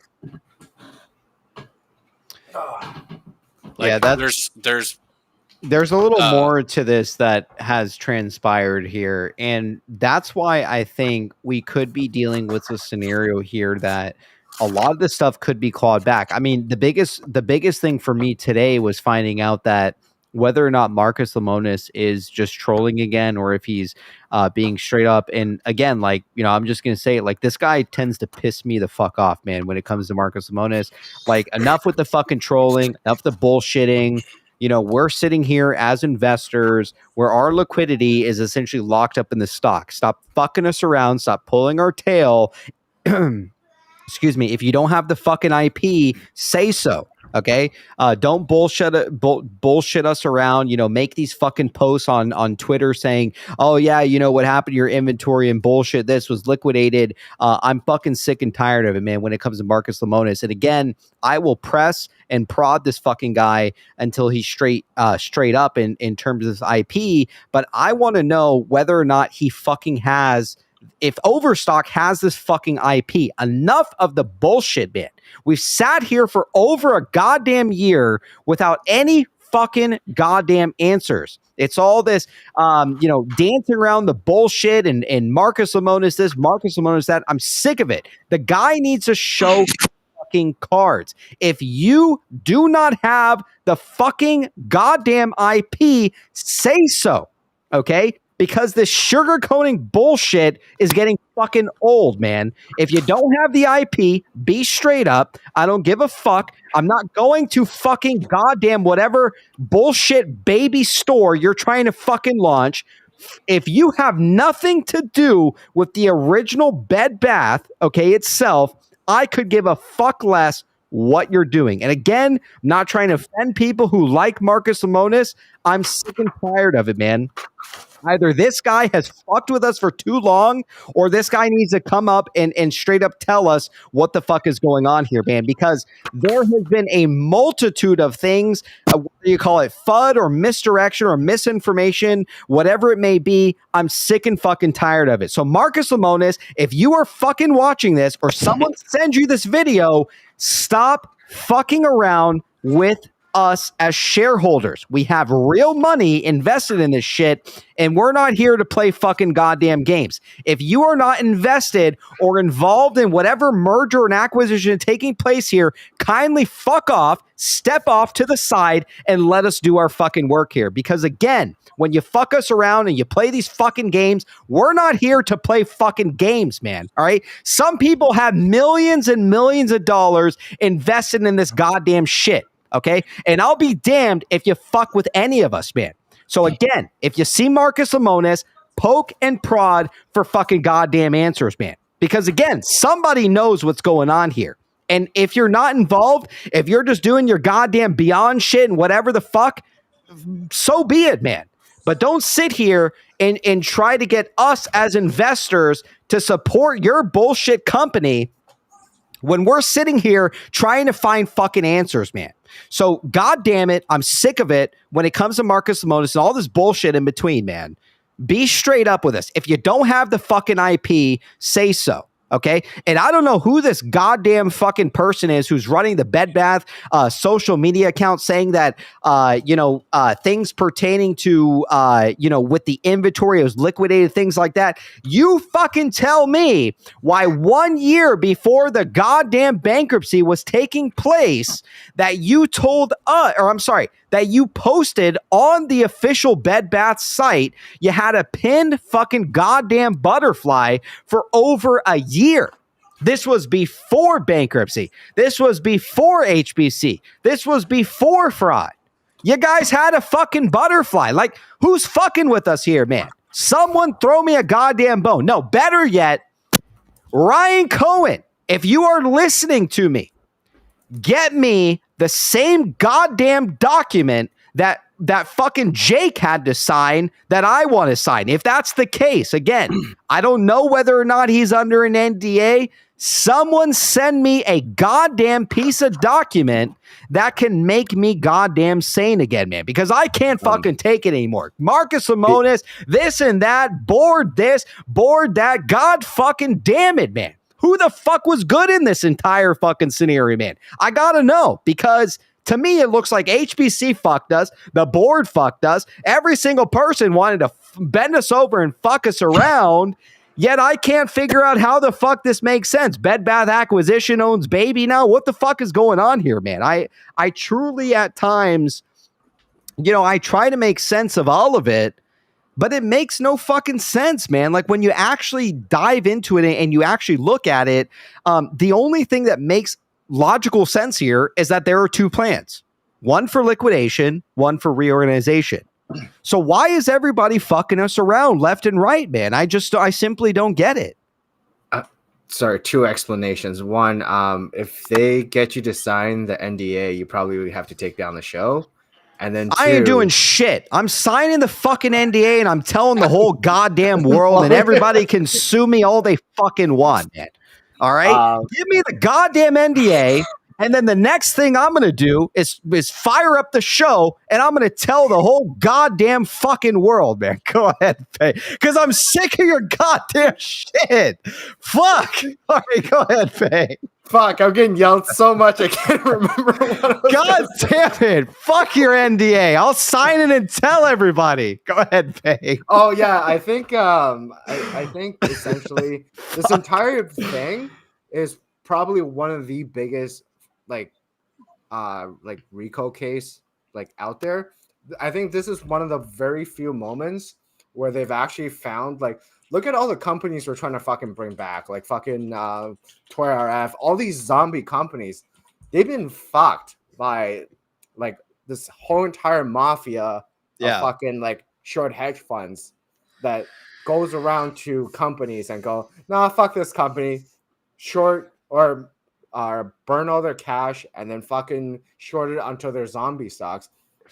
Don't have to pay capital gains on any of that shit because their stocks are still technically trading, right? Yeah, right. So they've been doing this for so long at so many companies, and then this is ideally probably the last company that they're like, shit, we better start fucking getting our shit together, make a trap, investigate the shit out of all this. Why do you think like I don't know, like Sifu or whatever his name is, he stopped talking, like he's gotten quiet ever since Cat came in. They're all trying to sue the shit out of was it FINRA or the SEC for implementing the Cat? They're trying to get rid of it. Why?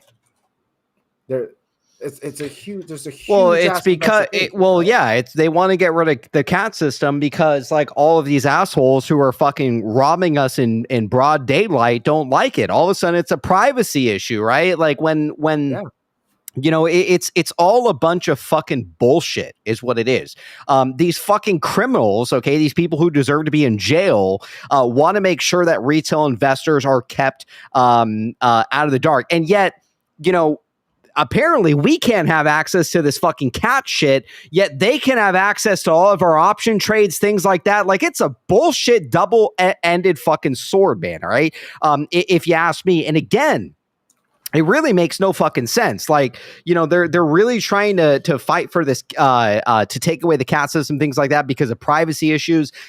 Yet they can see all our fucking trades. They can see our stop orders. They can see our option trades, things like that. It's fucking crime because guess what? When the little guy, okay, the retail shareholder, all of a sudden has a wee bit amount of fucking power, they want to just take it out from under you, man. I mean, it's absolute fucking bullshit if you ask me. And again, you know, and MKA says backstage, it's rigged. It absolutely is fucking rigged, man. It's a rigged fucking market. And I hope to God, man, that whatever the fucking goddamn plan here that DFE has most certainly is something that they cannot stop, because this bullshit ass crime, it's bullshit, right? Like they just steal our fucking money day in and day out. But at the end of the day, you know, like if you ask me pertaining to a lot of this stuff, I do think at the end of the day, there are merger and acquisitions taking place behind the scenes. I think that there's enough evidence that GameStop board members are obviously quiet. They're obviously not buying, which is the biggest indicator for nearly 8 to 9 months now. And maybe you can call it a pre-blackout period, whatever you want to call it. I mean, hell, look at Larry Chang, for instance. When he came onto the ThePPShow back in December of last year, you know, he specifically didn't want to be asked about GameStop. He doesn't want to answer any question about GameStop, which again is very bizarre. It's like, you know, you're the board member of GameStop. Like, look, man, like, you know, people can ask you shit about GameStop, you know, just kind of, you know, there's certain laws, rules, things like that. But I don't think that there's an issue when you're, you know, a sitting board member of GameStop, you know, not to be able to answer questions, things like that. The fact that he doesn't want to talk about GameStop while he's a board member of GameStop leads me to believe that legally he is under some form of a a blackout period, whatever it may be. Like, there is most certainly something that is preventing Mr. Chang from even talking about fucking GameStop. So I don't know. At the end of the day, it is very frustrating when you see a lot of this stuff kind of floating around and stuff like that. But I do truly think that we will kind of see some resolution here. I think that a lot of the dockets, a lot of the stuff, they kind of look, bad on the outside, but it's very confusing when there's so much redactions in this HBC case. Like, we can't even say what the fuck HBC did here. We can speculate, right? We can take what we know that, look, HBC came in, they had provisions, they had blocker provisions up to 10% as basically this swing trade rule. And they would get to 9.9% and they would dump the stock, and they would just continuously do that and continuously do that. And I think that it's very smart that Hunter is essentially going after HBC. But the biggest thing, the fact that it's redacted, it leads me to believe that, I don't know, like, maybe I'm fucking crazy. Maybe there is a white hat behind HBC, because why else would you redact this type of shit unless there was in fact non-public information that cannot be disclosed as of right now. Kinky Sex, my apologies for the rant, man. Go ahead and continue for us if you want to add anything. Dude, I love the rant. I'm just goddamn sick of it, man. We got to wake up the neighbors, man. God fucking damn it, man. Wake the fuck up, man. We got to fight back, man. All right? You fucking hear me, you assholes. All right? Fuck the neighbors, man. All right? Enough is enough. If you want to fight back, you got to fight. And to fight, you got to fucking wake up. Wake the fuck up. Enough is enough, fellas. Go ahead, Kinky. I think Marcus is the truth the whole time. You don't want to hear it. I'm sick of Marcus Lemonis, man. Can you pull up the tweet he said today? For now on, nobody ever mentioned Marcus Lemonis in front of PP ever again, man. I don't want to hear his name until he comes. Finish it right now, and then I won't say it again. Go ahead, Kinky. Yeah. Can you bring up his post from today so I can read the words? Go ahead, Pang. I'm not typing in Marcus's name on Twitter. Period. Pang's gonna do it. Originally, he told you that there was nothing to buy. Remember that when bankruptcy started and all that? He said there was nothing to buy. Let's take a look at it. Hold on, give me a second. The reel says Mrs. PP stop. Yeah, she got mad.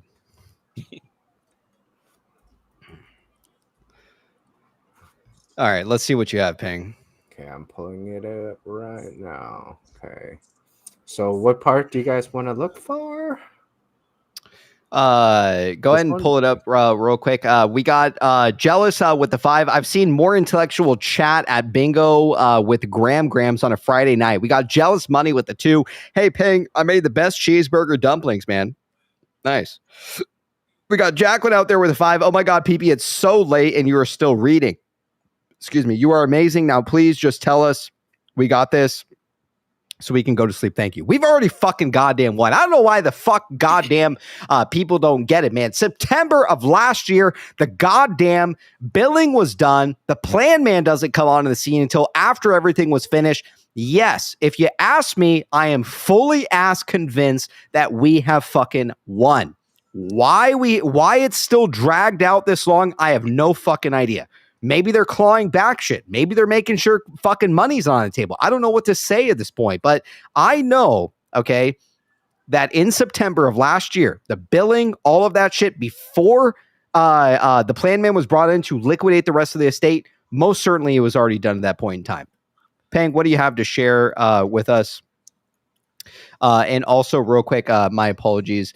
We got Siva out there with the DK89. Appreciate the love, Siva. It's 7 a.m. in Denmark. Big shout out to Denmark out there. Nice to wake up and find out show is still on. Rock on, crew. Love you all, Deloitte. Oh, yeah. Right on. Again, to our European folks out there who are able to tune into the show because it is a little bit later.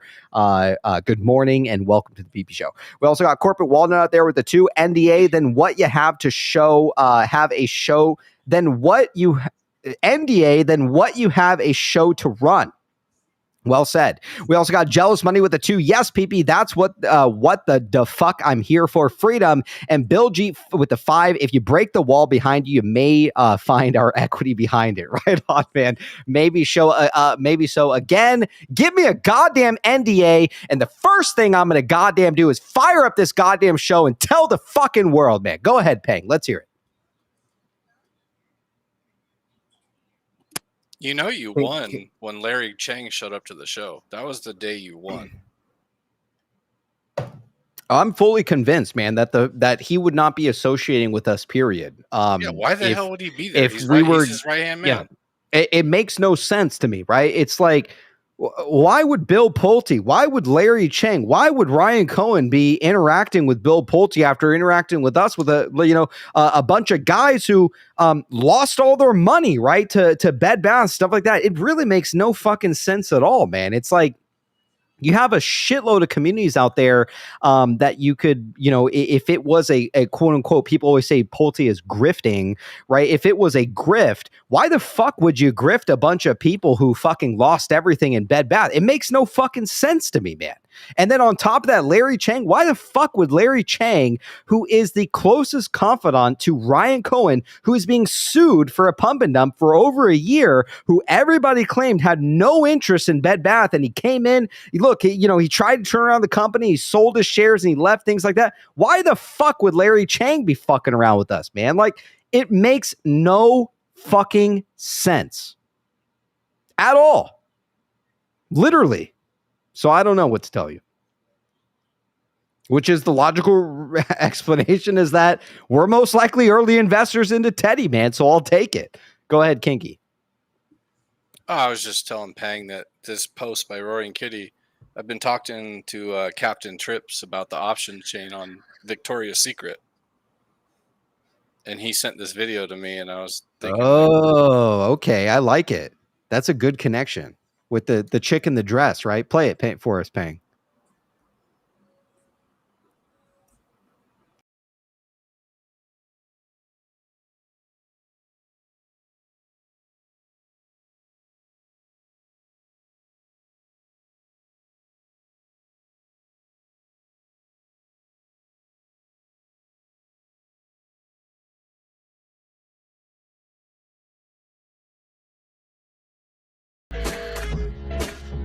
Looks like it's a little laggy there, Pang, but basically all eyes are on GameStop.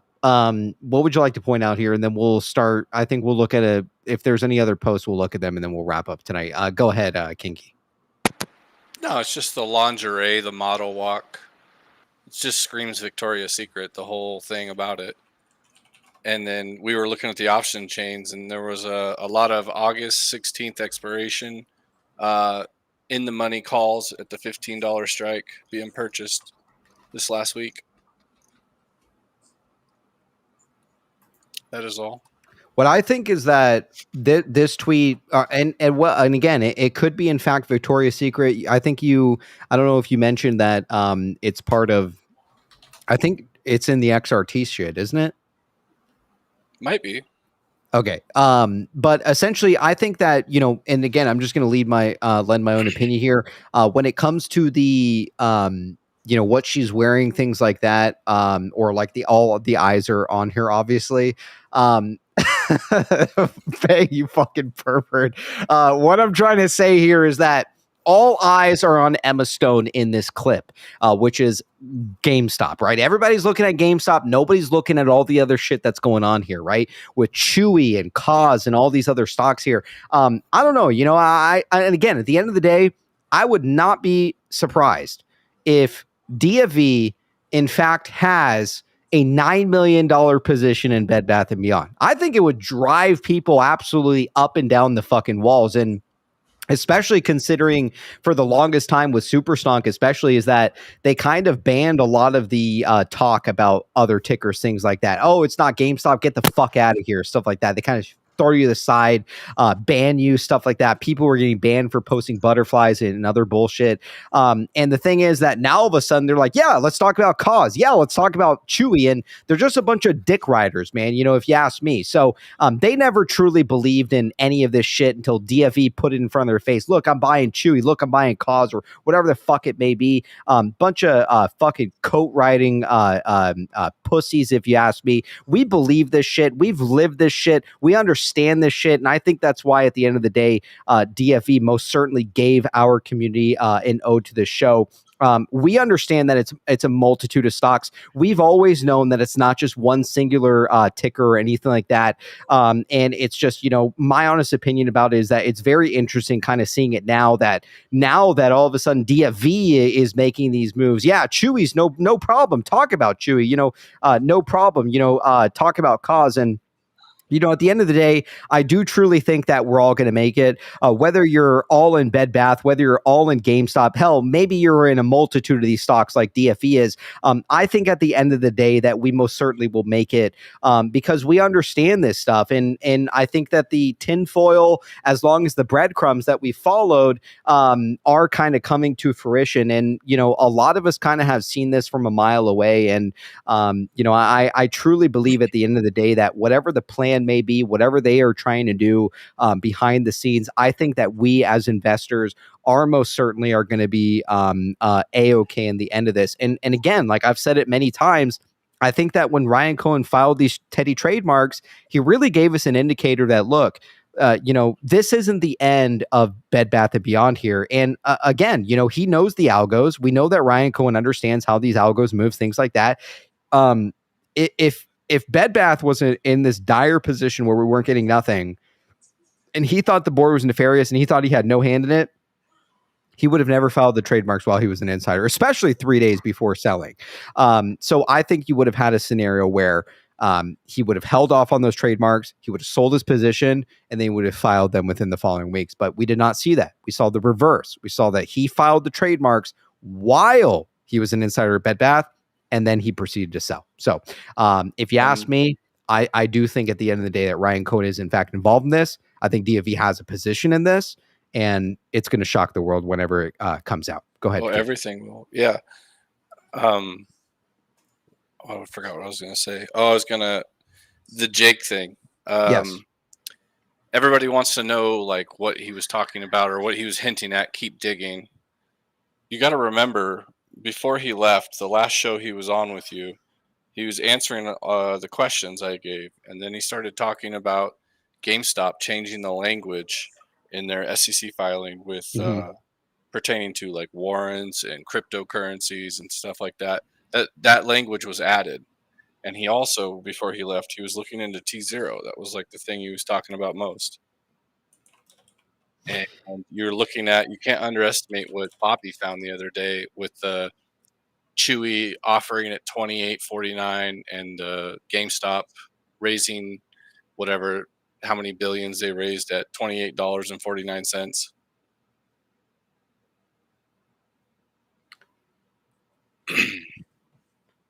What do you fellas think about what Kinky's saying here? I mean, again, like I agree. I think that the picture has been painted here very clear here. If you ask me, Peng, what do you think about it?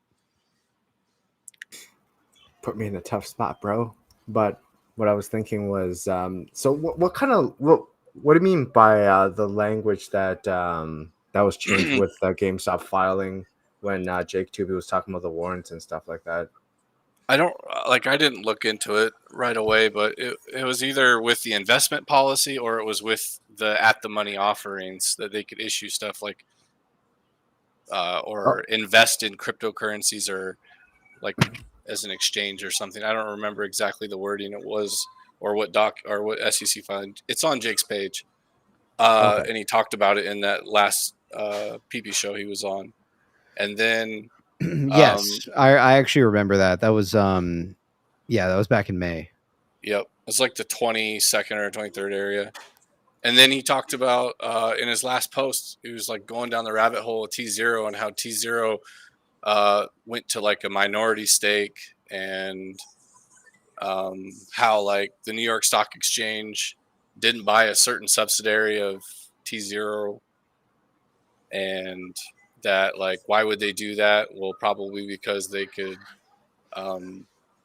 like trade the shares themselves or something. Like I said, I didn't read too much into it. I'm just trying to point you guys to you can find what answer he had by following that route. That's all I'm going to say. And look, like, you know, like that's why I believe that, you know, we who are invested in Bed Bath, we understand truly what's happening here. Like a lot of these GME elitists, they don't understand why the fuck these ATMs have dropped. They don't get it. They say, why the fuck are you not letting GameStop rip to 1,000? Right. And I'm sure we're asking the same thing. But when we truly understand what's going on here with the merger and acquisition, that we know at the end of the day that Ryan Cohen himself is still invested and still listed as a fucking creditor, it is very clear here that there's a reason why they're raising money. They need billions of dollars. Why? Because they need the money to acquire whatever the fuck they're going to acquire. Okay. I think that Bed Bath and GME most likely will see some form of an acquisition. Why? Because there's enough fucking of these trademarks that lead you to believe that. GME for kids, this and that, bedding and sheets and all sorts of shit for G-America fucking trademarks. It's very clear that they need this shell of a company. You know, and the biggest question is whether or not they have it already under, you know, in their hands or whatever that may be. That's a very real possibility here. I want to bring our attention real quick to this last post, and then we'll start wrapping up tonight. This is a post from Lancer. He says, my secret, there was 4,000 call contract at the money buy in August 15th, yesterday's for $800K in premium in Victoria's Secret while it got rammed down 10% on no news. It's in the XRT basket, VSCO. Why don't we take a look? Let me see. When did that come through? Did you say it was today? I actually have unusual whales here. Hold on. No, that was 3 days ago. 3 days ago. All right. We're going to look at it right now, real time. Wait, wasn't that when all right, cost ran? VSCO. July 2nd. So I don't know. You can look at the chart. He said it was bought on July 2nd? Well, that's his post that he posted, so I'm assuming, yeah. Okay. Says there's no trades here on July 2nd. Maybe he has his dates wrong. Click the red button. You got to reset the thing. Sometimes Unusual Will does that weird shit. Yeah. Oh, good call. I know. And then fill the ticker. Go to filter ticker. VSCO is how you say it. Is that right? There you go. Yeah. Okay. All it right. does Let's weird see. shit like that. And you're looking for the $15 strike. $15 strike, which is here. 4,000 contracts right there. Holy shit. Right, but that wasn't bought. Like, that's one person buying two contracts. Like, you don't see. No, it's like, there. Well, this is the total OI. But where is. You gotta look. Yeah, but all the blocks. Go up and filter by size. Well, hold on. Go up. Filter by size, not time. Oh, my bad. Oh, fuck, it does that shit. This again. was a bid. Why is it bid doing and that? ask 816. Is this the one he's talking about? 26K? Size was 96, so it wasn't 4,000. Then it's a different date. Yeah. Okay, here. Why don't we do it by last 30 days? Still not there. Well, he has Let's the go. picture, so look at the picture. Maybe it's in the. Okay, hold on. He sent it to me. I'll look on my thing. He says that they were at the money contracts for August 15th yesterday. This was on the July 2nd. Okay, so July 1st. Hold on. Damn. I never thought I'd be YOLO into ladies' underwear. Custom range July 1st. 20. That's the one I'm seeing right now. Is 26K.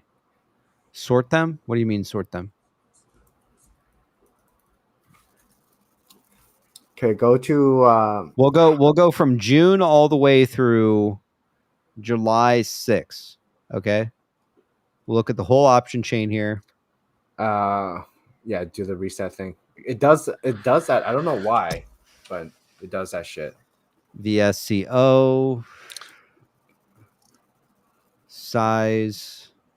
Yeah, this is the only one I'm seeing right here. This month, that's the only one. So do you have even July if it- 1st? yeah, July 1st right here this month. 5 days ago, this is the only whale contract that's come in. It's basically a 26K. Okay, so can you go to the 28th then? Because it says OI 4300, and the day that this happened, there was 0 OI at the time of this on the screenshot he sent me. Okay, so I'll go June 1st all the way through July 6th. Okay, So that's that an means it's entire July month 1st back. is good, yeah. Nothing. If there's 0 OI, that means it's buy to open. Which Where means is he seeing Lancer? Where are you seeing 800K of those contracts were bought that day? Where? It was in small blocks. Break it by strike, not size. Okay, hold on. We'll do by time. Premium. Time. Okay, now scroll down. Hold on. VSCO. We'll put it back last 30 days. Okay. So, okay, On this the one left right there on the tab, does it have a strike price so you can just look for a certain strike? There you go. Yeah. expiration date 8/16, right? That's what you said. Yeah, that would help. Okay, we have that. There's all the 5s right there. See, look at the right, volume. but on all I'm not seeing 800K in premium though. Unless he's saying that. Okay, right here. Oh, is he talking about these? Okay, hold on a second. Wait a second. Multi-leg order trade in a complex order book. Okay, this. Okay, he could be onto something here. Yeah, because see how it says 0 open interest? All right, we're playing Victoria's Secret next, fellas. All right. Yes. I don't know. It looks good Underwears to me. and bras. 500 contract size here. We also have another 229, 999, 979, 229. This does, okay, if you ask me, sure. This does look like maybe it's DFV. It could be. It's hard to say right now whether or not that's him. But hold well, on. it's somebody though. Somebody's Oh yeah, bidding for that sure. big. And it's not a floor trade. We have otherwise back here. We'll bring him in just a second. He can be our last guest on our way out. I don't know. Maybe this could be something here. If there's 0, It's very interesting. that means they're trying to buy to open and nobody's selling it to them. Well, it looks like they paid. What's the price here? Let me pull it up. They put it up. They put their offer up, but nobody is opening. Nobody's on the counter. These are purchased. No, they're not. Yeah, It's because 0, it says the ask. They paid 0 OI. They paid so, $2 a contract right here, 500. This is for sure. This is in. This is at 10:51 on the 1st, which was Monday of this week. Monday of this week, someone bought up these contracts. These are purchased for sure. Otherwise, like you wouldn't see them on here paying. Or they closed it because. Oh, wait a second. Why does the OI say 0? That's Paying's what I was right. trying to tell What you. the fuck? If the OI is 0, that means they either try to buy to open or like try to buy to close their position. Yeah, something's fucked here. Hold on. Let me look at VSCO. Well, and then if you look at the very top, look at the open interest. VSCO. Huh? The very top. Victoria's Secret? Right on your screen, the very top line. Victoria's It Secret? says the very last trade that went through for the $15 call. It says OI 4200 or 43. I can't read it.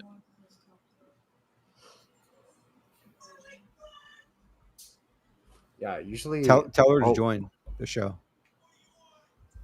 AAA Jade, if you're listening, join the show. Holy fuck, I'm gonna pass out, boys. All right, you need to get going, Ping? Yeah. All right. Just snort. We're about to wrap up here. And Yeah. I'll stay to the end. all right. Might as well I'm go trying with to the just ship. look real quick at these 15s. The OI on those is 4,308. I don't know how it's showing there's 0 here. So this is correct right here. This is the current OI for those. I wonder I don't what know, Marcus it's right. Lemonis thinks about this. Sorry, what? Fuck Marcus Lemonis, man. Tell him Pee-Pee said that. All right. All right, we'll start to wrap up tonight, or we're going to bring in otherwise real quick, and we'll start wrapping up here in a second. All right, let's go ahead and bring in otherwise.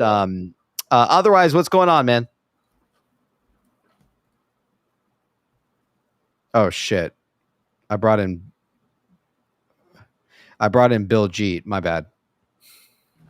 Otherwise, what's going on, man? Welcome to the PPShow.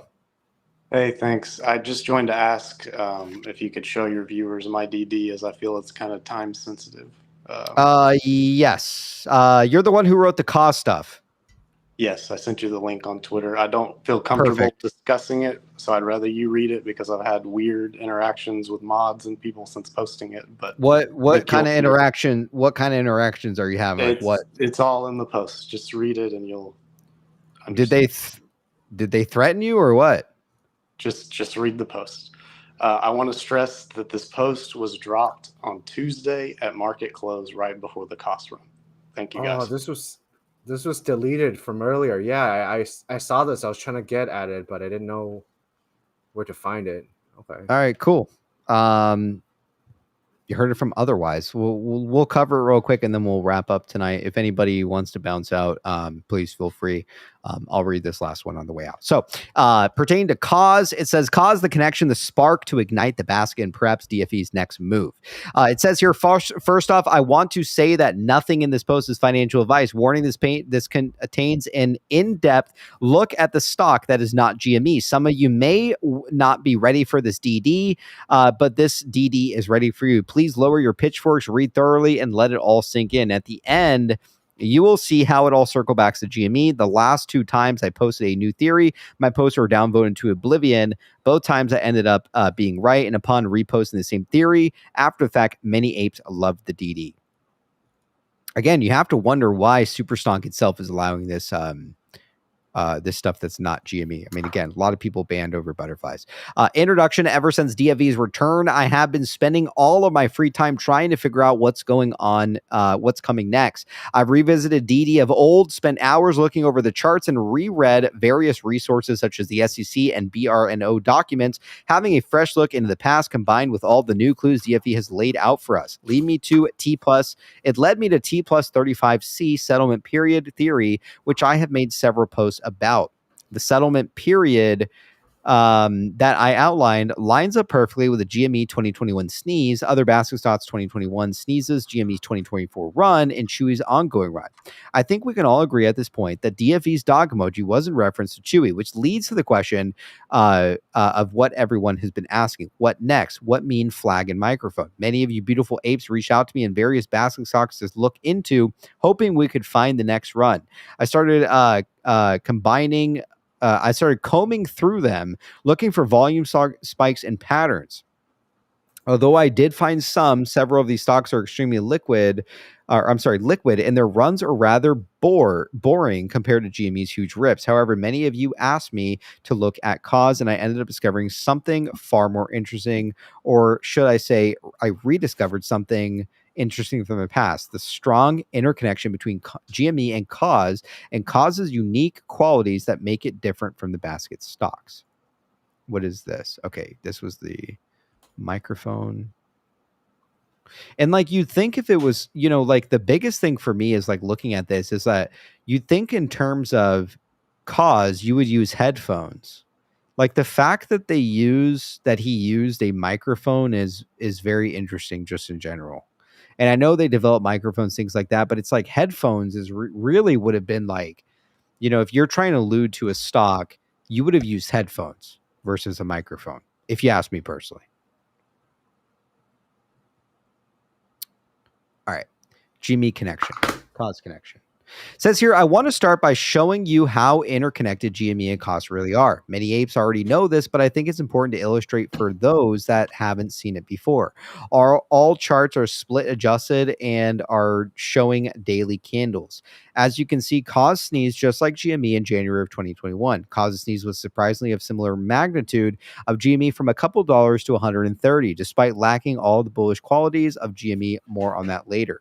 Following the sneeze, GME and cause ran with prices peaking on the exact same days in February and March of 2021.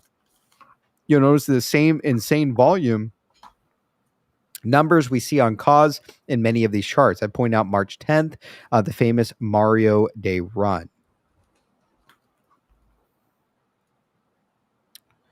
Leave that up for a moment for people to see. I mean, that is very close to being the same fucking, like, it might as well be the same goddamn fucking company, right? I mean, two entirely different companies on the spectrum, yet somehow all the algos are running the same. And that's why I'm so sick and tired of this fucking fraudulent market, is that when you have entirely different companies, even sometimes 20 fucking companies that all somehow run the same, right? Whether it's this like what they've called is like this Aladdin fucking algo or whatever the fuck you want to call it. None of this shit is real price action. Like, this is the most fraudulent and bullshit market I have ever seen, when you can have two entirely different companies. Okay. One is like a manufacturer for fucking mics and headphones, and one is like a retail sector for video games, and they run the exact fucking same on the charts. Like, what a fucking load of bullshit this is. All right, my apologies here. Let's keep moving forward. GME had another big run in May of June of 2021. Cause had a big run. This is one of the few instances where GME and Cause peaked on different dates, but you can see the Cause still had unusually high volume for the entire period of GME's upward movement. Okay, pretty similar. Little different, but pretty similar, I would say.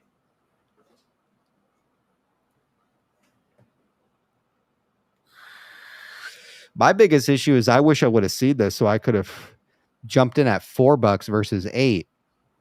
But dude, for me, it was a quick day trade. I made 70% on it. What really wasn't significant in terms of an investment. I just kind of threw some money in it just because, just some FOMO money. And but if I was prepared, man, shit, I could have easily doubled up my GME position. I did a little whoopsie today, and I fucking tried to do a stop loss, and then instead of a fucking stop loss, like on the loss side, it hit buy instead. So my stop was at $9 and my buy-in was at 17, and I got fucking 100. I'm like, for fuck's sakes! I was like, how the fuck? Because I heard the buy ring thing go off, right? I'm like, why the fuck did it go off? I looked at it, I'm like, fuck! I just literally bought the top. Yeah, no, and again, like, when was this written? 3 days ago. Oh man, I'm taking a big L on this one. I should have read this guy's shit. Dude, hold on. Okay, but what does he say? Yeah, go ahead. It can still keep running. That's the thing, right? Because you don't like. It's kind of weird why it just randomly ran. I really don't know. Like, when they can do all this illegal shit, I have no idea what this stock can go to.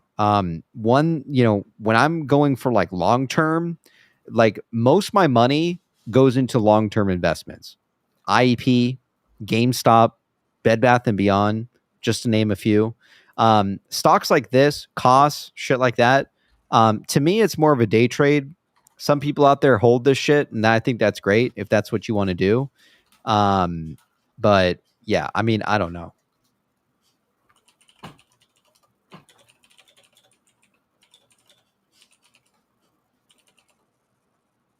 All right.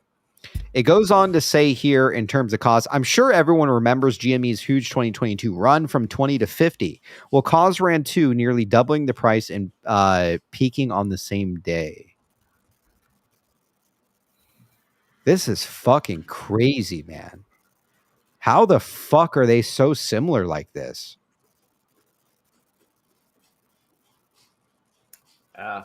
Like, look at the volume. The volume doesn't even match. Like, what kind of fuckery is this? Like, you look at the volume of both of them. Fucking crazy. Like, how do they do this shit, man? Basket, probably. But what's interesting is that just goes to show that when this thing comes crumbling down, man, it's not only GameStop. There is going to be so many fucking stocks that are tied into this that will absolutely fucking explode. I mean, there was one guy I was talking to way back in the day when this was essentially going down, and one thing he pointed out was, he was essentially stating that, look, like, when GameStop fucking absolutely exploded in 2021, nobody was looking at like a lot of these stocks, like these like penny stocks, right? Like, I'm not saying cause is a penny stock. I'm talking about like the really low stocks, the ones that are like 15 cents, 10 cents, things like that. Even those fucking rip, man, like 5,000-6,000% gains. So there's a lot more stocks than we realize. Even just like kind of what some of these guys are kind of pointing out here. There's a lot more here, man, than just, you know, the ones that we know about. I mean, all these fucking penny stocks that are connected to this shit too. Here's another example right here. My apologies if the images are kind of small there. We'll let everybody just take a quick look at it. And we will go to the next one right here.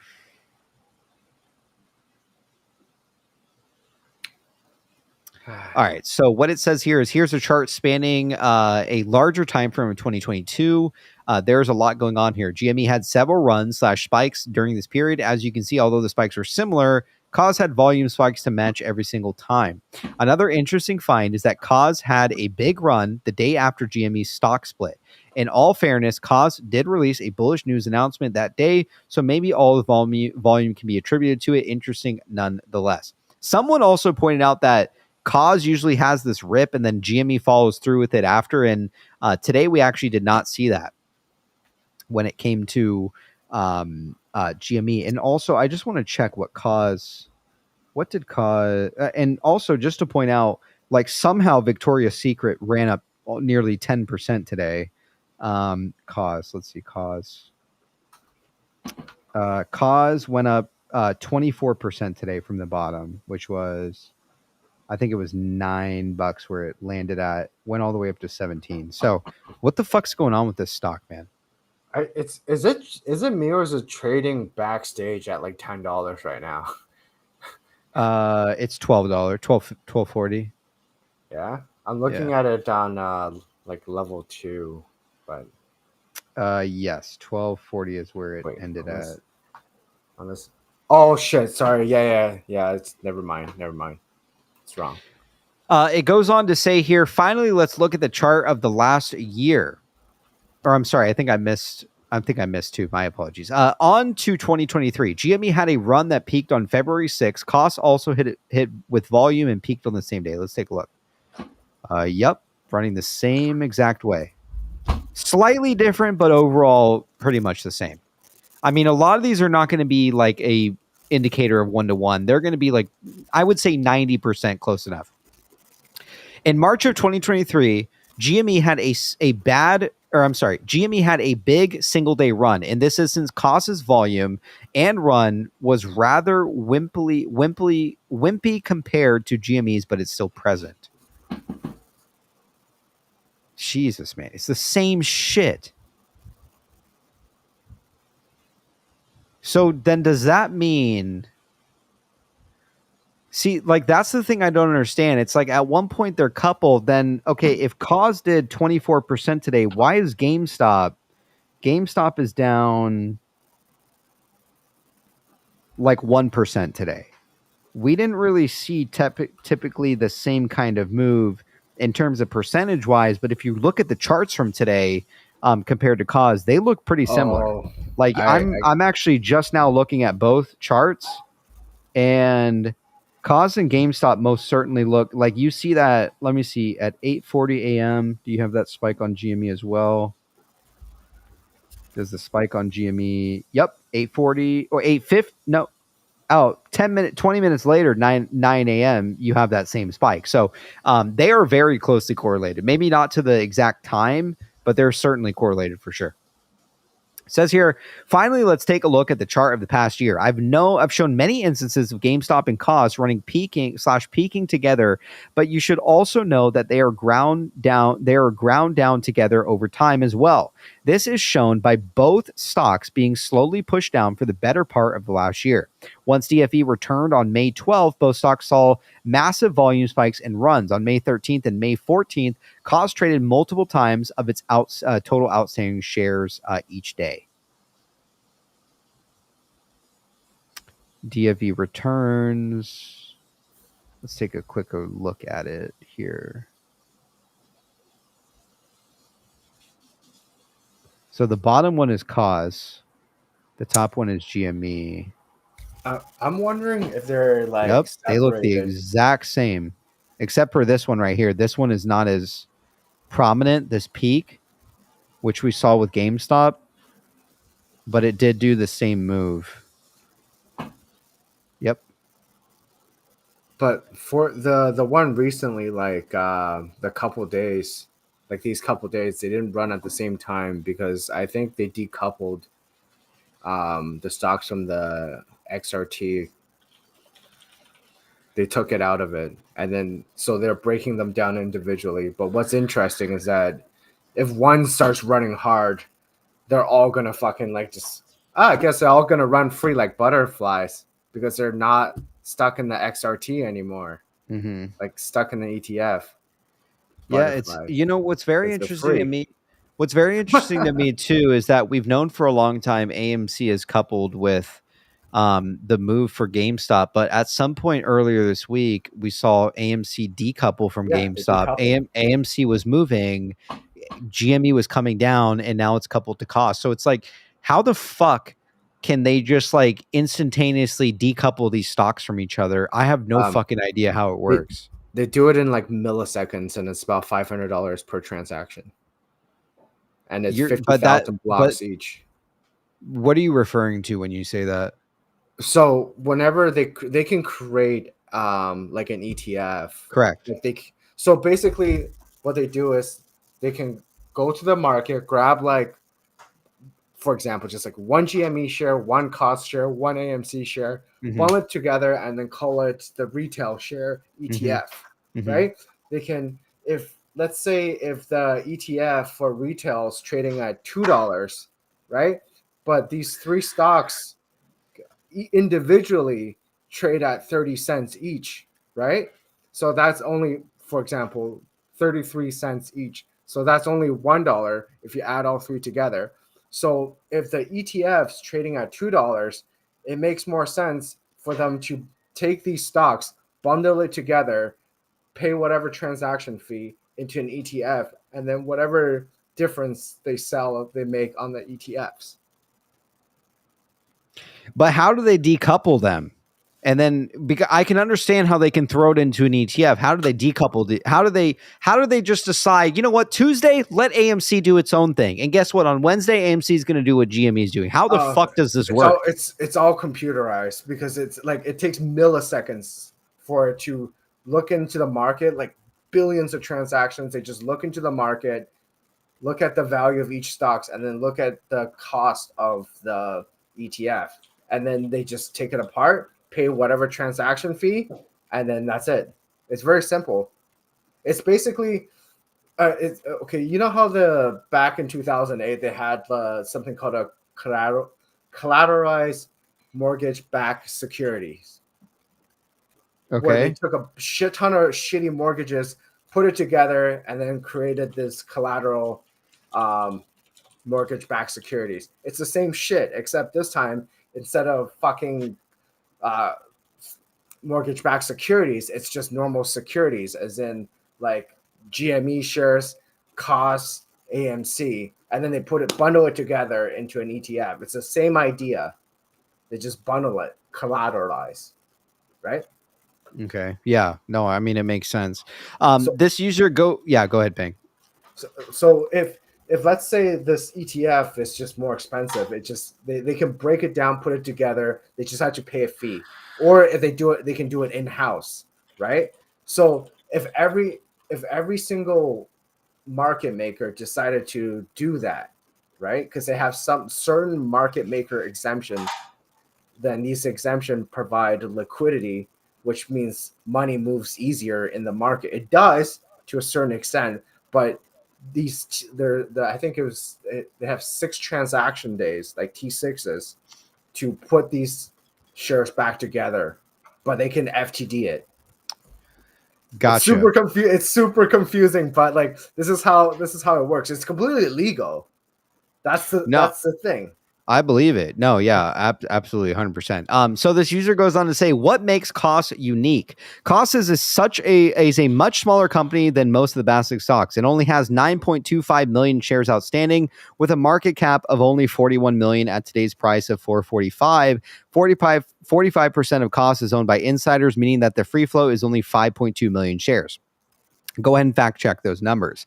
It also goes on to say Koss has no option chain, which you are aware of. Other than these crazy runs that Koss has in tandem with GME, Koss is generally illiquid. With the exception of these volume spikes, most days the stock trades very little volume. It goes on to say this can result in some interesting things. For example, the weak DFE return, Koss borrow rate hit over 100%. It says here GameStop hit a max of 22%. Koss's borrow rate is still hovering around 40%. Koss also FTD'd 220,000 shares on May 13th. That's 2.4% of outstanding shares in a single day. To put that into perspective, that would be like GME FTDing over 60 million shares in a single day, which I feel like is not out of the norm. When you're getting like 150 million plus fucking volumes in some of these days, they're most certainly FTDing way over that. It says here, let's unpack all of that for a second. Here are some interesting points in no particular order. There was a buildup of bullish things that happened to GME in 2020, which ultimately resulted in the sneeze. First, Michael Burry came in. GME made a deal with Microsoft. Obviously, DFE entered the arena. Cohen came in. And finally, there was a massive FOMO of call buying from retail. All of this culminated in GME's massive run. Now let's look at Koss. Koss has no DFE. There's no Cohen. There's no call. But well, we can't really say for sure there's no DFE there. No Cohen, no call buying. Yet it still ran just as hard. Let that sink in. Koss ran from a couple bucks a share to 130 simply on the back of the basket. There was no market maker hedging of options. There was no extremely bullishness and no FOMO into the company, just pure basket covering. Scroll up and look at the sneeze. So I guess what he's inferring is that back in the day, there was none of these indicators. I think if you ask me, most certainly why the stock is ripping as of right now, it's most certainly because DFE has probably bought a position. I would say that's probably safe to say at this point in time. Like the stock, like GameStop's not even ripping right now, but somehow Koss is. I think probably maybe it's a T35 cycle or something like that, but most certainly there's a reason why it's moving. So Jazz says, PP, Jackie Lee Tits was talking about you shit on YouTube. Why don't you bring him up here and fuck him hard in talks? I think he's, from what I heard is that he doesn't want to come on the show apparently because I shit talked him. I really don't give a fuck at the end of the day. If anybody wants to throw around that childish shit, like shit talking, Jackie Lee Tits is, in my opinion, again, I respect his TA, but the guy comes off super arrogant and like he knows everything. He's more than welcome to come on the show and say whatever he wants. But I really don't give a fuck about any of that drama bullshit. Okay. Yeah, I don't have time for that shit. It's childish shit. During these runs, Koss is trading many multiples of its float in a single day. Hell, it trades many multiples of the entire shares outstanding in a day. It says here the stock will go from trading like 10K shares, like 10K shares a day, then boom, tens of millions of shares out of nowhere.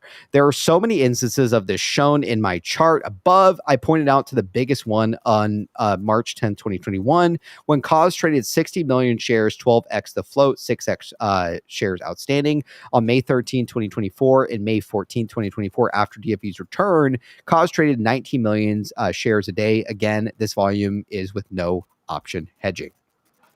It says here, when Koss runs, there is no option chain for the short hedge funds to manipulate. Think about all the tricks they've used on GME runs over the years. They create massive resistance with put walls. They manipulate IV by selling calls. They even buy calls themselves to profit off of the run that they know is coming. None of that is possible at Koss. Sure, they still have dark pools and push out the volume in the exchange, but they can't pressure the stock down or hide shorts with options. If they want to profit off a run, they have to buy the actual stock and file it, which I think is a very good point here as well. Look at how easy it is would be to lock the float of Koss, around 20 million to buy up the float, or 40 million for all the goddamn shares. In my opinion, Koss's tiny size makes it the biggest vulnerability to blowing up the basket. This is my main post. Now, I will say this, the only thing I don't agree with this user's DD, is that, and I want to just take a very quick look at the float today on cause. What was the volume on it? There were 57 million in volume. Okay. 40 million. What did he say? Around 20 million to buy up the float, or 40 million of goddamn shares. Well, somehow we traded 57 million shares today. So I don't really know. That's the only tidbit I will say that I don't really understand. And again, I'm not saying anything bad about the DD or anything. I actually personally like the cost stuff. But again, if OP ever wants to come on the show and kind of explain this a little bit more, 57 million shares traded today. And if we're led to believe that this run was in fact due to maybe buying up, where was it? A float of 9 million. I don't know what the fuck we're trading at this point. A free float of 5.2 million. Let's say DFE came in and bought 9 million. What the fuck are we trading? Is the biggest question out there. Float is like 9 million. Okay, well, let's say DFE came in and bought the float. What the hell are we trading here? Like, how the fuck is this trading 57 million? Because I know if, insiders hold nearly 40% of this shit, truly, like, honest to God, what the fuck are we trading here? Synthetics, maybe, things like that. Yes. So the way FTDs work, I can come up with like a couple ways already. We actually have, yes, go ahead, Ping, and then we have the guy who wrote this. He actually just joined again. Maybe he'll come on and explain this. Okay, of how it's done. So originally I said XRT, you can take down ETFs and stuff like that, break up, and then put it together. And when you short a stock, right, you have to pay short interest, right? Because physically they have to go and find it. So that is one way of making it go down. Another way, like I said, with XRT or any sort of ETF where they break it down, when it's done in-house, they don't have to even report that shit. They don't even have to fucking pay short interest, right? It doesn't show up as FTD on costs. It'll show up as FTD on like XRT or whatever I was mentioning earlier, which is VTI. That's the ETF's name, right?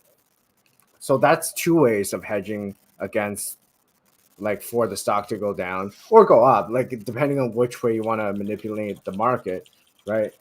For longer terms, you can do swaps, right? So that's already three ways. Now, I don't know all this crazy shit they do. I think there was one more I can think of. It's like front running trades, because they're trade on algos. They can fucking, if they decided to algorithmically trade, like high frequency trade these shares, they can front run and then have everything being sold on the bid, then the ask, then the fucking stock will go down, right? If you have more sold on the ask, then the prices go up, right? Mm-hmm. There's lots of fucking fuckery. I actually learned that from Ross Brown. Front running. I didn't know any of this shit. Yeah, I mean, again, like, great point, Ping, which, a lot of the front running stuff that's going on. We have Otherwise with us as well. Otherwise, what did you want to add here? I know that you're the original OP of this DD here. I was just going to answer two of your questions real quick. So the first one, that one chart that diverged since DFE returned, the only divergence was the dilution. Okay. The point you just read, the float is 5 million. Yes. The insane volume came after this post, and if you get to the end, you'll see. So I would just say keep on trucking. Okay, sounds good. Yeah, we'll get through it, man. I know it's long. I appreciate you doing this. No, it's good. Yeah, and if you want to just sit tight too, like you even if you don't want to say anything, if we get to a point where maybe we don't know, you can jump in. But okay. Yeah, that sounds good. Where were we here? We were. Let's break it down. Okay. No, wait. We were.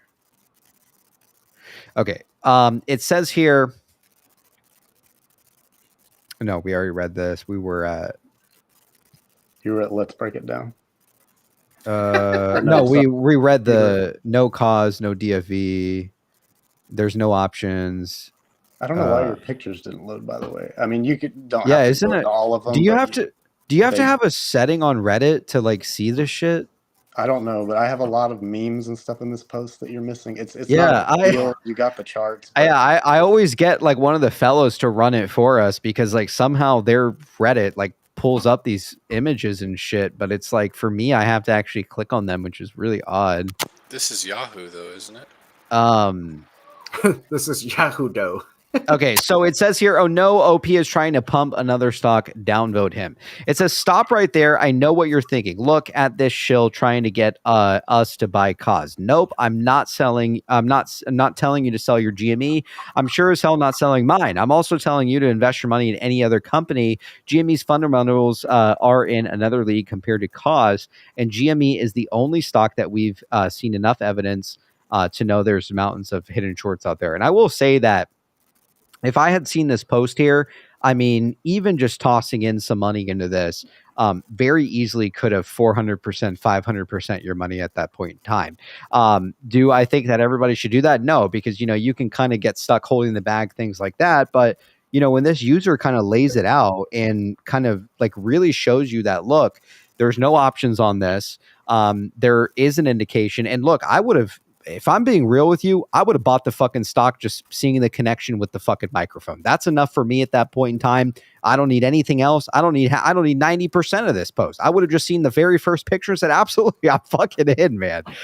So I got to say, it is a very well-written DD here. And I don't think the user is necessarily telling anyone to do anything with their money.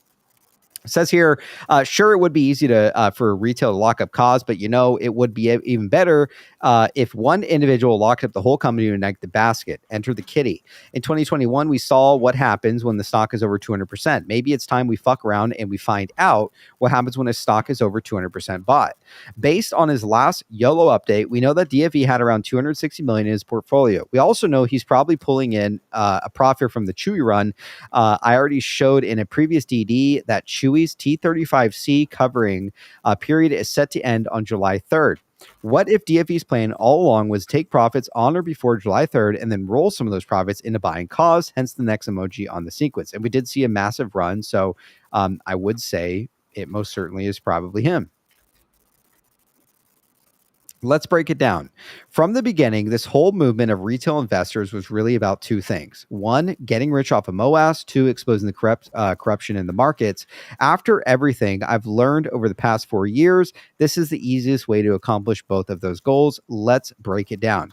We know the short hedge funds are so stupid that they have interconnected these baskets of stocks to no return. Based on both the sneeze and other most recent run, it is obvious that a massive run on one stock in the basket ignites a series of runs across the market.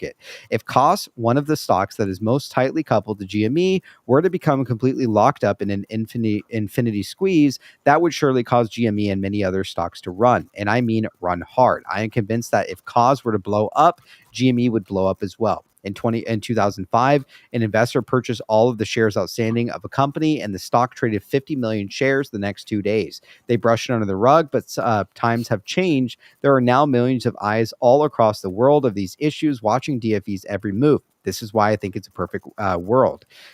It goes on to say it would be much better to have one entity, DFE, lock up cause. The corruption would truly be exposed and undeniable for the world to see. The prediction, Mr. Deep fucking Value. The legend himself is going to show us the path to MOAS. He either already took profits on the Chewy run, or he's going to be on July 3rd. He's going to flex that massive portfolio of his and buying up the cost float, or perhaps 9 million shares, and put the rest into GME. We'll see a cost SEC filing. We'll see a cost SEC filing a week later. Then we wait. Next time GME runs, they won't know what to do with costs. This will be the spark that ignites the whole basket. Once we actually get to the point in which shorts are forced to close, GME will rise in the biggest squeeze of all of them, because the billions of hidden shorts that we know are still out there. It says mic drop. At this point, I would recommend clicking all the pictures in the updates, because there's charts and stuff that are okay.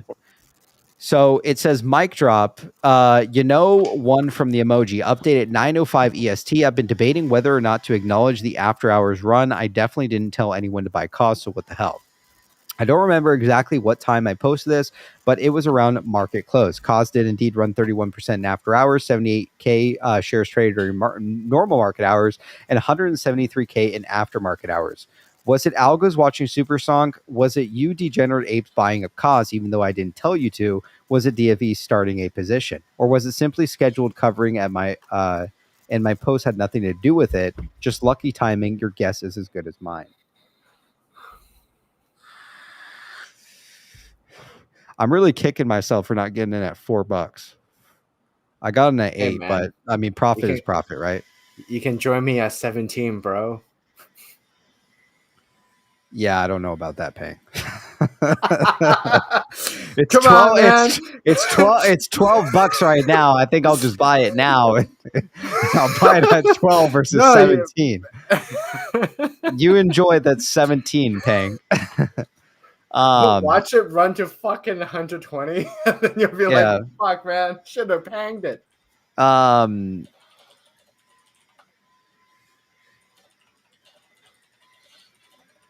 All right. A lot of people are trying to get on the show. I mean, I'm surprised so many people are trying to get on this late. I mean, even Spurious Spunker is back there. Spidey's back there. Oh, shit. Did MKK... All right, MKK left. All right, okay, take care, man. Love you. Can we hear what Spidey has to say? Yeah, Just yeah. real quick. Sure. Spidey, go ahead, man. Can you make it quick just because we're trying to get through this DD here? It's pretty lengthy. Yeah, can you hear me? Yeah, we can hear you. Perfect. All right, so real quick, do you know when we filed for bankruptcy? April 23rd, 2023. Perfect. If you can go to docket number 2403, and again, super quick, not even 5 minutes. 2403. Which one is it? Docket 2403.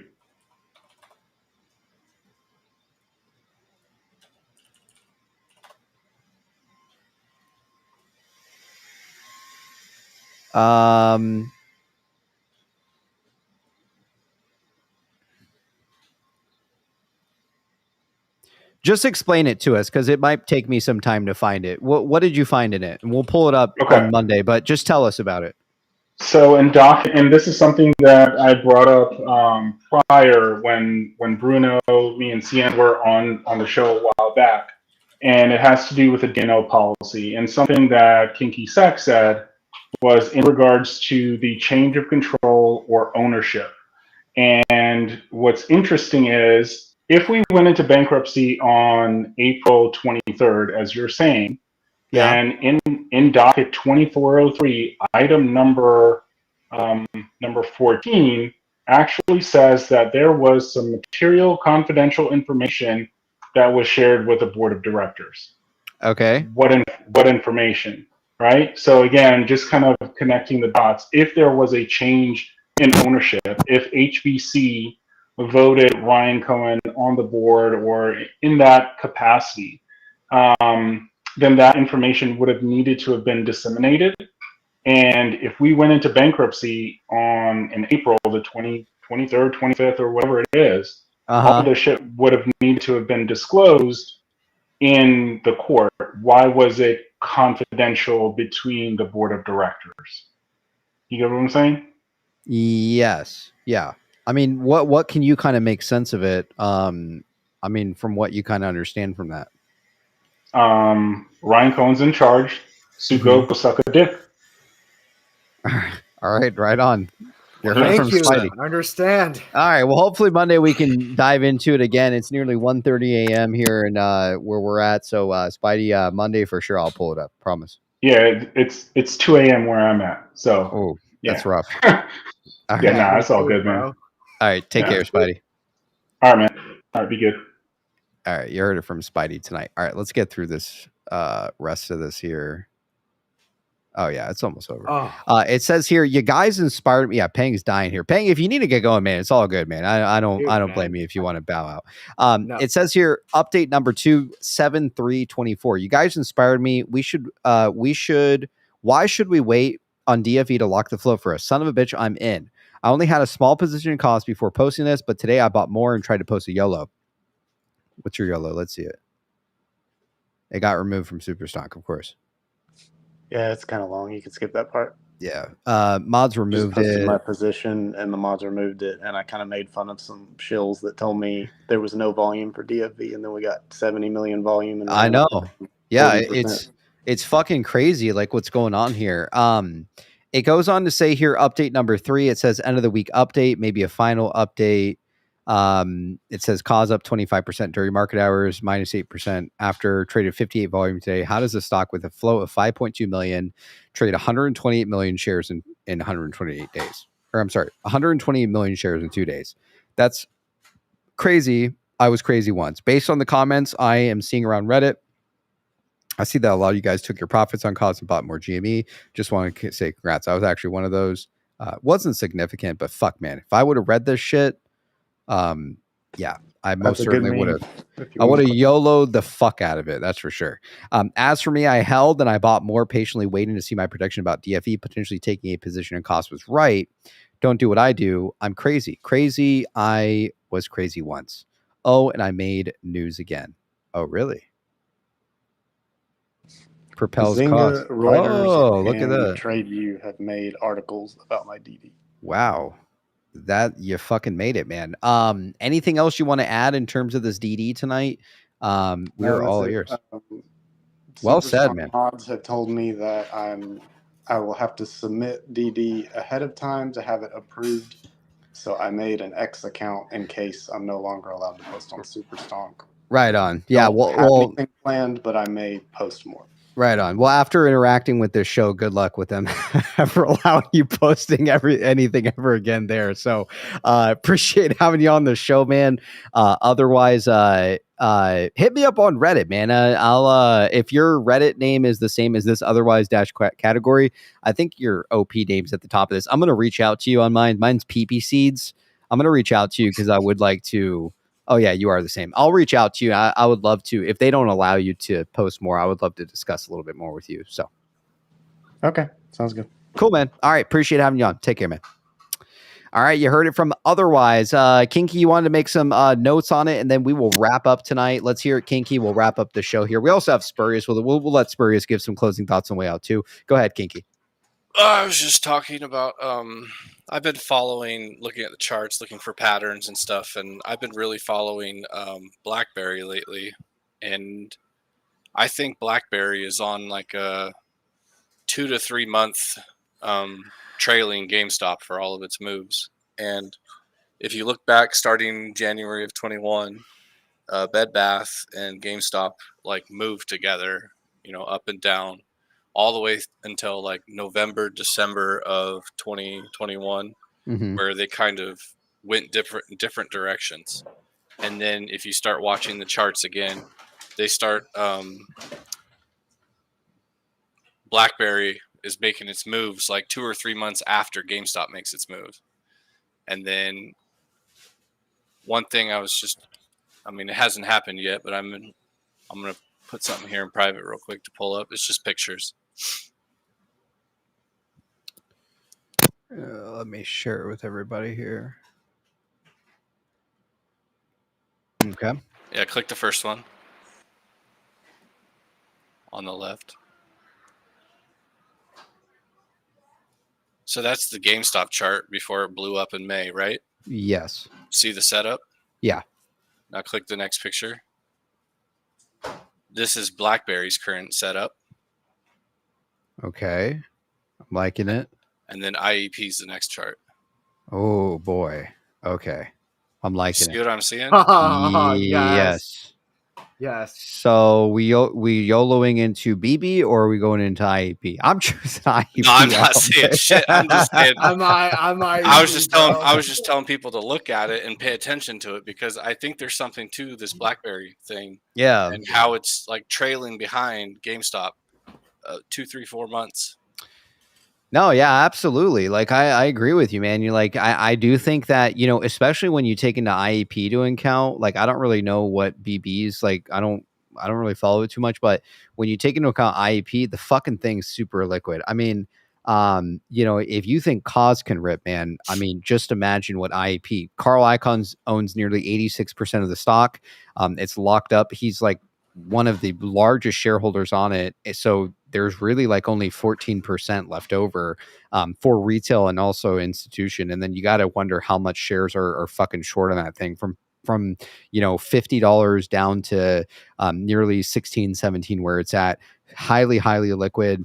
Look, like if DFE was going to run one of these plays, and again, again, I don't speak on behalf of DFE, but I have no fucking clue how the fuck you're not going to acquire 9 million shares of IEP, especially with that dividend.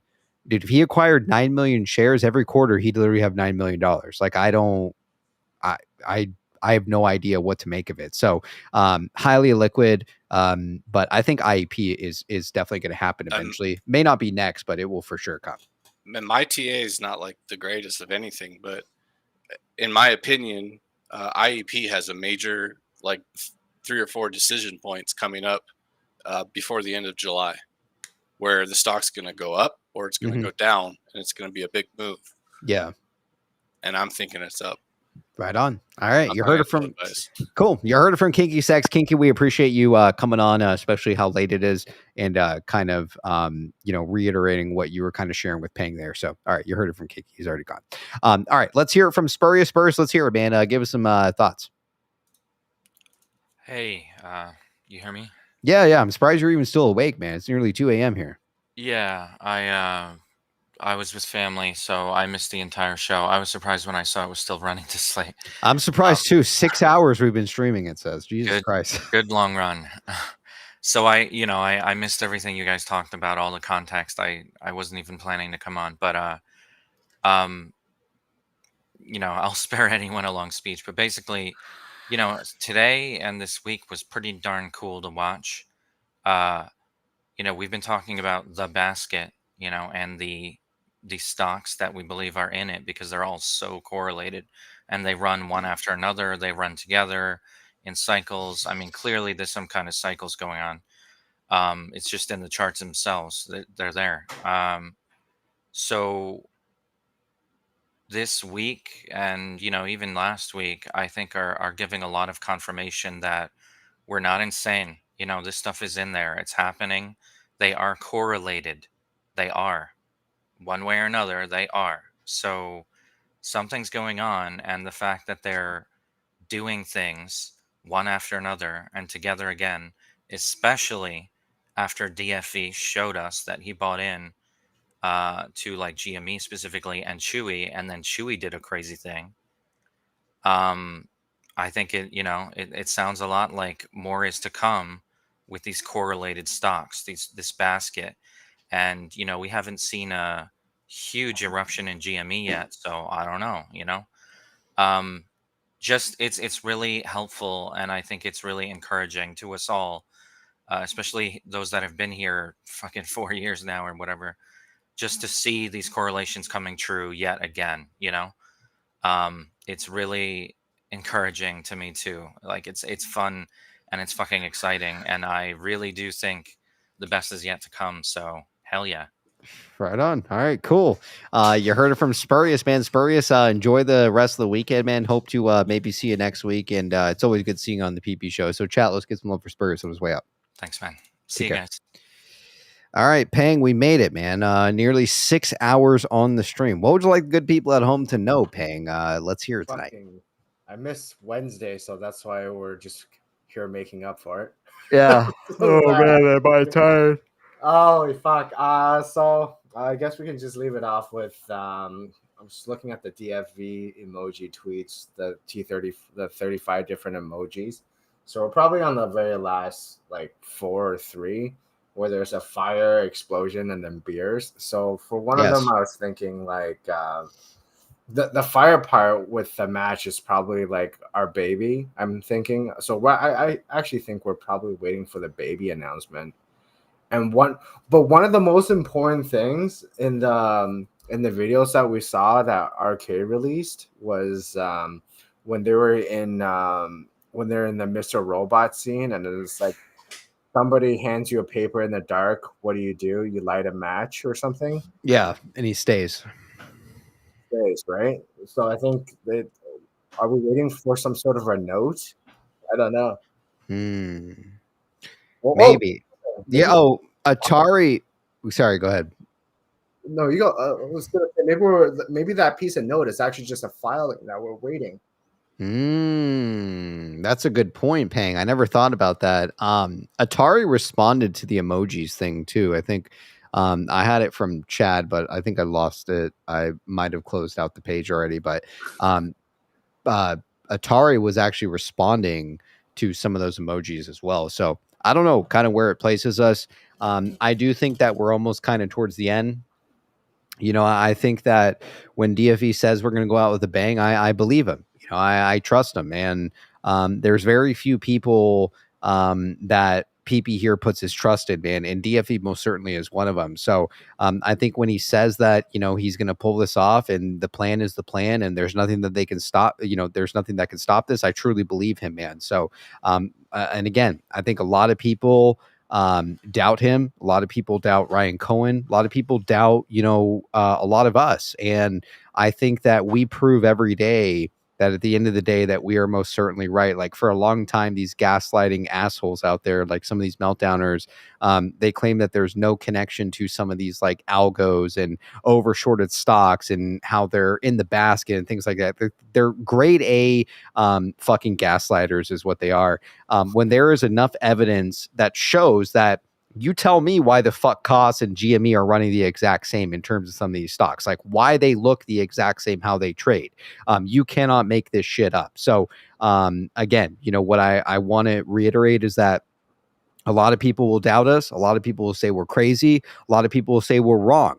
But in the end, fellas, we most certainly will be the last people who will have the last laugh because we'll be laughing all the way to goddamn Teddy Bank, man. So, Pang, let's hear it, man. Anything else you want to add on the way out? Let's hear it tonight.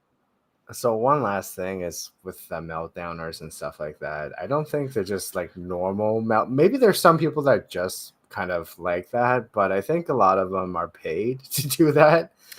Like there's no way someone's on your ass for like fucking months on end without gaining something from it, right? Like if I didn't like somebody, I'd just call them an asshole and then just leave. Exactly. Why the fuck would you spend months on end telling people they're retarded and crazy? Like, yeah. Well, I mean, why would you do that? Yeah. Here at the PP Show, we were actually able to capture a meltdowner in real time. There you go, Pang, right there, man. There's the meltdowner in his natural habitat, man, right there. Just sitting there waiting for the next PP episode to clip, waiting to talk shit. There's your fucking meltdowner, man. So yeah, I'm not worried. Wow. All right, Pang, loved having you on the show, man. Appreciate having you here. Enjoy the weekend, man. You deserve it. What a long stream, man. Appreciate you coming on and hanging with me, man, tonight. So chat, let's give a big uproar for Pang, and Pang, enjoy the night, enjoy your weekend. Hope to see you next week. We're no fucking wrinkle brain, but we try our best. Right on, man. Yeah, I'm sure we're making Jake proud out there, man. We'll do what we can. All right, Pang, take care, man. See ya. There you have it, man. The fucking PP Show. We got together. We talked some DD. Hell, even a few of the fellas came on the show. Pang, Spurious, a few of the other fellas throughout the night, like Kinky, 10 Shorts, things like that. What an excellent night, man. I mean, again, if you ask me, it's got to be soon, man. And I know I've said it for a long time, but I don't think anything would really make sense if essentially that was just simply it, man. You know, the story ends. We get nothing. Nothing happens. I don't believe it, man. I think that truly we're sitting here. One of the greatest times in history is playing out, and there has to be a reason why they strategically put Bed Bath & Beyond in this bankruptcy. Maybe it has to do with some of these swaps. Maybe there's a multitude of things that are very questionable here. So with that being said, we're going to wrap up there. I hope you guys enjoyed the night. I hope you guys enjoyed the long stream, man. Nearly 6 hours. My God. I haven't even eaten dinner tonight, man. So that's the first thing we're going to do right after the show. Ben Win with the 10. Appreciate the love, Ben. I love the passion PP is showing, and that was hilarious. Right on, man. Yeah, that's not the first time we've banged on that goddamn wall, man. We also got Bill G out there with the 2 Ramez booby trap. We got Jealous with the 2, Michael Cera looking away from Ocean's 11 clip Baby. We also got Bill G out there with the 2, Pang, Why You Laughing, Tinder DMs, Grinder DMs. We also got Jacqueline with the 5, 9.1 million shares of Bed Bath. Could have been purchased for under 2 million at the end, just saying. We also got Bill G out there with the 2, Who is ramming down Victoria. And we also got Raphael out there with the 2, Timeline says cause just passed. Visco is next. I don't know. I'll be looking at both. So With that being said, enjoy the weekend, fellas. I hope you guys enjoyed the stream. Again, I appreciate you guys tuning in. Whether you donate, you watch, whatever it may be, I appreciate your guys' support here at the PP Show. So we're going to wrap up the show there. I hope you guys enjoy the dildo slap on the way out. Appreciate you guys tuning in tonight. I'm surprised we had so many viewers, man, all the way up until 2 a.m. Again, a lot of people are jacked, man, me included. So enjoy your weekend. We'll see you guys Monday. I love you all, man. Enjoy the dildo slap on the way out. Have a good night, man. Touch some grass, maybe smoke some grass, and we'll see you guys Monday. All right. Love you all. Peace.